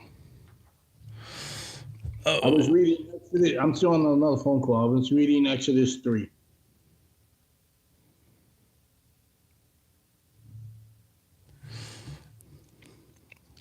Yeah, my bad. I'm checking in trucks. Hey, yeah, we went over the names. You got all the names. You got Jethro, you got Ruel, you got Zipporah, and then you got So Jethro has Jethro has 7 daughters. This is where Moses met the 7 daughters at the well. At the well. When they were watering the flock. And who stood up against them, Bill? Somebody, it says, let me see. Moses stood up against them. No, I'm saying somebody came to withstand. Say it again. Yeah, when they came and attacked the ladies at the well, it was Moses. Well, it said and shepherds came and drove them away, but Moses stood up and helped them and watered the flock. Yeah. Oh, you're pointing out the shepherds? Right. And we know that there's 2 shepherds because God said he would send shepherds according to his heart. Yeah. So there's other shepherds. Yeah. That mislead the flock.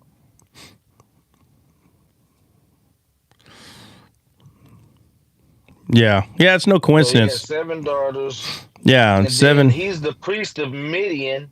And I was saying that Midian means strife or contention. And God is the God of Jacob, right? Israel, which means strife or to contend with God. And here's the priest with 7 daughters, who's the priest of strife or contention. So God is the God of contention, and here's the priest of contention. Yeah. Yeah. Yeah. So he's the priest of contention. And Jesus said, I come not to bring peace, but a sword. Right? He come to bring contention. But the contention is between that which is of God and the flesh. Right? That's the contention. What else is funny is Jethro it says 7 daughters. And again, this is not easy to see at first, but if you understand the Bible in its entirety, and you know that in the Old Testament, when you see something that's feminine, it could be pointing to wisdom. And so for it to say 7 daughters, and then we know that the number 7 means perfection, and Jethro name is his excellence or friend of God. And it just says that he has 7 daughters, which means children of wisdom. You understand? Or wise children, however you want to look at that, which now you're starting to get into like level 8, like, because there's a lot of things you have to know, right? So like if you already understand what 7 is, and you already understand what feminism is, a lot of the times in the Old Testament, you can kind of start seeing, like, for instance, Jethro's name is his excellence or friend of God. If you're a friend of God, right, and there's only believers in God as a friend of God, only believers in God. And so when they have children, right, when they are fruitful and they multiply, Paul and we can see that they call them their children, but they're children of wisdom, not children of the world. Right. So there's a lot you have to already see to jump to that. Right. So you're beyond level 5, if I'm making any sense. Yeah, and we see that with Zipporah, when you said about the 7 daughters of wisdom, right? Showing the wisdom female. We see that wisdom when she knew the covenant had to be blood sacrifice, the covenant with the circumcision, and she circumcised the children that Moses had forgotten to do to his own children.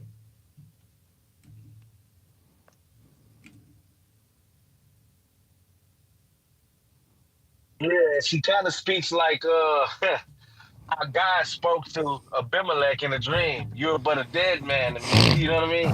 You're but a dead man. This woman is this man's wife. And she says that to Moses, thou art a bloody husband unto me. Because he knew to do right, but he didn't, right? He should have circumcised that boy. She shouldn't have had to do it, right? Yeah, and look what the scripture says. If we go to it, it says that God went to unalive Moses. God was gonna unalive Moses because of that. He sent him on a mission, and before he can get halfway, he was finna do him in. God did not play. He sent him on a mission and was finna take him out. He'll find somebody else. I guess, like that woman said, get somebody else to do it. Oh man, that's funny. He wasn't gonna hold his hand and sit down and talk to him. Now you were supposed to do this. He was just gonna get rid of him. No, he was set up for an unaliving mission. Yeah, man. You gonna get down or lay down? Oh, and you know, all the times you see Moses mess up all the time. He was supposed to speak to the rock. He hit the rock, and we see it caused him from going. We see that that he wasn't able to go into the promised land as well. Yeah, but he got to go to the promised land. The promised land, and all those that left Egypt also, because it was a new generation that went in with Joshua and Jacob. Yeah, a lot of people look at, because he didn't obey God, that somehow he was punished by not getting to go to the physical promised land. Why? That's so weird. He doesn't do what God tells him to do, but yet he gets to go be with God. How is that worse than going to the promised land? Yeah, I see your point. You know, people's like, oh, see, you better obey God. You could be like Moses. Oh, so if I disobey God, I'm going to heaven. Like, gotta make some sense of what's happening here. The reason that Moses could not go to the promised land is because he is part of the problem. He's hindering himself from going over there, because it's going to take faith to go over there. And it's going to take that kind of faith where God is like, hey, you have to do it the way I'm telling you to do it. I understand you believe in me. It's true. But you have to speak to the rock. And he couldn't do it. He started hitting it again. He went back to works. So, like we just talked about in James, faith without works is dead. Well, Moses believed it that way too. I believe I can have the water, but I have to earn it. No, you have to speak the word. You have to speak it, not earn it. And Moses did not know how to do that. He kept going back to earning it based on the law. That's what these two incidences are actually referring to. One of them was earning it. The other one was just speaking it out of faith. And the first one was him striking the rock. And then you go to the second time, he told him to speak to it, and he went back to striking. God did not tell him to strike the rock again. So a lot of people do. They try to go back to the first thing that God told them to do. Right? The first thing that the children of Israel were told to do were obey the law. But in order to enter the promised land, it's by faith alone, not by works and faith, the way people are trying to mix Moses' law through what Christ did. That's not, again, we just went over it. It's making it very clear that it's love. It's not the same. You can't go back to the same thing to get the water. It's by faith alone. So when James says faith without works is dead, this faith that you're claiming should be producing love. So the works that James is talking about, again, he gives an example. You say you have faith in God, right? And he's like, and everybody would say, yeah. So if you have a brother or sister that comes up to you, says that they're hungry, okay, again, there's people in China that are hungry. God is telling all the Christians in America to fly to China to feed the hungry. Like, our job is to go out. You got to understand the example. It's just an example that James is giving. If your brother or sister, okay, is hungry, guys, we have brothers and sisters in Christ that live in China. James is not telling you to go to China or go spend a lot of money. Why would I drive 5-10 hours to give someone a McDonald's cheeseburger? Do you understand? James is not talking about that. He's using an example, bro. And I'm making it more simple. If someone comes to your door and they are a brother and sister in Christ and they're telling you they're hungry for food, you don't pat them on the back and say, have a good one, saranara.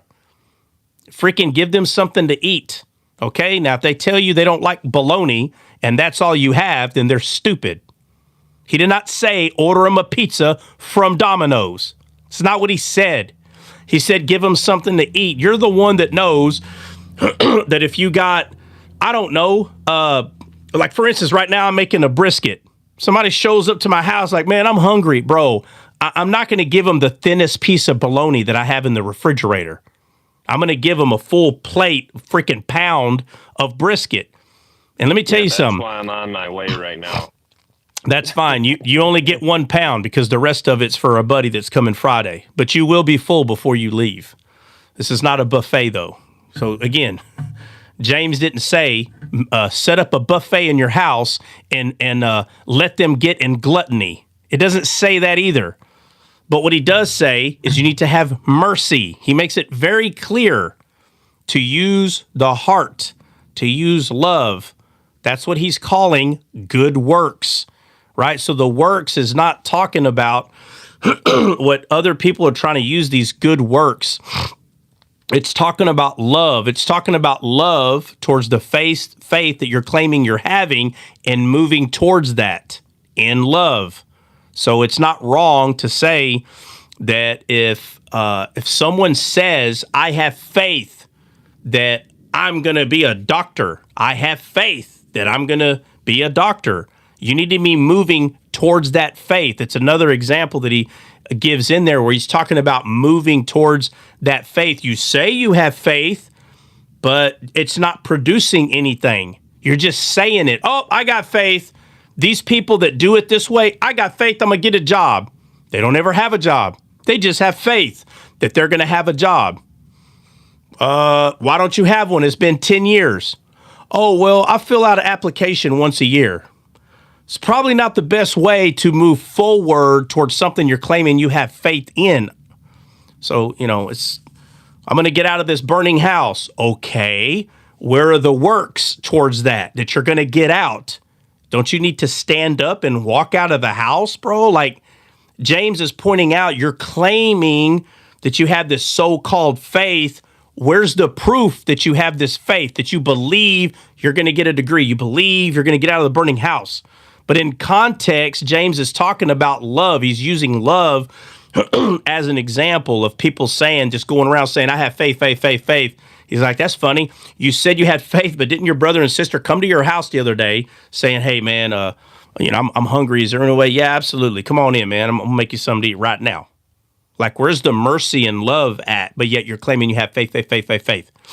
Okay? So, hey, and it all stems back, like you said, about the love for God. So here's an example of faith without doing anything, but it's considered a work. When you look at Daniel, when he was like, when I play all these instruments, when these instruments sound off, y'all gonna bow down and worship the image. Yeah. Well, they said no. We're not gonna do it. Now we know the God we serve, but even if he doesn't save us, we're not bowing down. So by them not doing anything, their faith showed. Yeah, and that's because that's because they loved God more than they loved these people that were telling them to bow down. Right? They loved God more. So which points to they hated what they were telling them to do. Just like Jesus said, if you don't hate your mother and brother for my sake, then you cannot be my disciple. So they loved God more than the orders that these people were telling them to bow down to a pagan god. Right? Benny, that's what you're saying? Exactly. Yeah. So yeah, that right there, what they just did, that is a good work. The good work is loving God more than these people. That's the good work. Mm-hmm. Yep. Loving God. Loving God. It's always about loving God. Yeah. So when people are wanting to know what it's talking about, Paul said, faith works by love. Yeah, faith works by love. Right. So when Abraham was told to sacrifice his son, if he would have said, you're crazy, I can't do that to my son, then that means he loves his son more than he loves God. But when people look at this, don't get me wrong, on the outside, it seems very crazy what's being asked for Abraham to do. But if you understand what Jesus is saying, then you understand what's happening here. Jesus made it clear. If you love or if you don't hate your mother or brother for my sake, you cannot be my disciple. From the very beginning, Abraham could have chose to keep his traditions and to keep his everything that the pagans were doing, but he loved God more. So that when he left that pagan nation to come be with God, God was able to use him. He was able to be a disciple of God because he showed, I love you more. And so he always pushed that boundary with Abraham because he knew that it was going to come all the way back today where Jesus said, if you don't hate your mother and brother for my sake, you cannot be my disciple. Abraham could have chose to stay there in the pagan world. I'm sure he had family, so he hated them in comparison to loving God. And his journey was going to be more love towards God, not more love towards anything else. And that's why it was hard for the scribes and the Pharisees to attach themselves to Jesus, because they had to first detach themselves to something else. And the scribes and the Pharisees were holding and clinging on to the law when Jesus made it very clear that he's the thing that you need to cling on to, not to anything else, or to mix it, or to put them together and say they're both the same thing. They're not both the same thing. So when that man said that he'd been doing the law since he was little, Jesus said, wow, great, you're still lacking something. What's that? Sell everything you have and follow me. And if you notice, he couldn't sell everything he had. He couldn't. So it showed you that he wasn't trying to, the idea was not trying to figure out what Jesus was in comparison to the law. It wasn't like that. It's just this man thought that these things, all these things that he's been doing, he just thought that this was religion, like this is what you do. And Jesus is like, oh, great. Hey, sell all those things and come follow me. And he's like, his faith is dead. Yeah, his faith was dead. He just kept saying, I do this, I do all these things. No, it's dead because I'm supposed to be the thing. I'm supposed to be the thing that all the love is pointed to. All these other things is not Jesus. Like, for instance, just to go even deeper, which is kind of scary, but Paul understood this, and he said, Moses gave the law, but grace and truth came through Jesus. He separates them. They're not the same. They don't hold the same standard. They're not the same. He separates them. Paul said Moses gave the law, but grace and truth came through Jesus Christ. So to try to mix them when Paul is showing you that they're not the same, just by him making that statement alone. Imagine this, if Paul was standing in front of a bunch of scribes and the Pharisees and he says, hey guys, Moses gave you the law, but grace and truth came through Jesus. They would have stoned him right there in front of everybody. How you're separating. See, people don't realize how big of a separation Paul was pointing out right there. They're not the same thing. But again, I had a note right here, man. I think I accidentally erased it. I was going to bring some up and I don't remember what it was. What time is it? 2:30. All right, hey, if y'all got something else. Oh, go ahead, Jordan. My bad. So basically, this is not love, not that we loved him, but that he first loved us. So going back to that first love is receiving the love he has for us, right? And faith works through love, right? So faith is genuine and it carries good works through love. Obviously, that would be the force of it. And Paul says faith comes by the revelation of Jesus Christ, basically. That's what the continual hearing of the revelation of Jesus Christ, not the revelation of do better, be better, you're falling short, but the revelation of Jesus Christ. Yeah, it's 100% the revelation of him, but not just him. Not just him, but the revelation of how he stands alone. Right. Again, so they take, Jesus is there and he brings a couple of disciples with him, and you have Elisha and Moses there. And Jesus said that, or not he said, but the Bible tells us on the road to Emmaus that starting from Moses through the prophets, he opened the scriptures concerning himself. That means Moses and the prophets didn't even know that their own lives contested of Jesus. They may have known of the prophecy, but they did not know it the way Jesus was opening them. Neither one of them did. They didn't. I don't care what anybody says. I could care less. They did not know that their own personal lives was pointing to Jesus. They may have known that there is going to be a shadow of some sort or something, but I'm telling you, there were so many things that they both did, Moses and Elijah, that they both did, that they did not understand the significance of all of it. There is no way. It was hidden. It was hidden. I don't care if they were men of God. They did not know the magnitude of how their life personally just 100% integrated Christ. Because if they would have known, they would have passed that information down to the scribes and the Pharisees, and the scribes and the Pharisees would have been a whole lot more understanding of who Jesus were, and they were completely blind. So they took these people's lives as the actual thing that they need to be following, and they were wrong. That was not the actual thing that they were supposed to follow. So that's why Jesus opened the scriptures, which means the black letters on the white page were not even close to being clear. So when you think you're cute and you go to Isaiah, not a broken bone. Oh, that's him. He didn't have, bro, there's only like 20 or 30 of those scriptures that kind of way. No, it said from Moses through the prophets, he opened the scriptures concerning himself. Show me. Hey, What? Sorry. I was gonna say, where did Paul get the idea of like, can you show me like where he got the idea of the law bringing death? Because go to the verse. Go to the verse. Right? Go to the verse.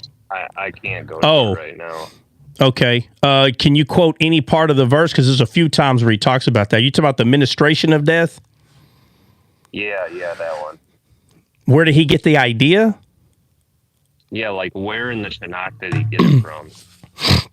Because David, I know in Psalms 19, talks about how he loves the law, it's his joy, yada, yada. Yeah, so he got it from understanding the parable of the mountains, the mountain parable. No? You don't know what I'm talking about? Jordan?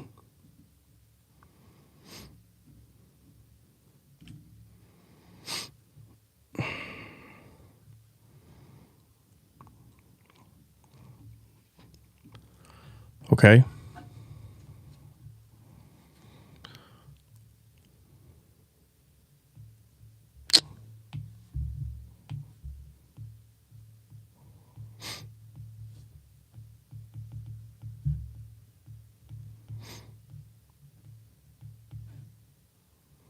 Well, that boy left.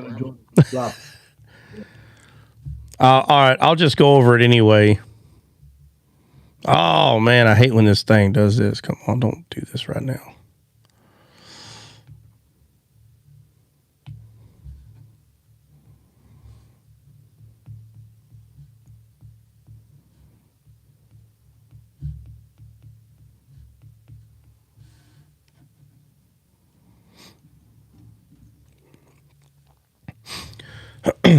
All right. What happened? My thing froze or something. No, you're good. You're good. Benny, where does Paul talk about the ministration of death?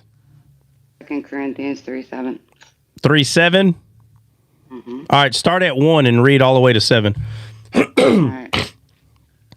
Do we begin again to commend ourselves, or need we, as some others, epistles of condemnation to you, or letters of condemnation from you? Ye are our epistle, written in our hearts, known and read of all men.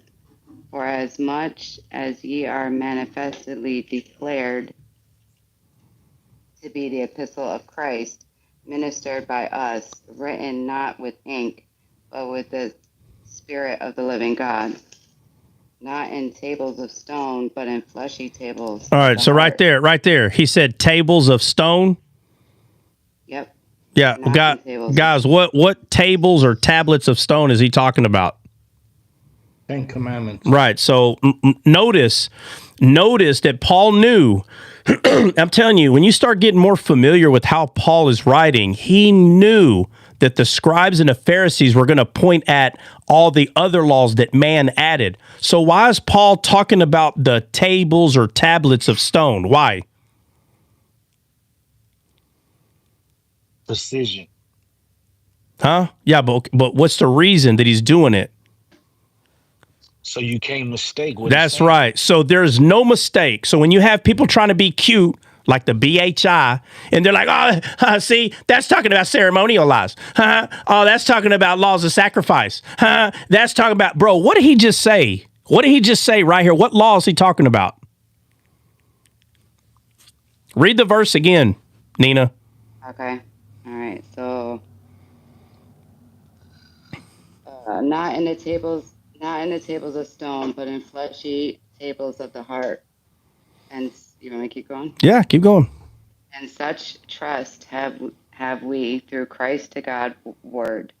Not that we are sufficient of ourselves to think anything as of ourselves, but our sufficiency is of God, who also hath made us able ministers of the New Testament, not of the letter. Okay, he says that we are ministers of the New Testament, not of the letter, right? Mm-hmm. Okay. Yep. And then? But of the Spirit, for the letter killeth, but the Spirit giveth life. All right. Matter of fact, Benny, look up that first time. What verse is the first time he says the letter? What verse is that? 3:6. 3:6. Benny, can you look up that word letter? What is it? That word letter is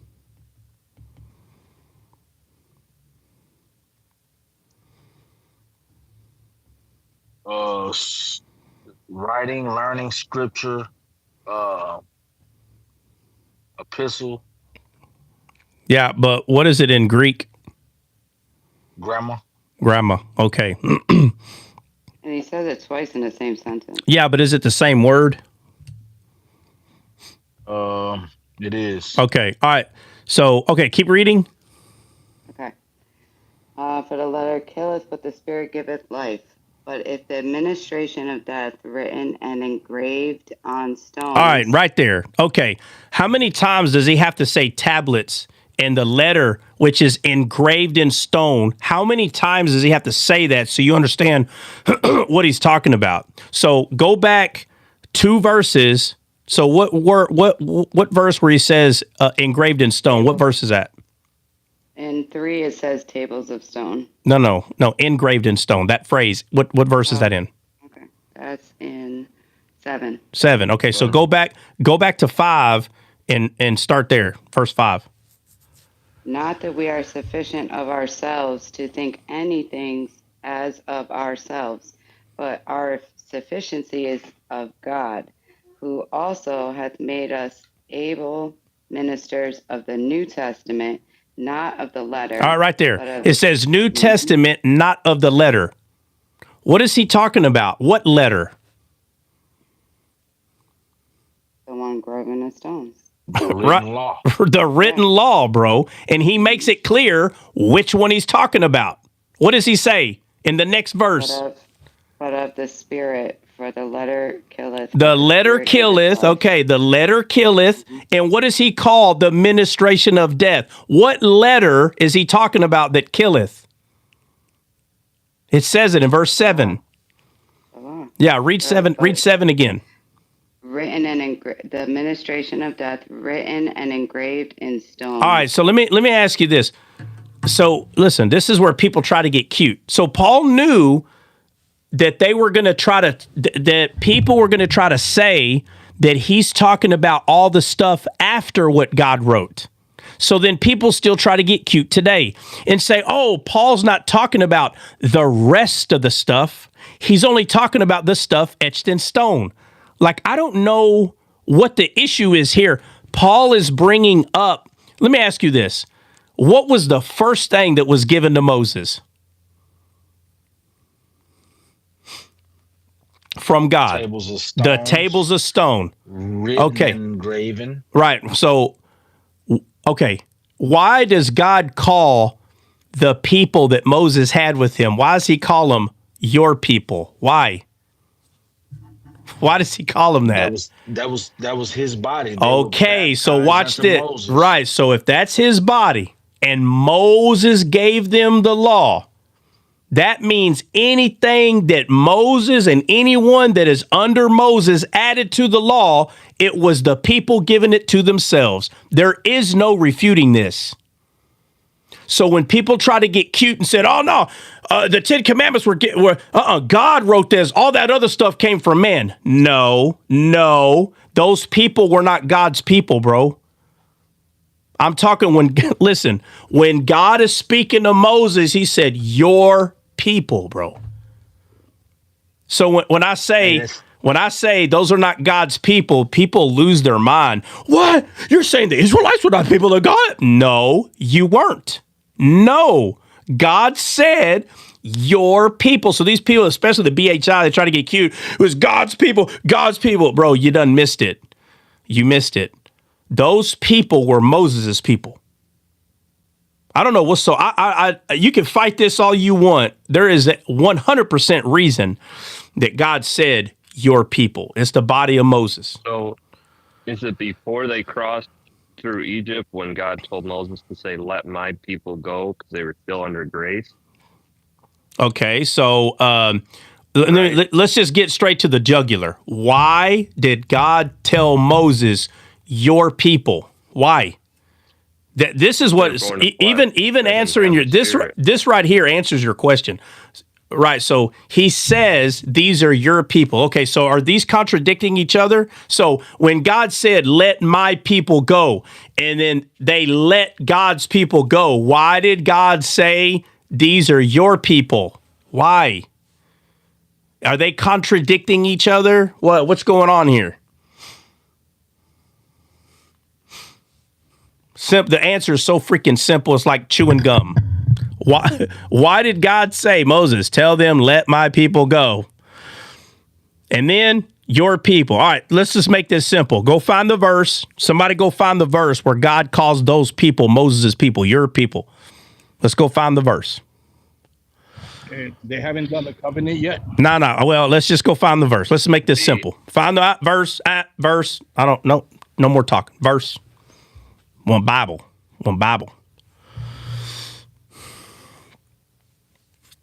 Let's just go find it. Yeah, address. That's right. I think it's either ending of chapter 3 in Exodus or beginning of 4. I think it's Exodus 5:1. I'm gonna check. Because it's not sola scriptura. That was a lie. I'm so glad the Catholics made this lie up. Now, of course, the Catholics blame the Protestants, that Protestants made up sola scriptura. I don't care. They sure run with it. They run with it. No offense, Catholics. It's nothing personal. But sola scriptura is a lie. It's scripture, scripture with the Spirit, not by itself. Let's read Exodus 32, verse 7. This is one of them. Nina might have another one. It says, "And the Lord said unto Moses, Go, get thee down, for thy people, which thou broughtest out of the land of Egypt, have corrupted themselves." All right, watch this. So watch this. Has God given Moses the law yet? Yeah. Okay, all right. So watch this. He gives them the law, right? Because remember when they were in Egypt, the huge thing that's happening in Egypt is it says that I heard their cry, right? Dre said read Leviticus 26:12. Somebody go read that real quick.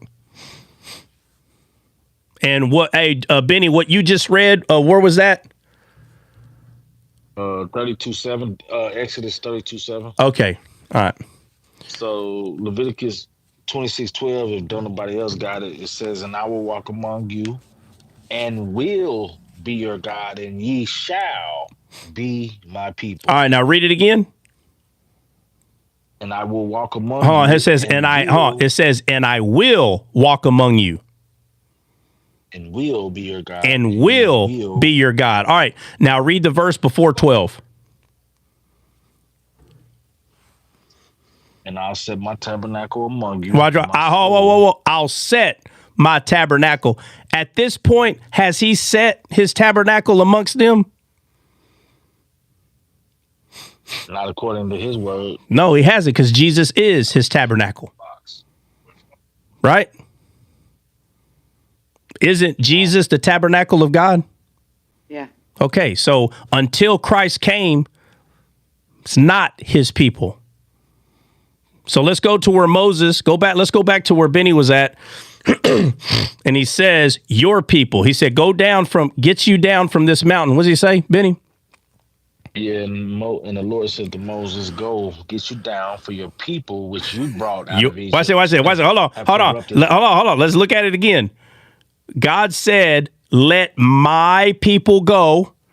But after he gave them the law, your people that you brought out. So, wow, I never noticed. So where's the contradicting? Huh? The only reason why there's a contradiction is because someone can't see what's happening. It's so easy. So easy to see what happened. Right, that's what I was saying. The law wasn't given yet. Well, no, I know, but it's still something we got to go over, right? So let's go over it. So we're going over it. All right. So Jordan, so ask your question again, Jordan. You just gave the answer. Well, it don't matter. Ask it again. All right. So why did God say, tell Moses to tell Pharaoh, let my people go? Yeah. The answer is because they weren't given the law yet. Right. They were under grace. We actually been over this many times. Right. So they cried out. Were they freed because of anything that they did? Did they have the law in order for God to free them?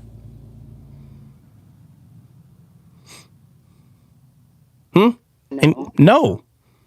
So did they earn to be set free from Egypt? Did they earn it?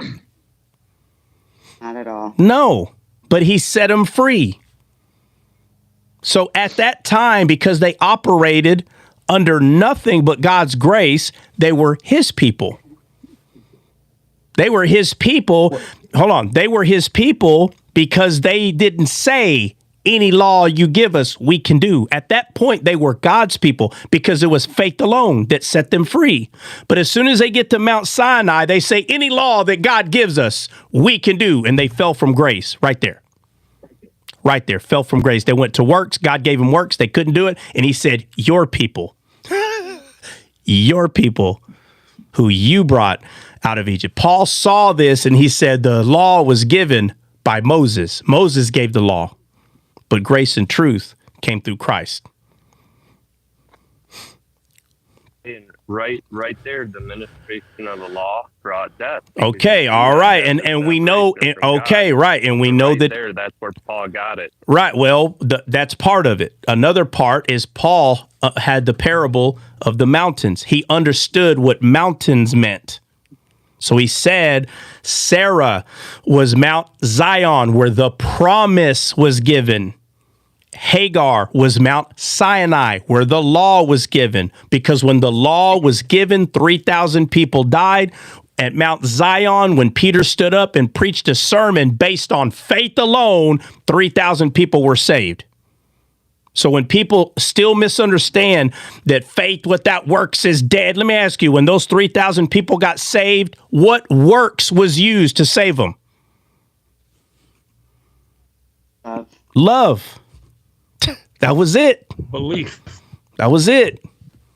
So faith without works is dead. But if you don't understand that James is pointing to love the entire time, that's why when you go to Revelation and it says you left your first love, it was him. It was his love through faith that set us free, not your own. If you're dead, what love do you have other than the hearing of faith? That's why Paul says in Galatians, did you receive the Spirit by the works of the law or by the hearing of faith? It was the hearing of faith is how they received the Spirit. So he understood that at Mount Sinai, the law was given, 3,000 people died. That was the first first Pentecost. At the second Pentecost, the Spirit was given. Peter stood up, gave a sermon of what? Was it the law? Did Peter get up and preach the law? No. He preached what? Christ. That's what he preached. And he said, this is what happened. This is in the book of Joel. And he's telling them, and they all receive salvation. So when Jordan asked that question, why did Paul say that this is the ministration of death? Because the letter, what he calls the letter, and he made it very clear what he's talking about, which is the one etched in stone, and that was given to Moses. And God said, or the Bible tells us, or I'm sorry, let me go back. God said, your people. He said, your people. Gives them the law, and that means any law that they added was based on Moses. So when they say God gave the letter to Moses, bro, you're missing the whole point that Paul is saying that he understands now. Paul is saying now. I'm teasing out over that alone, because right there you see it when he crosses over from calling them his people to Moses' people, and it was all because of the law. Yeah, right there you see it. Yeah, well, I know, but I've been bringing this up for years, right? So again, from Egypt to Mount Sinai, they were under the grace of God. Nobody died. They were not under a law. There was no law. And when people try to push a law in there, you're now those people are missing what Paul is saying. Paul is saying he's adding all this truth, and he said, the ministration of death. So God gave it to Moses, and Moses ministered this law to the people, and it killed. That's what it did. And everybody thinks that the focus is that if you don't obey God, you die. No, you're completely missing what Paul is saying. We're under a different ministry. They are not the same. They 100% are against one another. They're not the same thing. You can't add them, mix them together. They're the complete opposite of one another. That's why Paul calls it the ministration of death. As soon as you start trying to uphold these laws in any form of fashion, it will kill a person. They will not receive the Spirit of God. It will hurt the person from receiving it. That's why in those days when Jesus is saying what he's saying, the scribes and the Pharisees did not recognize what he was saying. Why? Because it's not what Moses said. Moses said something completely different. So they do not help each other out. Again, that is what Paul is pointing out, and we have to believe what Paul is saying. They do not harmonize. The law that Moses gave does not harmonize with grace and truth. It doesn't harmonize. That's why Paul separates them. Moses gave the law, but grace and truth came through Christ. So when Paul says, "O foolish Galatians, ye receive the Spirit by the works of the law or by the hearing of faith." That's why he's making this such a big deal. It's such a huge deal, right? So if you try to mix the two, right, you tell someone to get saved by faith and you go, okay, and you start preaching the law, I'm telling you, as soon as you start telling someone you have to be good, be good. You need to be good. When you do that, you are taking the person's eyes off of Christ and you're putting their eyes back on themselves. You are not supposed to put someone's eyes back on themselves and somehow make them feel as though it's all about performance. And you can't just say, well, no, it's not all about performance. It's just a little bit. When you do that, you're muddying the truth. It has nothing to do with performance. And when you say this, people will start asking, wait, are you saying that we could continue to sin, that grace may abound? That's what people heard. When you're saying what I'm saying, and basically if you're preaching it right, if you're preaching it like Paul preached it, people are going to ask you, oh, so we could just do whatever we want. They go to mockery. No, you don't do whatever you want, but the works is not what saved you. Works is not what got them out of Egypt. That's a lie. There was no word. Oh, well, God gave them grace, but then there's a point where God's going to be like, all right, now, bro, they're already saved from Egypt. What do you mean now? They're already saved. What do you mean now? They're saved already. Yeah, but they got to be good to enter the promised land. No, bro, that's not what God was teaching. That's not what God was teaching them. No.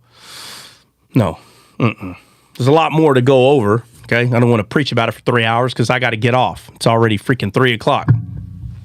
But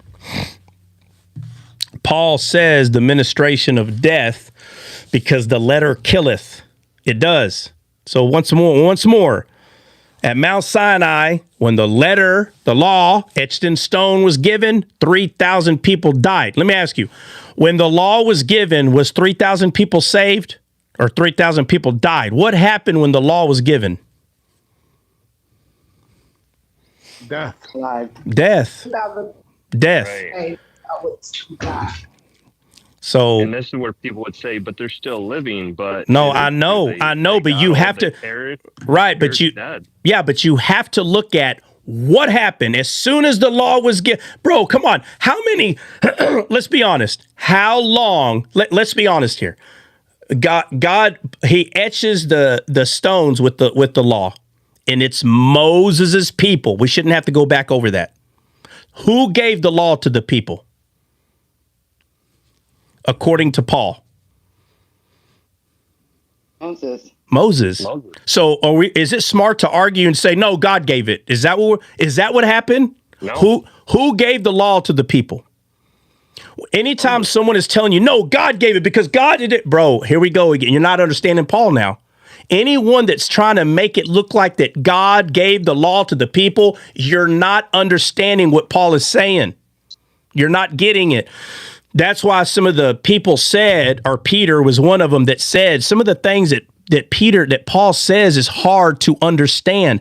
Bro, we can go over a lot of things that Paul said, and I can show you a lot of people who don't understand it. And one of them is this right here.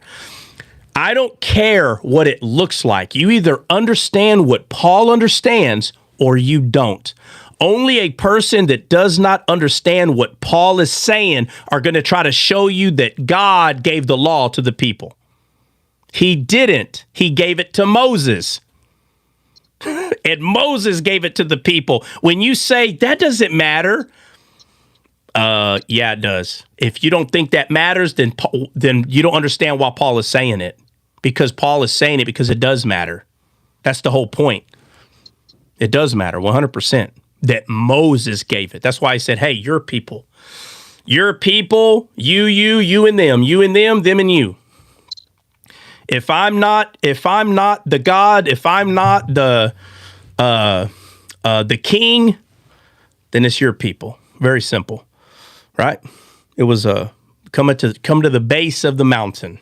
So did they have an opportunity? They did, and they blew it. They said, any law you give us, we can do. That's what they said. There is no refuting this. But how come they didn't say it? How come they didn't say it before they left Egypt? Does anybody know? How come they didn't say any law gives us, we can do at Egypt? Does anybody know why?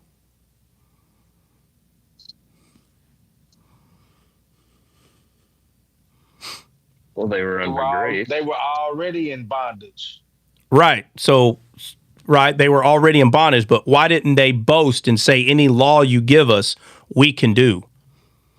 What changed from the trip from Egypt all the way to Mount Sinai? What does the Bible say that something happens before a fall? What happens? Pride. Go to the verse. Show me. Oh. Go to the verse. Everybody knows the answer. I want the verse. Verse. Hey, but wouldn't you say that the law was technically not given at the 3,000? When the 3,000 died in Exodus 32? It wasn't? No. Why not? How come it wasn't given? Because he came down with the tablets and he broke them before he could give them to the people. Okay. Yeah. So the law had not yet been given to the people. Oh, it hasn't been given to him yet. Okay, Moses had him, right? He had him, yeah. Moses had him. Right. So Moses knew what they said. Right. So he broke I've always seen it this way personally, right? Yeah. That he broke the tablets as a sign of grace, because if he would have gave them to him, all of them would have been unalive at that point. No, But because the the tablets are physical. They wouldn't have died. Right. The only way they all would have died is if God would have put his spiritual foot on the ground. I'm saying, like, the laws weren't given to them, so they wouldn't have been held accountable to the 10 Commandments because they had not received them. Yeah, well, the thing is, the law was given to them, though. That's what I'm saying. It was. Where? Okay, so you're saying that it has to be said to them, right? Yeah. Okay. Well, no. Well, again, it does look that way, but God said those are your people. So the fact that the law was handed to Moses and Moses was a man of them people, the mediator, the law was given. Period. It was given. That's why Moses broke them. He didn't break them because of grace.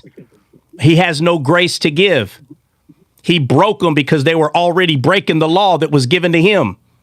The law was broken. But they didn't know the law. That doesn't matter. I don't know.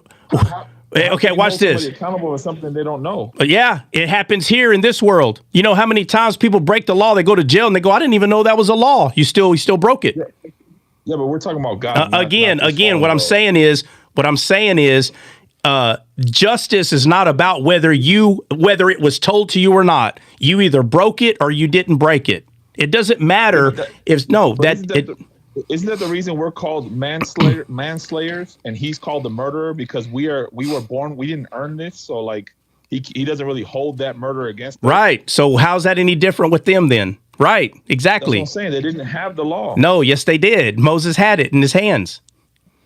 They're all mankind. It was there. Yeah. Yeah. Yeah, now we're saying that the whole thing had to be read to them before they knew. No. The law is not only broken if you know what it is. That's a lie. That's not true. No. That's why it was given. No. I got a question. Hold on, let me say this. If you break the law of God, it's either broken because it's wrong or not because you know all of them. That's the whole point. We don't have to know all the laws in order for them to be broken. No, if God has laws and you're breaking them, he's the one that's telling you. If he says you broke my law, well, but I didn't know. Well, it don't matter if you knew or not. They're all right here, 50 billion of them. They're to this day. That's why the Bible tells us that you're not supposed to hold accountable like what you're doing based on someone else. So if somebody was raised like a complete animal and they're always doing things that are wrong, but to them, they don't know if it's wrong or not, but you know it's wrong, it doesn't mean it's right. So we can say they're ignorant, but if God was to put his finger on it, they would die because God would have to tell the truth and say you still broke the law. It's not based on whether you know. I'm saying, but doesn't that go to like the unconscious sin? Like in the law, it says like if it's an unconscious sin until it becomes conscious to you, your imagination is clean. Like you don't. Back to your imagination. Yeah, no. Like, you don't know that you didn't. No, you're right. Hold on. But when it becomes known to you, then you go bring the sacrifice. Right. Okay. What scripture? Where's that at? That's in Leviticus. I can find you the right. scripture. No. I'm not saying, brother. I'm not saying I don't know it's there. What I'm saying is when the law was given, it was a demand. It was a demand. You will do this. At that point when God gave the law, it didn't matter if you knew about it or not because there was only 10. There was only 10. Yeah, but that's what I'm saying. Like even like Cain should have been unalived according to the law, but the law had not yet been given. That's right. It wasn't given. Right. It wasn't given to no man, but Moses was a man under the first Adam. As soon as he touched those things, man had the law. Period. The end. You either broke it. The fact that Moses knew what the law was, he had to condemn them by the law, my friend. Period.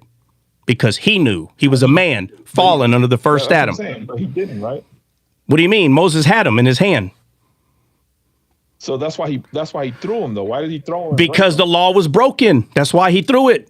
They broke it. Yeah, but why throw the tablets if the law is broken? Like, I don't understand. I don't understand that part. That's what I'm trying. I Yeah, because it's broke. It means nothing anymore. It means nothing. Yeah, so why did he go get another pair then? If it's already okay, well, I've in the sight of all the people, didn't he? Yeah. So look, remember.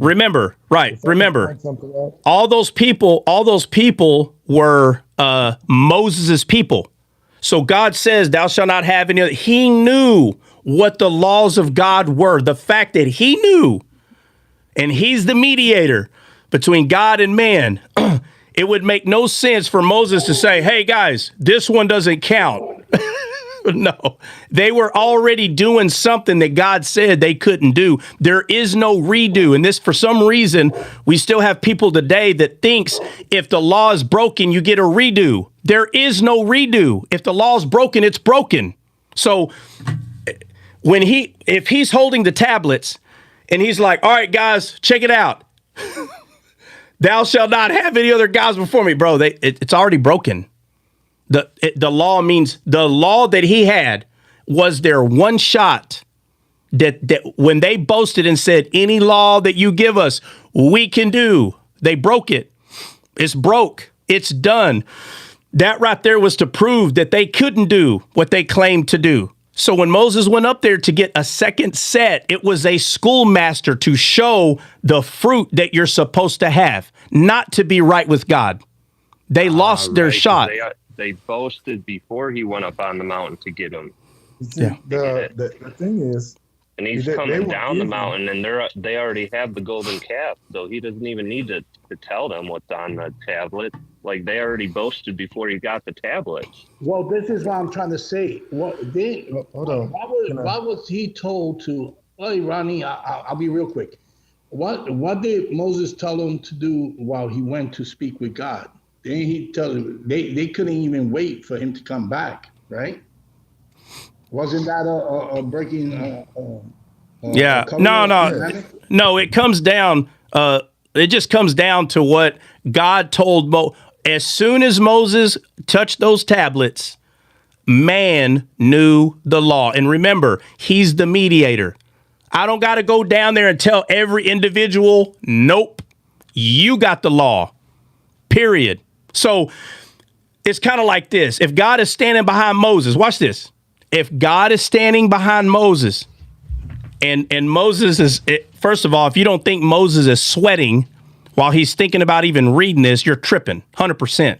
So all the people are standing there. Watch this. Are they all individuals or all one people? One people. All right. So they're all one people. And Moses had the law.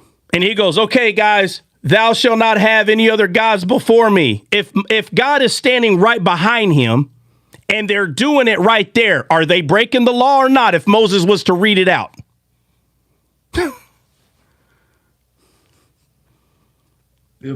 They're breaking it, bro. Moses is not dumb. God's right there. What is he going to do? Lie to God? "Hey, guys, hurry up and cover this up so I can read this." No, bro. Guys, "Thou shalt not have any other gods before." So watch this. What do you think God is doing? "Hey, Moses, so how'd they do so far?" It's not hard to tell why he grabbed him and threw him. He's trying to tell them what God is saying y'all need to do, and they're already breaking it right here. You done broke it. It's broke. It's broke. I know it's not a likable thing, but it's broke. So him throwing it on the ground is 100% him saying y'all can't do what he's asking us to do. It can't be done. So the law was broken. The second tablets is not showing they got a second chance. There's no more chances. You either can do the law or you can't. I explained this with the plate of glass. There's a million ways to do it. But if everybody got a plate of glass when you were born, and God said the only way you're going to heaven is if your plate of glass is perfect. When you come up here, I'm going to examine it. You can have a guy get a monster truck and he can bust that big old plate of glass into smithereens. But if you go to heaven and God says, "Hey, what's this little hole right here?" Say, "Oh, well, I accidentally shot a BB gun." And there's bro, it's broken. Don't you understand? I don't care if you get a scratch. It's no longer perfect. It's ruined. You can't say, "Well, look at his glass. It's to smithereens." I pretty much have 99.9% of mine. It's broken, my friend. It doesn't bend. It doesn't bend, it breaks only. In your law that you have one shot, and you either broke it or you didn't. So when Moses went up there to get another set, he didn't go up there to get another set because, all right, guys, let's try again. That is a complete lie. He got it because Paul tells us it was a schoolmaster. That's why. Not for any other reason, but a schoolmaster.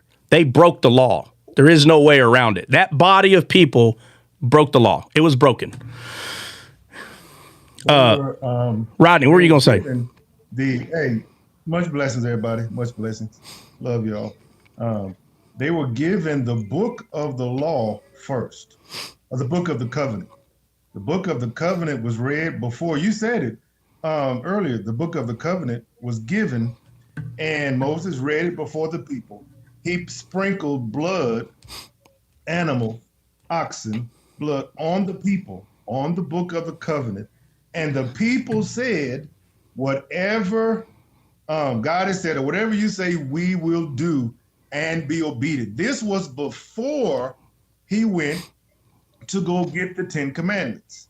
Before he went up the first time and got the commandments, as far as in what God wrote with his hand, then he came down and broke it. So before he came with the set of tablets written by God's finger, they had already had a set of laws, commandments by God to keep. And so they had already broke it. Yeah, well, and that's why I keep pointing out this whole point that they said any law that God gives us, we can do. So they're the ones that made this claim. And so, when it said, the law wasn't given to them yet, listen, what it goes back to is this. They said that any law that God gives us, we can do. So they did make that claim. But we cannot look past the idea that Moses was a fallen man under the first Adam. And God said, those are your people, all of them, one body. So when he gave Moses the law, it was given to man right there as soon as it was given to Moses.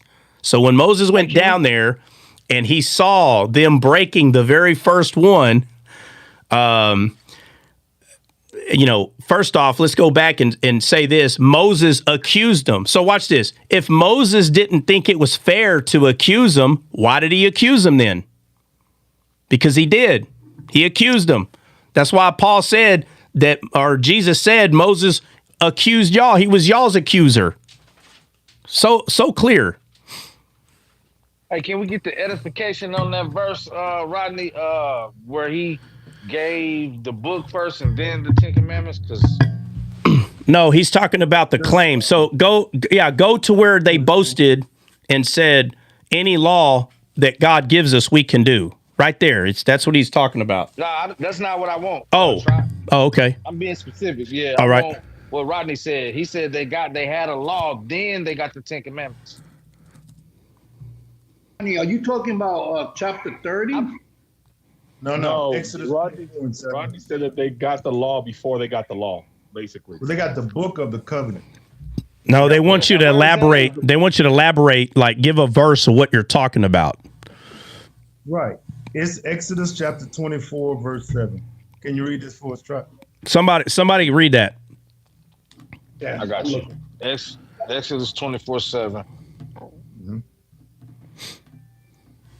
All right, and it says, and he took the book of the covenant and read in the audience of the people, and they said, all that the Lord hath said we will do and be obedient. And Moses took the blood and sprinkled it on the people and said, behold, the blood of the covenant, which the Lord has made with you concerning all these words.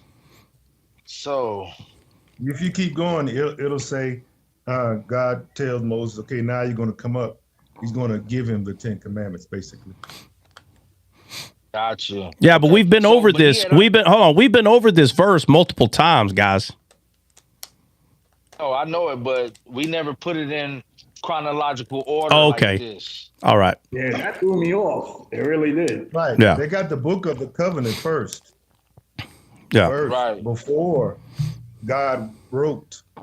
If just keep reading, Jesus. And that's why Paul makes it clear in Galatians the covenant made at Mount Sinai. Then he doubles down with the stone tablets. Yeah, but read the next two verses after that. Mm-hmm. All right, let's see here. Before you start reading, so that starts actually in chapter 23 then. Yeah, because in 23, I'm seeing thou shalt not do this. Yeah. Do that.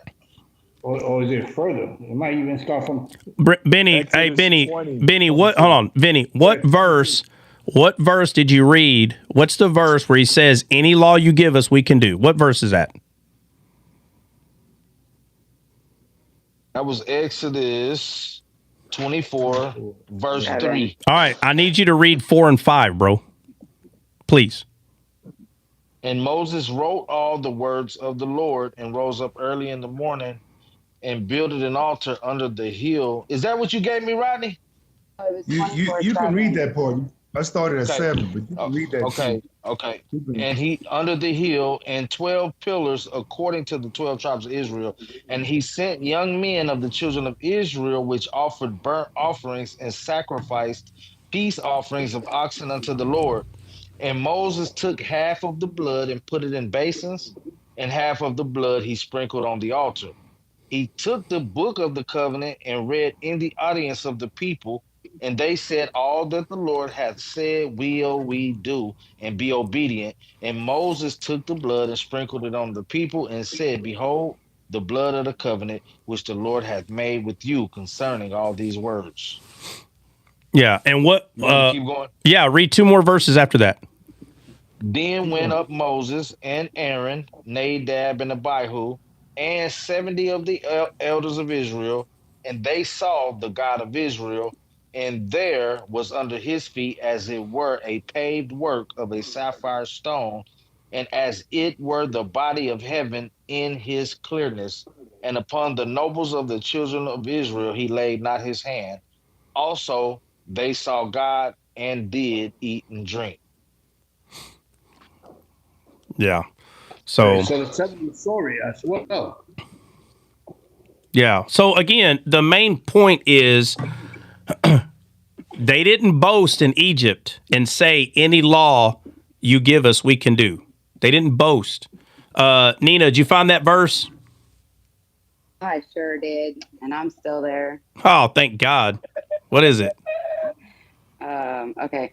It's Proverbs 16:18. Pride goeth before destruction, and an haughty spirit before a fall. Pride goes before destruction. Before a fall. And that is exactly what they did. They didn't have pride when they were in Egypt. They may have been questioning things. They may have been scared, but they didn't tell God, we can earn you. That is not what they said. So by grace alone, they were able to leave Egypt. They get to Mount Sinai and they do what? Become prideful and boastful. And as soon as you do that, and for some reason, people still ain't figured this out, that is when you have fallen from grace. As soon as Peter says to Jesus, all these will leave you, Lord, but not I, that he did the exact same thing. He fell from grace and he denied Jesus 3 times. It's the same today. As soon as you pick up that stony tablet and you say, I can do it, you fell from grace right there. You cannot mix the two. It will never happen. They are not the same. They do not harmonize with one another. Paul understood this, and it drives people nuts to this day. He understood it. And that's why he said, no one lay the foundation that I lay. But whatever you put on this foundation, whether it be precious stone, whether it be stubble or hay, wood, or whatever, he names all these things. He says, it'll be tried by fire. Jesus did not make a mistake. He picked the right one. Someone who understood scripture and someone that would know how to write things down that you couldn't make a mistake unless you were lacking something in the word. So when he said that the law is the ministration of death, he made it very clear, the one etched in stone. And the reason why he said that is because any part of the law that was added to, it still came from fallen men. That's why Moses, being a fallen man, gave the law to them, and anything they added to it was based on them, not God. All of it. And that's why he said the one etched in stone. He didn't want people to make them like the BHI. They try to get cute. Oh, that's ceremonial. Ceremonial. Nah, bro. No, he said the one etched in stone. He made it very clear. And all the ones that follow it came from fallen men. That's why he said Moses gave the law, but grace and truth came through Christ. You cannot mix it. It's one or the other. You cannot have your pulpit in front of Mount Sinai telling people, turn or burn. You cannot have your pulpit in the center of law and grace, which is Mount Sinai, Mount Zion. You can't have your pulpit in the center trying to mix the two. If you want to bring someone alive, your pulpit has to be in front of Mount Zion and Mount Zion only. And your job is to choose where you're going to put your pulpit. It's either in front of Mount Sinai, in between the two, or in front of Mount Zion, but you cannot mix them. It's never going to work. Yeah. That the blood don't mix. Ooh, that's good. The blood don't mix, huh? The blood don't mix because, as we read in Exodus 24:7, Moses said, "This is the blood of the covenant." The blood. He was saying for all of Israel, for all of the whole entire law of Moses, the 10 Commandments, all of it. The blood, this is the blood. This blood came from animals. The new covenant blood is Jesus' blood, not the blood of animals. The blood don't mix. Yeah, you can't mix it. It ain't gonna work. Yeah. It's not gonna work. Yeah. But again, obviously Noah got a question. Oh, who's that? Do you know him? Nah, I don't. No, does anybody know Noah, Joseph, Daniel? Boy, he got all the names. Noah, Joseph, Daniel, David, Ehud, Jesus. No, it sounds like a chosen man. You caught that, didn't you? Yeah, he said, he goes, I worship the God of Noah, Joseph, Daniel, Ehud, Jesus, Moses. The father, Abraham, Isaac, Jacob, Noah, Joseph. All right, let me see. Mount Zion. Noah, by the way, we're just messing with you, bro. We do kind of play hard here, so put your pew down, hopefully. Let's see. Mount Zion is God's throne. He is Mount Sinai, where he gave his covenant terms. Let's see. Why are you making fun of my name? Oh, bro, we play hard here, bro, for real. Hey, feelings cannot be on the sleeve around here. I'm being dead serious, so... It's nothing personal, man. Water under a bridge. All right, let's see. Noah, Joseph, Daniel, Abraham, Isaac, Jacob. What's your question? What's the question?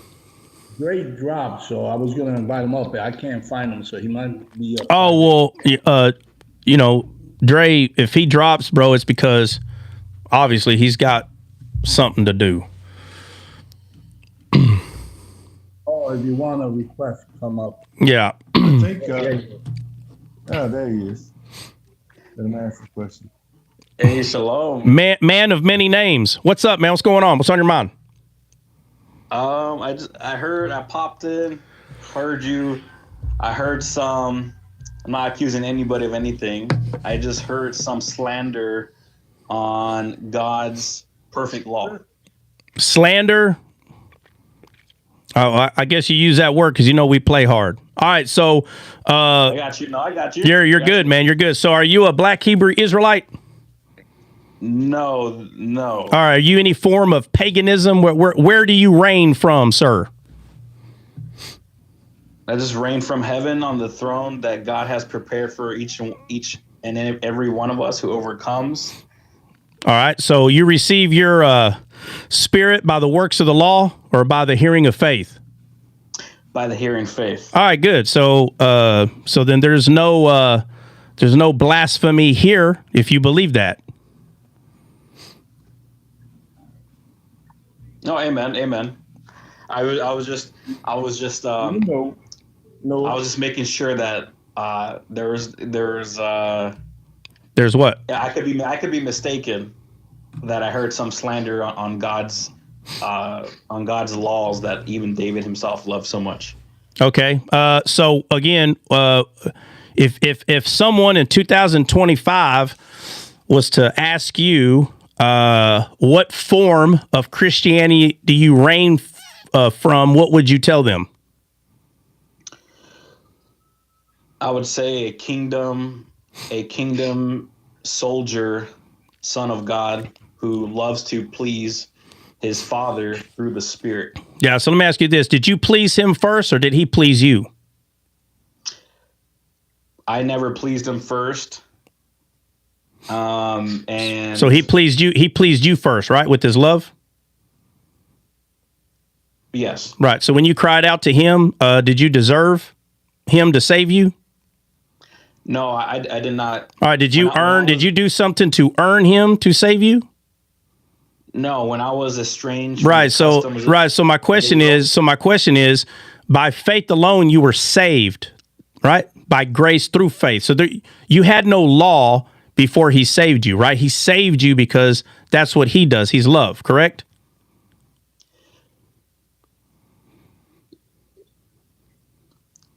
It's hard to say that he is love when his word, his laws equal. You didn't have his laws. You didn't have his laws before you were saved, sir. No, I know. Okay, so I just want to be clear. I just want to differ. Yeah, no, but I do want to be clear that nobody earned to be saved. There was no upholding a law before he saved anybody, right? Amen. Yeah, all right, so let's not be a foolish Galatians and think that we have to go earn his love when you couldn't do it to begin with, right? Well, actually, the reason why I couldn't do it to begin with is because I was a stranger who had no knowledge of God. Everybody was. You're not the only one. Everybody. You're not unique to that. We all were strangers, sorangers, right? Nobody will ever be able to stand in heaven and say they earned God. It will never happen. It won't work.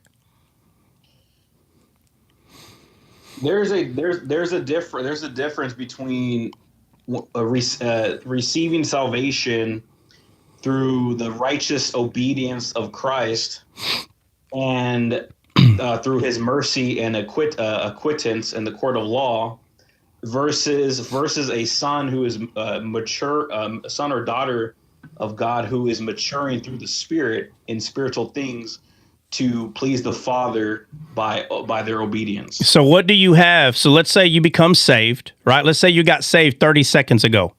What can you do? What can you hand over to God that would please him at that moment? I'm talking about 5 seconds after being saved. What do you have to please God? What? Just my humble, contrite heart to acknowledge that I need him. Okay, so where did you get that contrite heart? Because you didn't have it before. Through the Holy Spirit touching my heart. Right, so you didn't have the Holy Spirit before you became saved. So watch, you become saved.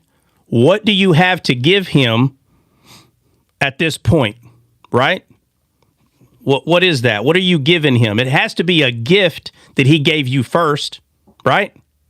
Yes, it is. Right, and that gift, the only thing that pleases God, the Bible tells us that it's Jesus, right? And it says without faith, you cannot please him. So there's only one thing that pleases him, and we didn't have it before he gave it to us. So what I'm hearing you say is God gave you something so you could have something to give him, right? Yes. Right. So then there's no disagreement at all. Not even a little. I don't know what you heard. Yeah. Can I say? No, Rodney, not yet. Right. So far, we're in agreement. So I'm not sure what you heard, but we're not in disagreement, and we've been talking a lot. Okay, amen. Yeah.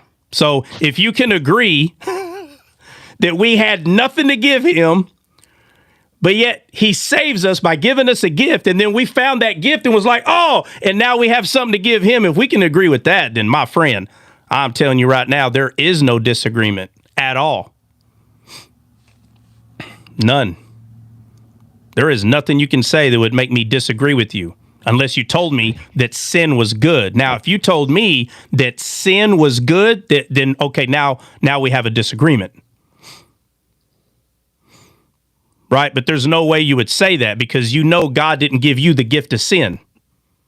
So, which means you're not saying that you have sin to give him because that's not what he gave you. Right? Or would you say that sin was good? Oh, no. Heck no. Well, then I'm not really sure what you heard, to be honest with you then. I think maybe, I don't know, I think your carnal mind was playing tricks with you or something because sin is bad and no man was good until God made him good by giving them the gift of Christ. And now that we have a gift that came from God, now we have something to give him, but not before you became saved. It's impossible. Correct. Yes, Yeah. I agree. Yeah, I agree. Yeah. So, all right. Let's see. Benny, was it Ben? Let me see.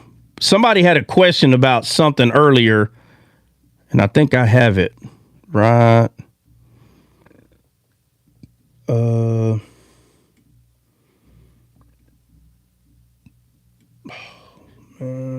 Hey, Trot. Yeah. I just wanted to ask him earlier. He said that, and I know you can expound, but he said that God's law, or the old law, the law of Moses, was perfect.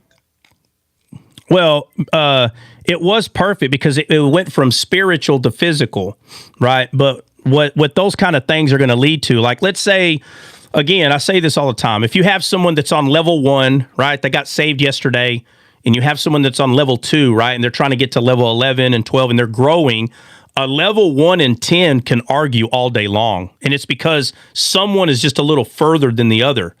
But the Bible doesn't tell us to sit and argue with one another. It says to reason, okay? But like I always say, when the Bible tells us to contend for the faith, that word faith is not Christianity.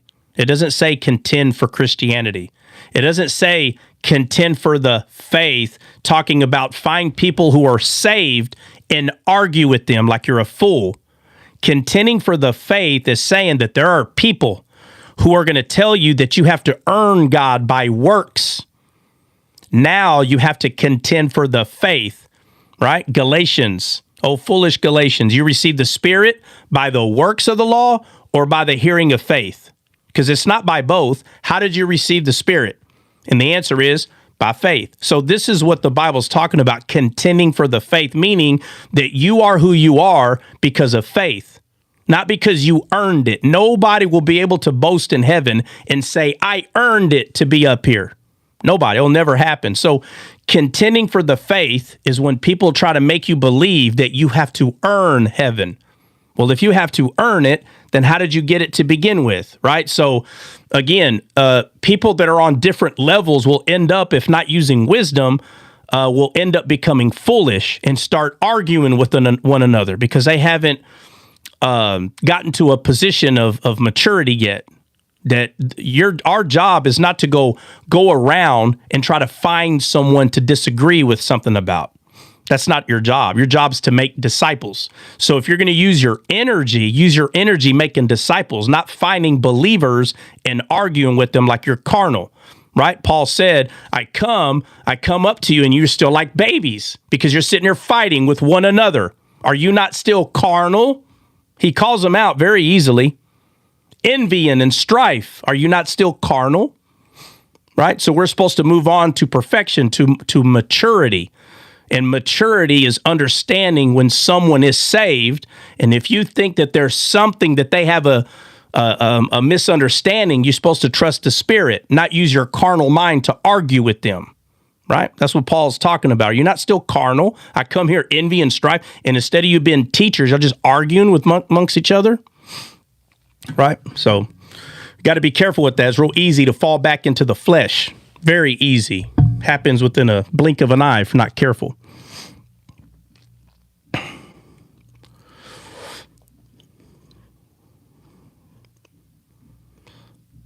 All right. Hey, guys, anybody got anything else? I think we've been on already for 6 hours probably. Golly, y'all, man, I can't keep doing 5, 6 hours, man. I have a question. Were you in a Ranger bat? I'm an infantryman. Okay. I was infantryman too. I was asking to see if you were a Ranger. What was your MOS? 11B. Oh, 11 Bravo? Yeah. Oh, how long were you in? For 4 years. Where were you stationed at? Kansas, Riley. Ah, yeah. Did you go overseas at all? What years were you in? Just one deployment. It was just in Afghanistan. Okay, you got a CIB? It wasn't much action because we were like the U.S. was pulling out towards the end. Yeah. What years were you in Afghanistan? 2000. Let me see.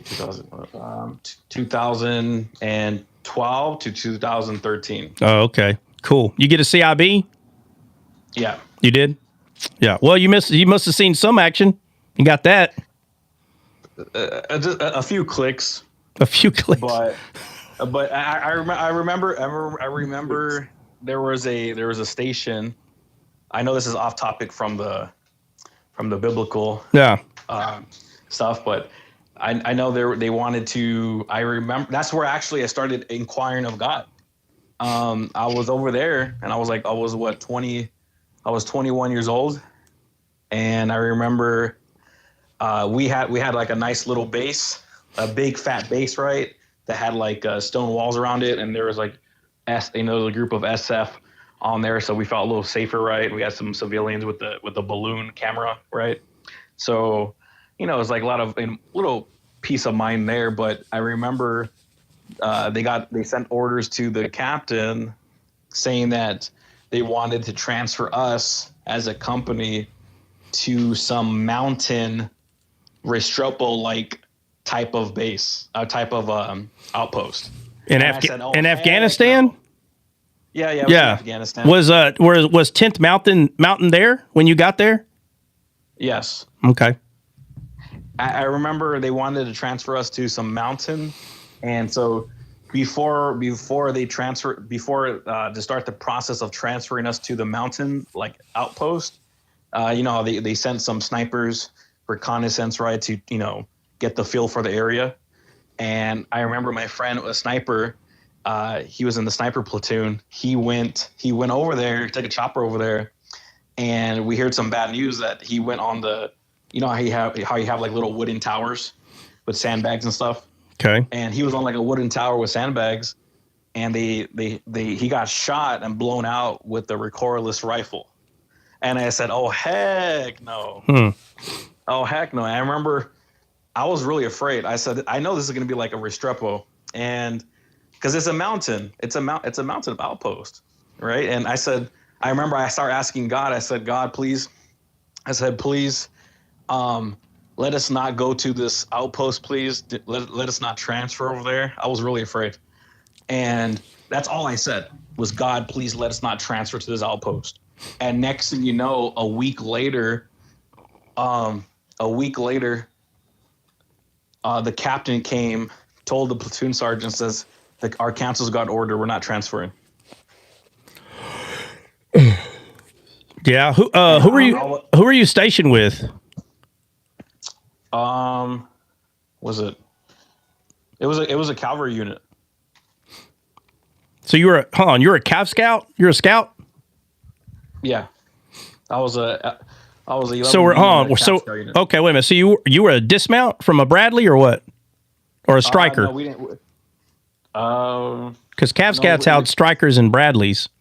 What? We didn't have those. We didn't have those. We just had like what do you call like those trucks, like those MTVs or AT? Oh, that's right. They moved to those later on. Yeah. Okay. Yeah. The bottom of them shaped like a V. Yeah. It looks like a V, and it has like when we get into a click, we dismount from it. So. Yeah. Okay. So you're saying y'all were stationed with Cav Scouts because the 11 Bravos were the dismounts. We were in a Cav Scout. What do you call it? What do you call it? Squadron? Yeah, but where at? Who were you with? Oh, it was just our company. Just the 11B company Right. in the what do you call it? In the cavalry squadron or battalion. Yeah. So what patch were you wearing on your uniforms, like before you got with the Cav? Oh no, it was just first ID. Oh, you're with First ID? Yeah, first ID. Oh, okay. So what? Okay, all right. Yeah, yeah. Let me ask something before you leave. Oh, what's up? Before we get off today, when you said that the kingdom of heaven, you were saying that it cannot be earned. No one can get up there and boast. No. Is that exactly what Satan did? Right when he exalted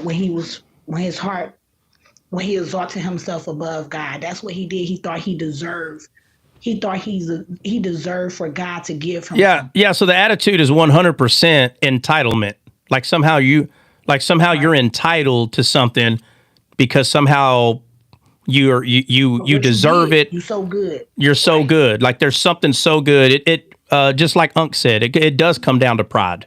100%. Right. Yeah. Right. And so the verse that I got Nina to read earlier is going back to that when someone gets into this pride, you see this fall that takes place. But again, it's biblically, right? Now, again, we can see it happening out here. I mean, it's kind of like telling your boss at work, you don't tell me what to do. You shouldn't question why you're fired. I mean, telling your boss that. So, I mean, we can use that concept, but that's exactly what he did. He said, I'm going to sit above the throne of God. And, it has this very, yeah. And it just this type of like entitlement. And it's the one thing that when it comes to us, you're not entitled to nothing. Like it's just, I mean, we should understand that reading scripture that you're just not entitled to heaven. Like there's nothing.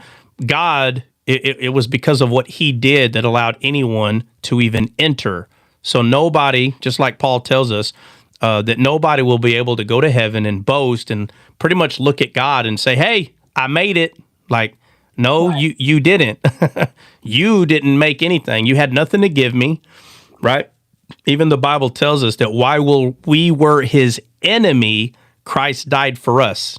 So if you were his enemy, where's the peace? If you were his enemy, you couldn't have made peace. It wasn't there, right? So while we were his enemy, Christ died for us. And so because Christ is the gift that was given to us, which is the only thing that pleases, that is pleasant to God, now we have something pleasant to give back, which is the aroma of his son, which the whole Old Testament talks about, the savoring aroma, which is Christ. Christ is the only thing that we no longer stink. Let's just put it that way. We're no longer dead, but alive. But before we had a stench and it wasn't pleasing to the Lord, but because we now are able to give him a sweet aroma based on his son, now we are co-heirs with Christ, but not as because of anything that we did, because of what Christ did, right? So, yeah. Guys, if anybody has anything, speak your peace, say it now, forever hold your peace, and we'll see y'all in the morning. Noah, appreciate you coming up. Awesome. Rodney. Yeah, I appreciate it. I've never been on this. I've never been on it. Have I been on your live before? I don't know. Does anybody know? I mean, has your name always been Noah, Joseph, Mary? Jay knows me. Jay knows me. Jay knows me. Yeah, which I haven't seen you up here, but I know. Oh, Jay White. Oh, okay. He said Noah, Joseph. Noah, Joseph, Mary. Oh, boy, got all the names, boy. He put rank on. He was like, man, I'm a private sergeant first. I'm a specialist sergeant first class, first sergeant. Got all the rank. All right, guys. Yeah. Noah, we josh a lot up here, man. It's all good. It's all good. Jay, what's cracking? Where you going? If I go live, y'all gotta run it because I don't get off until 5. Oh my Lord. Hey, Noah, what rank were you when you got out? Did you make sergeant, or at least? I did. Just it was the year before. It was the year before I got out. Oh, okay. Yeah. Good times, bad times, all the times. I got blown up a few times. My back kills me every day. It is what it is. So you got Iron Man. You got blown up truck. Yeah. If Noah should know what a regular Humvee is. So like The vehicle he was in, that would have been great to have that at the initial kickoff of the Iraqi war, but that's not what we had. We had regular Humvees. We didn't even have up-armored Humvees yet. So, 2004 track? No, I was there before that. But yeah, that's what the news says. Right. But yeah, so, just IEDs were kind of a new thing back then in the mid 2003s. It was a new thing. They were only happened once every so often. And, a guy that was driving the Humvee, and it wasn't even up armored at that time. Obviously we got them very quickly, but the first ones we were using were not, and we're driving everywhere. And so an IED went off, and someone that I knew had both legs literally blown off. The IED was on the driver's side and probably 30 feet, 20 feet. I can't remember exactly, but it was literally almost right beside him. It came at an angle, and, somebody in there, another person had some fingers that were taken off. And all I know is I woke up, and all I remember is seeing a big flash. That's all I saw. Literally looked like lightning coming out of the ground. That's what I remember. A big chunk of lightning. And I don't even remember the explosion. Like, I don't remember hearing nothing. That was the first time. My bad. But that was the first time. And then a few months later, it was another one. I was outside. It was a SKT. I don't know if y'all did SKTs when you're overseas, but it's a small kill team, and we basically took over a house. And again, it's with the consent of the people that's in it. It's not you kicking the door in and like, hey, everybody get down. No, they know you're coming on a certain day, maybe not on the exact day or exact time, but you kind of know the week. And we kind of have some scouts around the area. And when we know that they're in the house and hunker down, we come later in the night. Anyway, we're there for a few days, and the quote unquote profiles or bolos, like the people we're looking for, happen to be at the house around the time that we thought they were going to be. So we come out, and of course, booby traps it is what it is. And we'll never know exactly what set it off. It could have been a person waiting for someone to come off, but another one blew up, and I remember the explosion. I remember being in the air, and my back hit pretty much like a telephone pole, if you want to, I'll just call it that. And I kind of got wrapped around, and it kind of hurt my back, but I only got a little piece of shrapnel in my shoulder from that, thank God. But there is a few, one of our Bradleys got hit bad. Like it didn't just blow off the tracks, like it ruined. Oh, it was bad, bro. And plus a Bradley's flat on the bottom. So the very front right, I think it was, the front right of the Bradley, right under it hit. The whole turret, everything caught on fire. The rounds were cooking off. They pulled me out of there. I'm like, yeah, bro. So it was bad, man. It was a bunch of junk going on. Plenty rounds taken to my front plate, plenty times. Just infantry stuff, man, out there in Iraq. So it is what it is. But if you're out there for at least a year, then it may not have been all that going on, but I'm sure there was enough. But like don't play, boy, huh? Hey, them Babylonians don't play, do they? I was there in Iraq 2000. We got there 2004. Oh, okay. 2004. Oh, where were you at exactly? I didn't know. Where were you at? I was in. I was with. I was in Germany, stationed in Germany. Big Red 1. Oh, Big Red 1. We went. Yeah, we went to Kuwait first, and then went to a few spots because I was artillery, 13 Bravo. Oh, okay. Yeah. And but of course we were right close to a lot of the infantry guys, things like that. But like you said, man, when we traveled into Iraq, we had, I call them paper Humvees, man, because they still had plastic doors. Plastic. Yeah. Some of them, yeah. Yeah, now, hey, the first Humvee I was in, it's not really plastic, it's canvas, but it acts like plastic. Yeah. But it acts like plastic.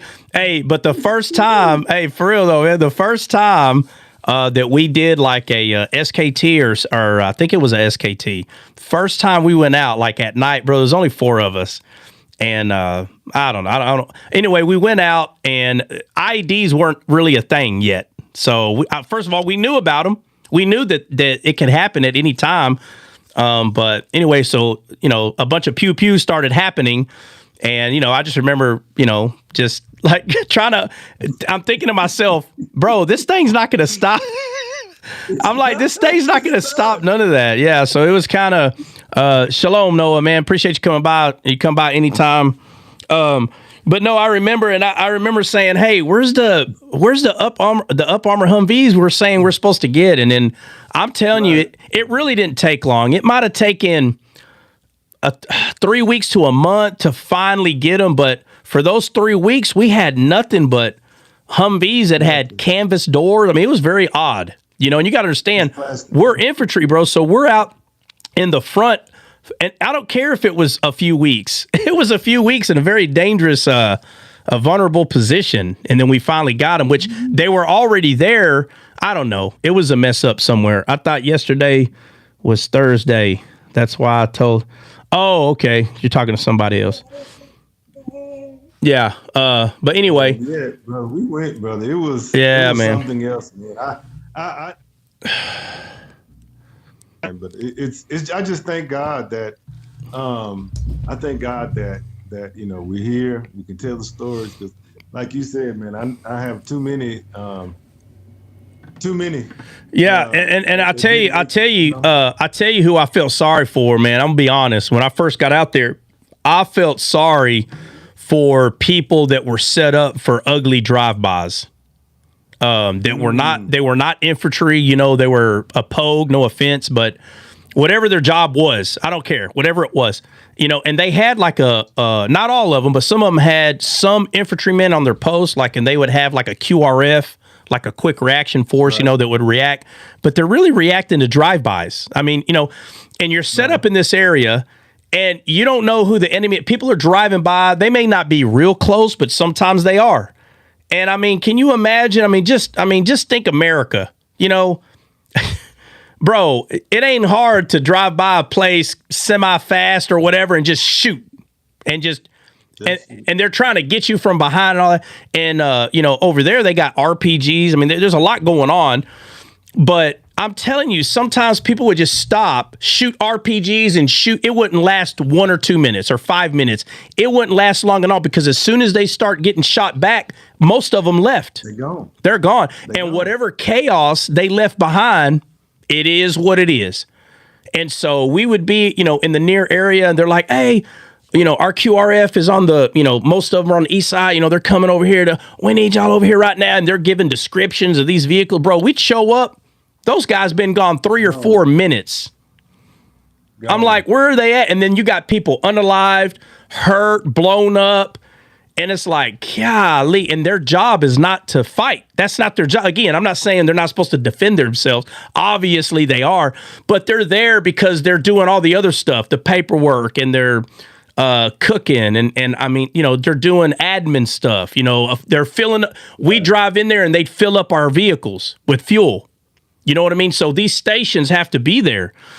But you hear if you hear someone, if they tell you, oh man, these people pulled up and they shot RPG and I got blown up and they got blown up and that they're one of those. They're a victim of set up and wait for a drive-by. It's crazy. I would hear about it and just feel so sorry for them because they're not going out and kicking in the doors. That's not what they're doing. They're just kind of just sitting there and waiting for a drive-by to happen, man. It was pretty nuts, but it is what it is. War's not pretty. Try. Let me tell you, when we first got there, one little short, I remember being on my vehicle at night before we really saw any major action in 2004. We hadn't really seen, really anything. Hey, but hey, in 2004, where were you? Where'd they send you? We went to, what's the base?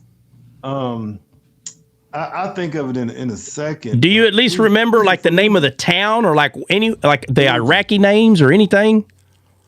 Yeah, we was in Fallujah. Oh, Fallujah. Okay, yeah. All right. Yeah, we was in Fallujah. But because we moved a few times. That's why I'm like thinking of which one. Oh yeah, no, I mean, yeah, not everybody stays in the same place. Yeah. Right. We were up north, then we was Fallujah, then we was in and out. And I tell you, like I said, we about a month, we was on this one base, and like I said, we hadn't really seen much action. Man, I'm on my vehicle, it's nighttime. I got my flak vest on, but I'm just like chilling, like I'm at the vacation spot or something. And you got some coffee, bro? Yeah, I'm just chilling. You got some coffee? I'm doing sit-ups, like on the vehicle, man. Just I'm bored. I'm bored at war. Like, hey, nothing going on. Man, I see this rocket, and I jump, get in the vehicle, and I was like, for a second, I'm like, God, this is real. Like, this ain't. Yeah. We had went to Kosovo in 2002, and wasn't nothing going on in Kosovo per se, But in 2004 we was in Iraq, man. After that first time I saw that, and then a little bit later, so much other stuff happened, man. We was there, and it was just crazy. But like you say, the people that was around, that's the thing, man. That's the thing. But I thank God, because God used me to lead some Muslims to Christ. I thank God. Yeah. I thank God. Yeah, no, he's always like just like it says, wherever I am, you're there, and people say, if I'm in hell, you're there with me. And then people get confused. It's talking about here on the earth, the worst times, and being in our belly, crying out, even if we commit, a type of sin that removes you from people. People are mad at you. I mean, I know people that has stolen from family. The whole family's mad at them, and they feel like they are in Sheol. They're in hell. And this is what these writers are saying. When I'm in hell, you're there with me, no matter where I'm at. So we can say while at war, he was right there. While through all the chaos, he's right there. It's very weird, man. But yeah, okay, guys. Man, I keep saying I'm going to get off. It's already 4. I can't believe this. God, look at the time. Yeah, Yeah, you know what? Y'all going to make me start doing 8:30 to 10:30 again. And that's it. Because I work 9 to 5, and I'm tired of watching YouTube. I be want to conversate. Next time, man. Next time, I'll tell the story, man. I pulled, thank God, it was a small piece of shrapnel, but I pulled a piece of shrapnel out of the back of my head. I've seen it. Yeah. I've seen it, bro. Listen, I'm going to say this. Listen. I'm going to say this. Sergeant Johnson, I'll never forget it, bro. I was TCing or BCing Bradley Command. I was just taking care of a Bradley for a couple of weeks because the BC was on leave. Okay. And I'm up just like him, and he's right in front of me. And, we got the CVCs on, so you can't hear that good. Even if you have the little button that helps you hear, you can't hear that good, but you can hear. And I thought I heard a crack. I thought I did, but sometimes other noises sound like that. So it's not hard to get complacent, man. But I heard a crack, and as soon as I did, I saw Sergeant Johnson in front of me fall down. Boom. Bro, I'm telling you right now, I'm not thinking he got hit back here. I'm not thinking that. Right. But I'm not dumb either. So I'm like, hold up. So I slowly go down. I start calling his call sign, and the gunner picks up. He goes, hey, man, he's down and this and that. And so anyway, he comes up, he pops up, his head does. And I see him looking real quick. He puts his head back down. He comes over the radio, and he starts telling me he's hit. And I'm like, where? Like, where are you hit? He says, in the back of my head. And I'm like, bro, if you hit in the back of your head, you'd be out of there. What are you talking about? He's like, I'm telling you. Anyway, we handle the situation. We get back to the base, and he's got this big old bloody rag on the back of his head. And I'm trying to talk to him like, hey, he's like, man, no, everybody, hold on. He gets first of all, you're not supposed to do this, but he takes the Bradley right where the big medics are. Like, well, he ain't playing around. He goes in there and he's like, hey, I just got shot in the back of the head. And of course, you got the MPs. Bro, they still got MPs out there. MPs like, hey, you can't have that. Bradley right here. Everybody's like, man, shut up, bro. This dude just got shot. Anyway. So come to find out, bruh. So the round went through his K-pot, the CVC K-pot, okay? It went all the way through it, hit his head, and that bullet skimmed from the back of his skull all the way almost to the front, right here, and it came out. It scratched his skull, bro, all the way out, and it came out right here. I was like, bruh. I was like, what? Look, bruh. I was on my vehicle, man. Yeah. I'm on my vehicle, and we are artillery units, so we got guns on our base, and so we hear boom, boom. I'm on the front gate. Me and one guy, we on guard duty, and we looking at each other like, is it incoming or is it outgoing? Are we shooting or somebody shooting at us? And so then we hear like 4 more hits. Boom, boom, boom, boom. Okay, it's coming in. And then he's frozen, man. He's frozen. He's standing on the grill, and I'm on the 50. He's holding like the bar right there on the front, because you can stand up on the front part, and he's holding it, and he's like total. His eyes have gone, like he's not moving. He's frozen. And I yell at him, man, get down. As soon as I yelled, he snapped. He jumped in the vehicle, closed the lid, and I'm still on the 50. And I look up, and I'm going to tell you, that was a mortar round. When I tell you, it was maybe 20 feet in front of me.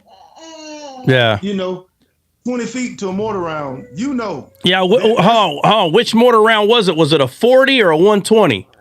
A 40? Or like, was it a foot long or 2 feet long? It was probably a foot long. Oh, so it was a 40 millimeter. And you're saying it was like 20 feet in front of you? Yes. Oh, okay. Yeah, that was bad. Bro, yeah. You know how fast they're going. Yeah. And I'm looking, and I could see the flame coming out the back. Oh, okay. That's okay. How, like, well, hey, if there was still a flame coming out, it might have been an RPG, bro. It could have been. Yeah, if it was still a flame coming out, yeah. You can see sparks. You can see sparks coming out of it.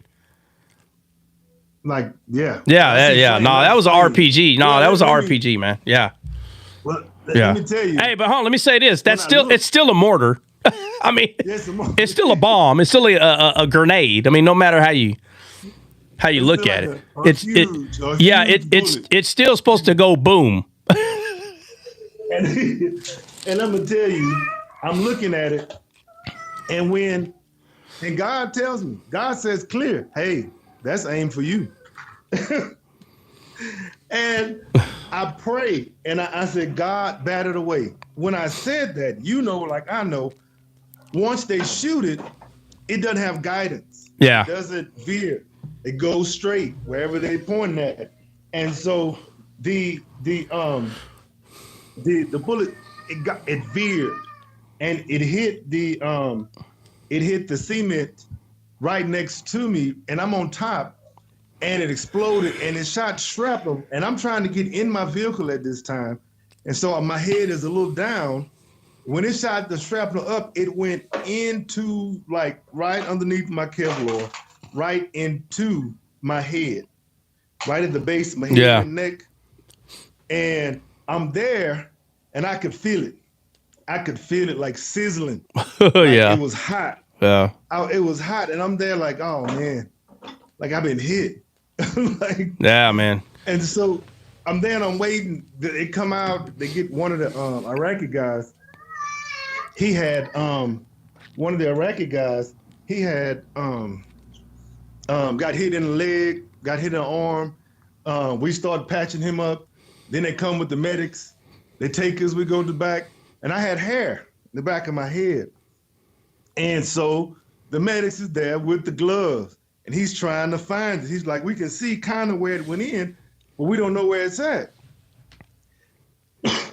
I told him, I said, move. My fingernail, my pinky fingernail was long. For some reason, God was like, don't cut it. Every time I go to cut my finger, say, don't cut it. I'm gonna tell you, I know it sounds funny. Yeah. But God was like, don't cut it. And I kept looking at it like, okay, fine. That day I found out why. I dug with my fingernail into my head because I could feel exactly where it was and pulled it out with my fingernail. Yeah, you felt that heat. You said, don't worry, I know where it's at. Heat. It's right here. Get it out. Exactly. I want it out. Yeah. Exactly. Yeah, man. And I was just standing looking at me, brother. The chaplain is standing in front of me. He's looking at me with his eyes. The doctors, everybody's like, you just pulled shrapnel out your head. Like, hey, it's got to come out, man. It's got to come. It can't stay in there. Yeah. No. No, man. Yeah, it's crazy. I can talk about that stuff all day, no issue. But I tell you, I got to go. I got to get off. I got a brisket that it'll be done within an hour or two, but I got to go grab some things for it. I don't want to stay in here any longer than it should. But all right, guys, we'll be here in the morning. I will see y'all very soon. So God bless. God bless.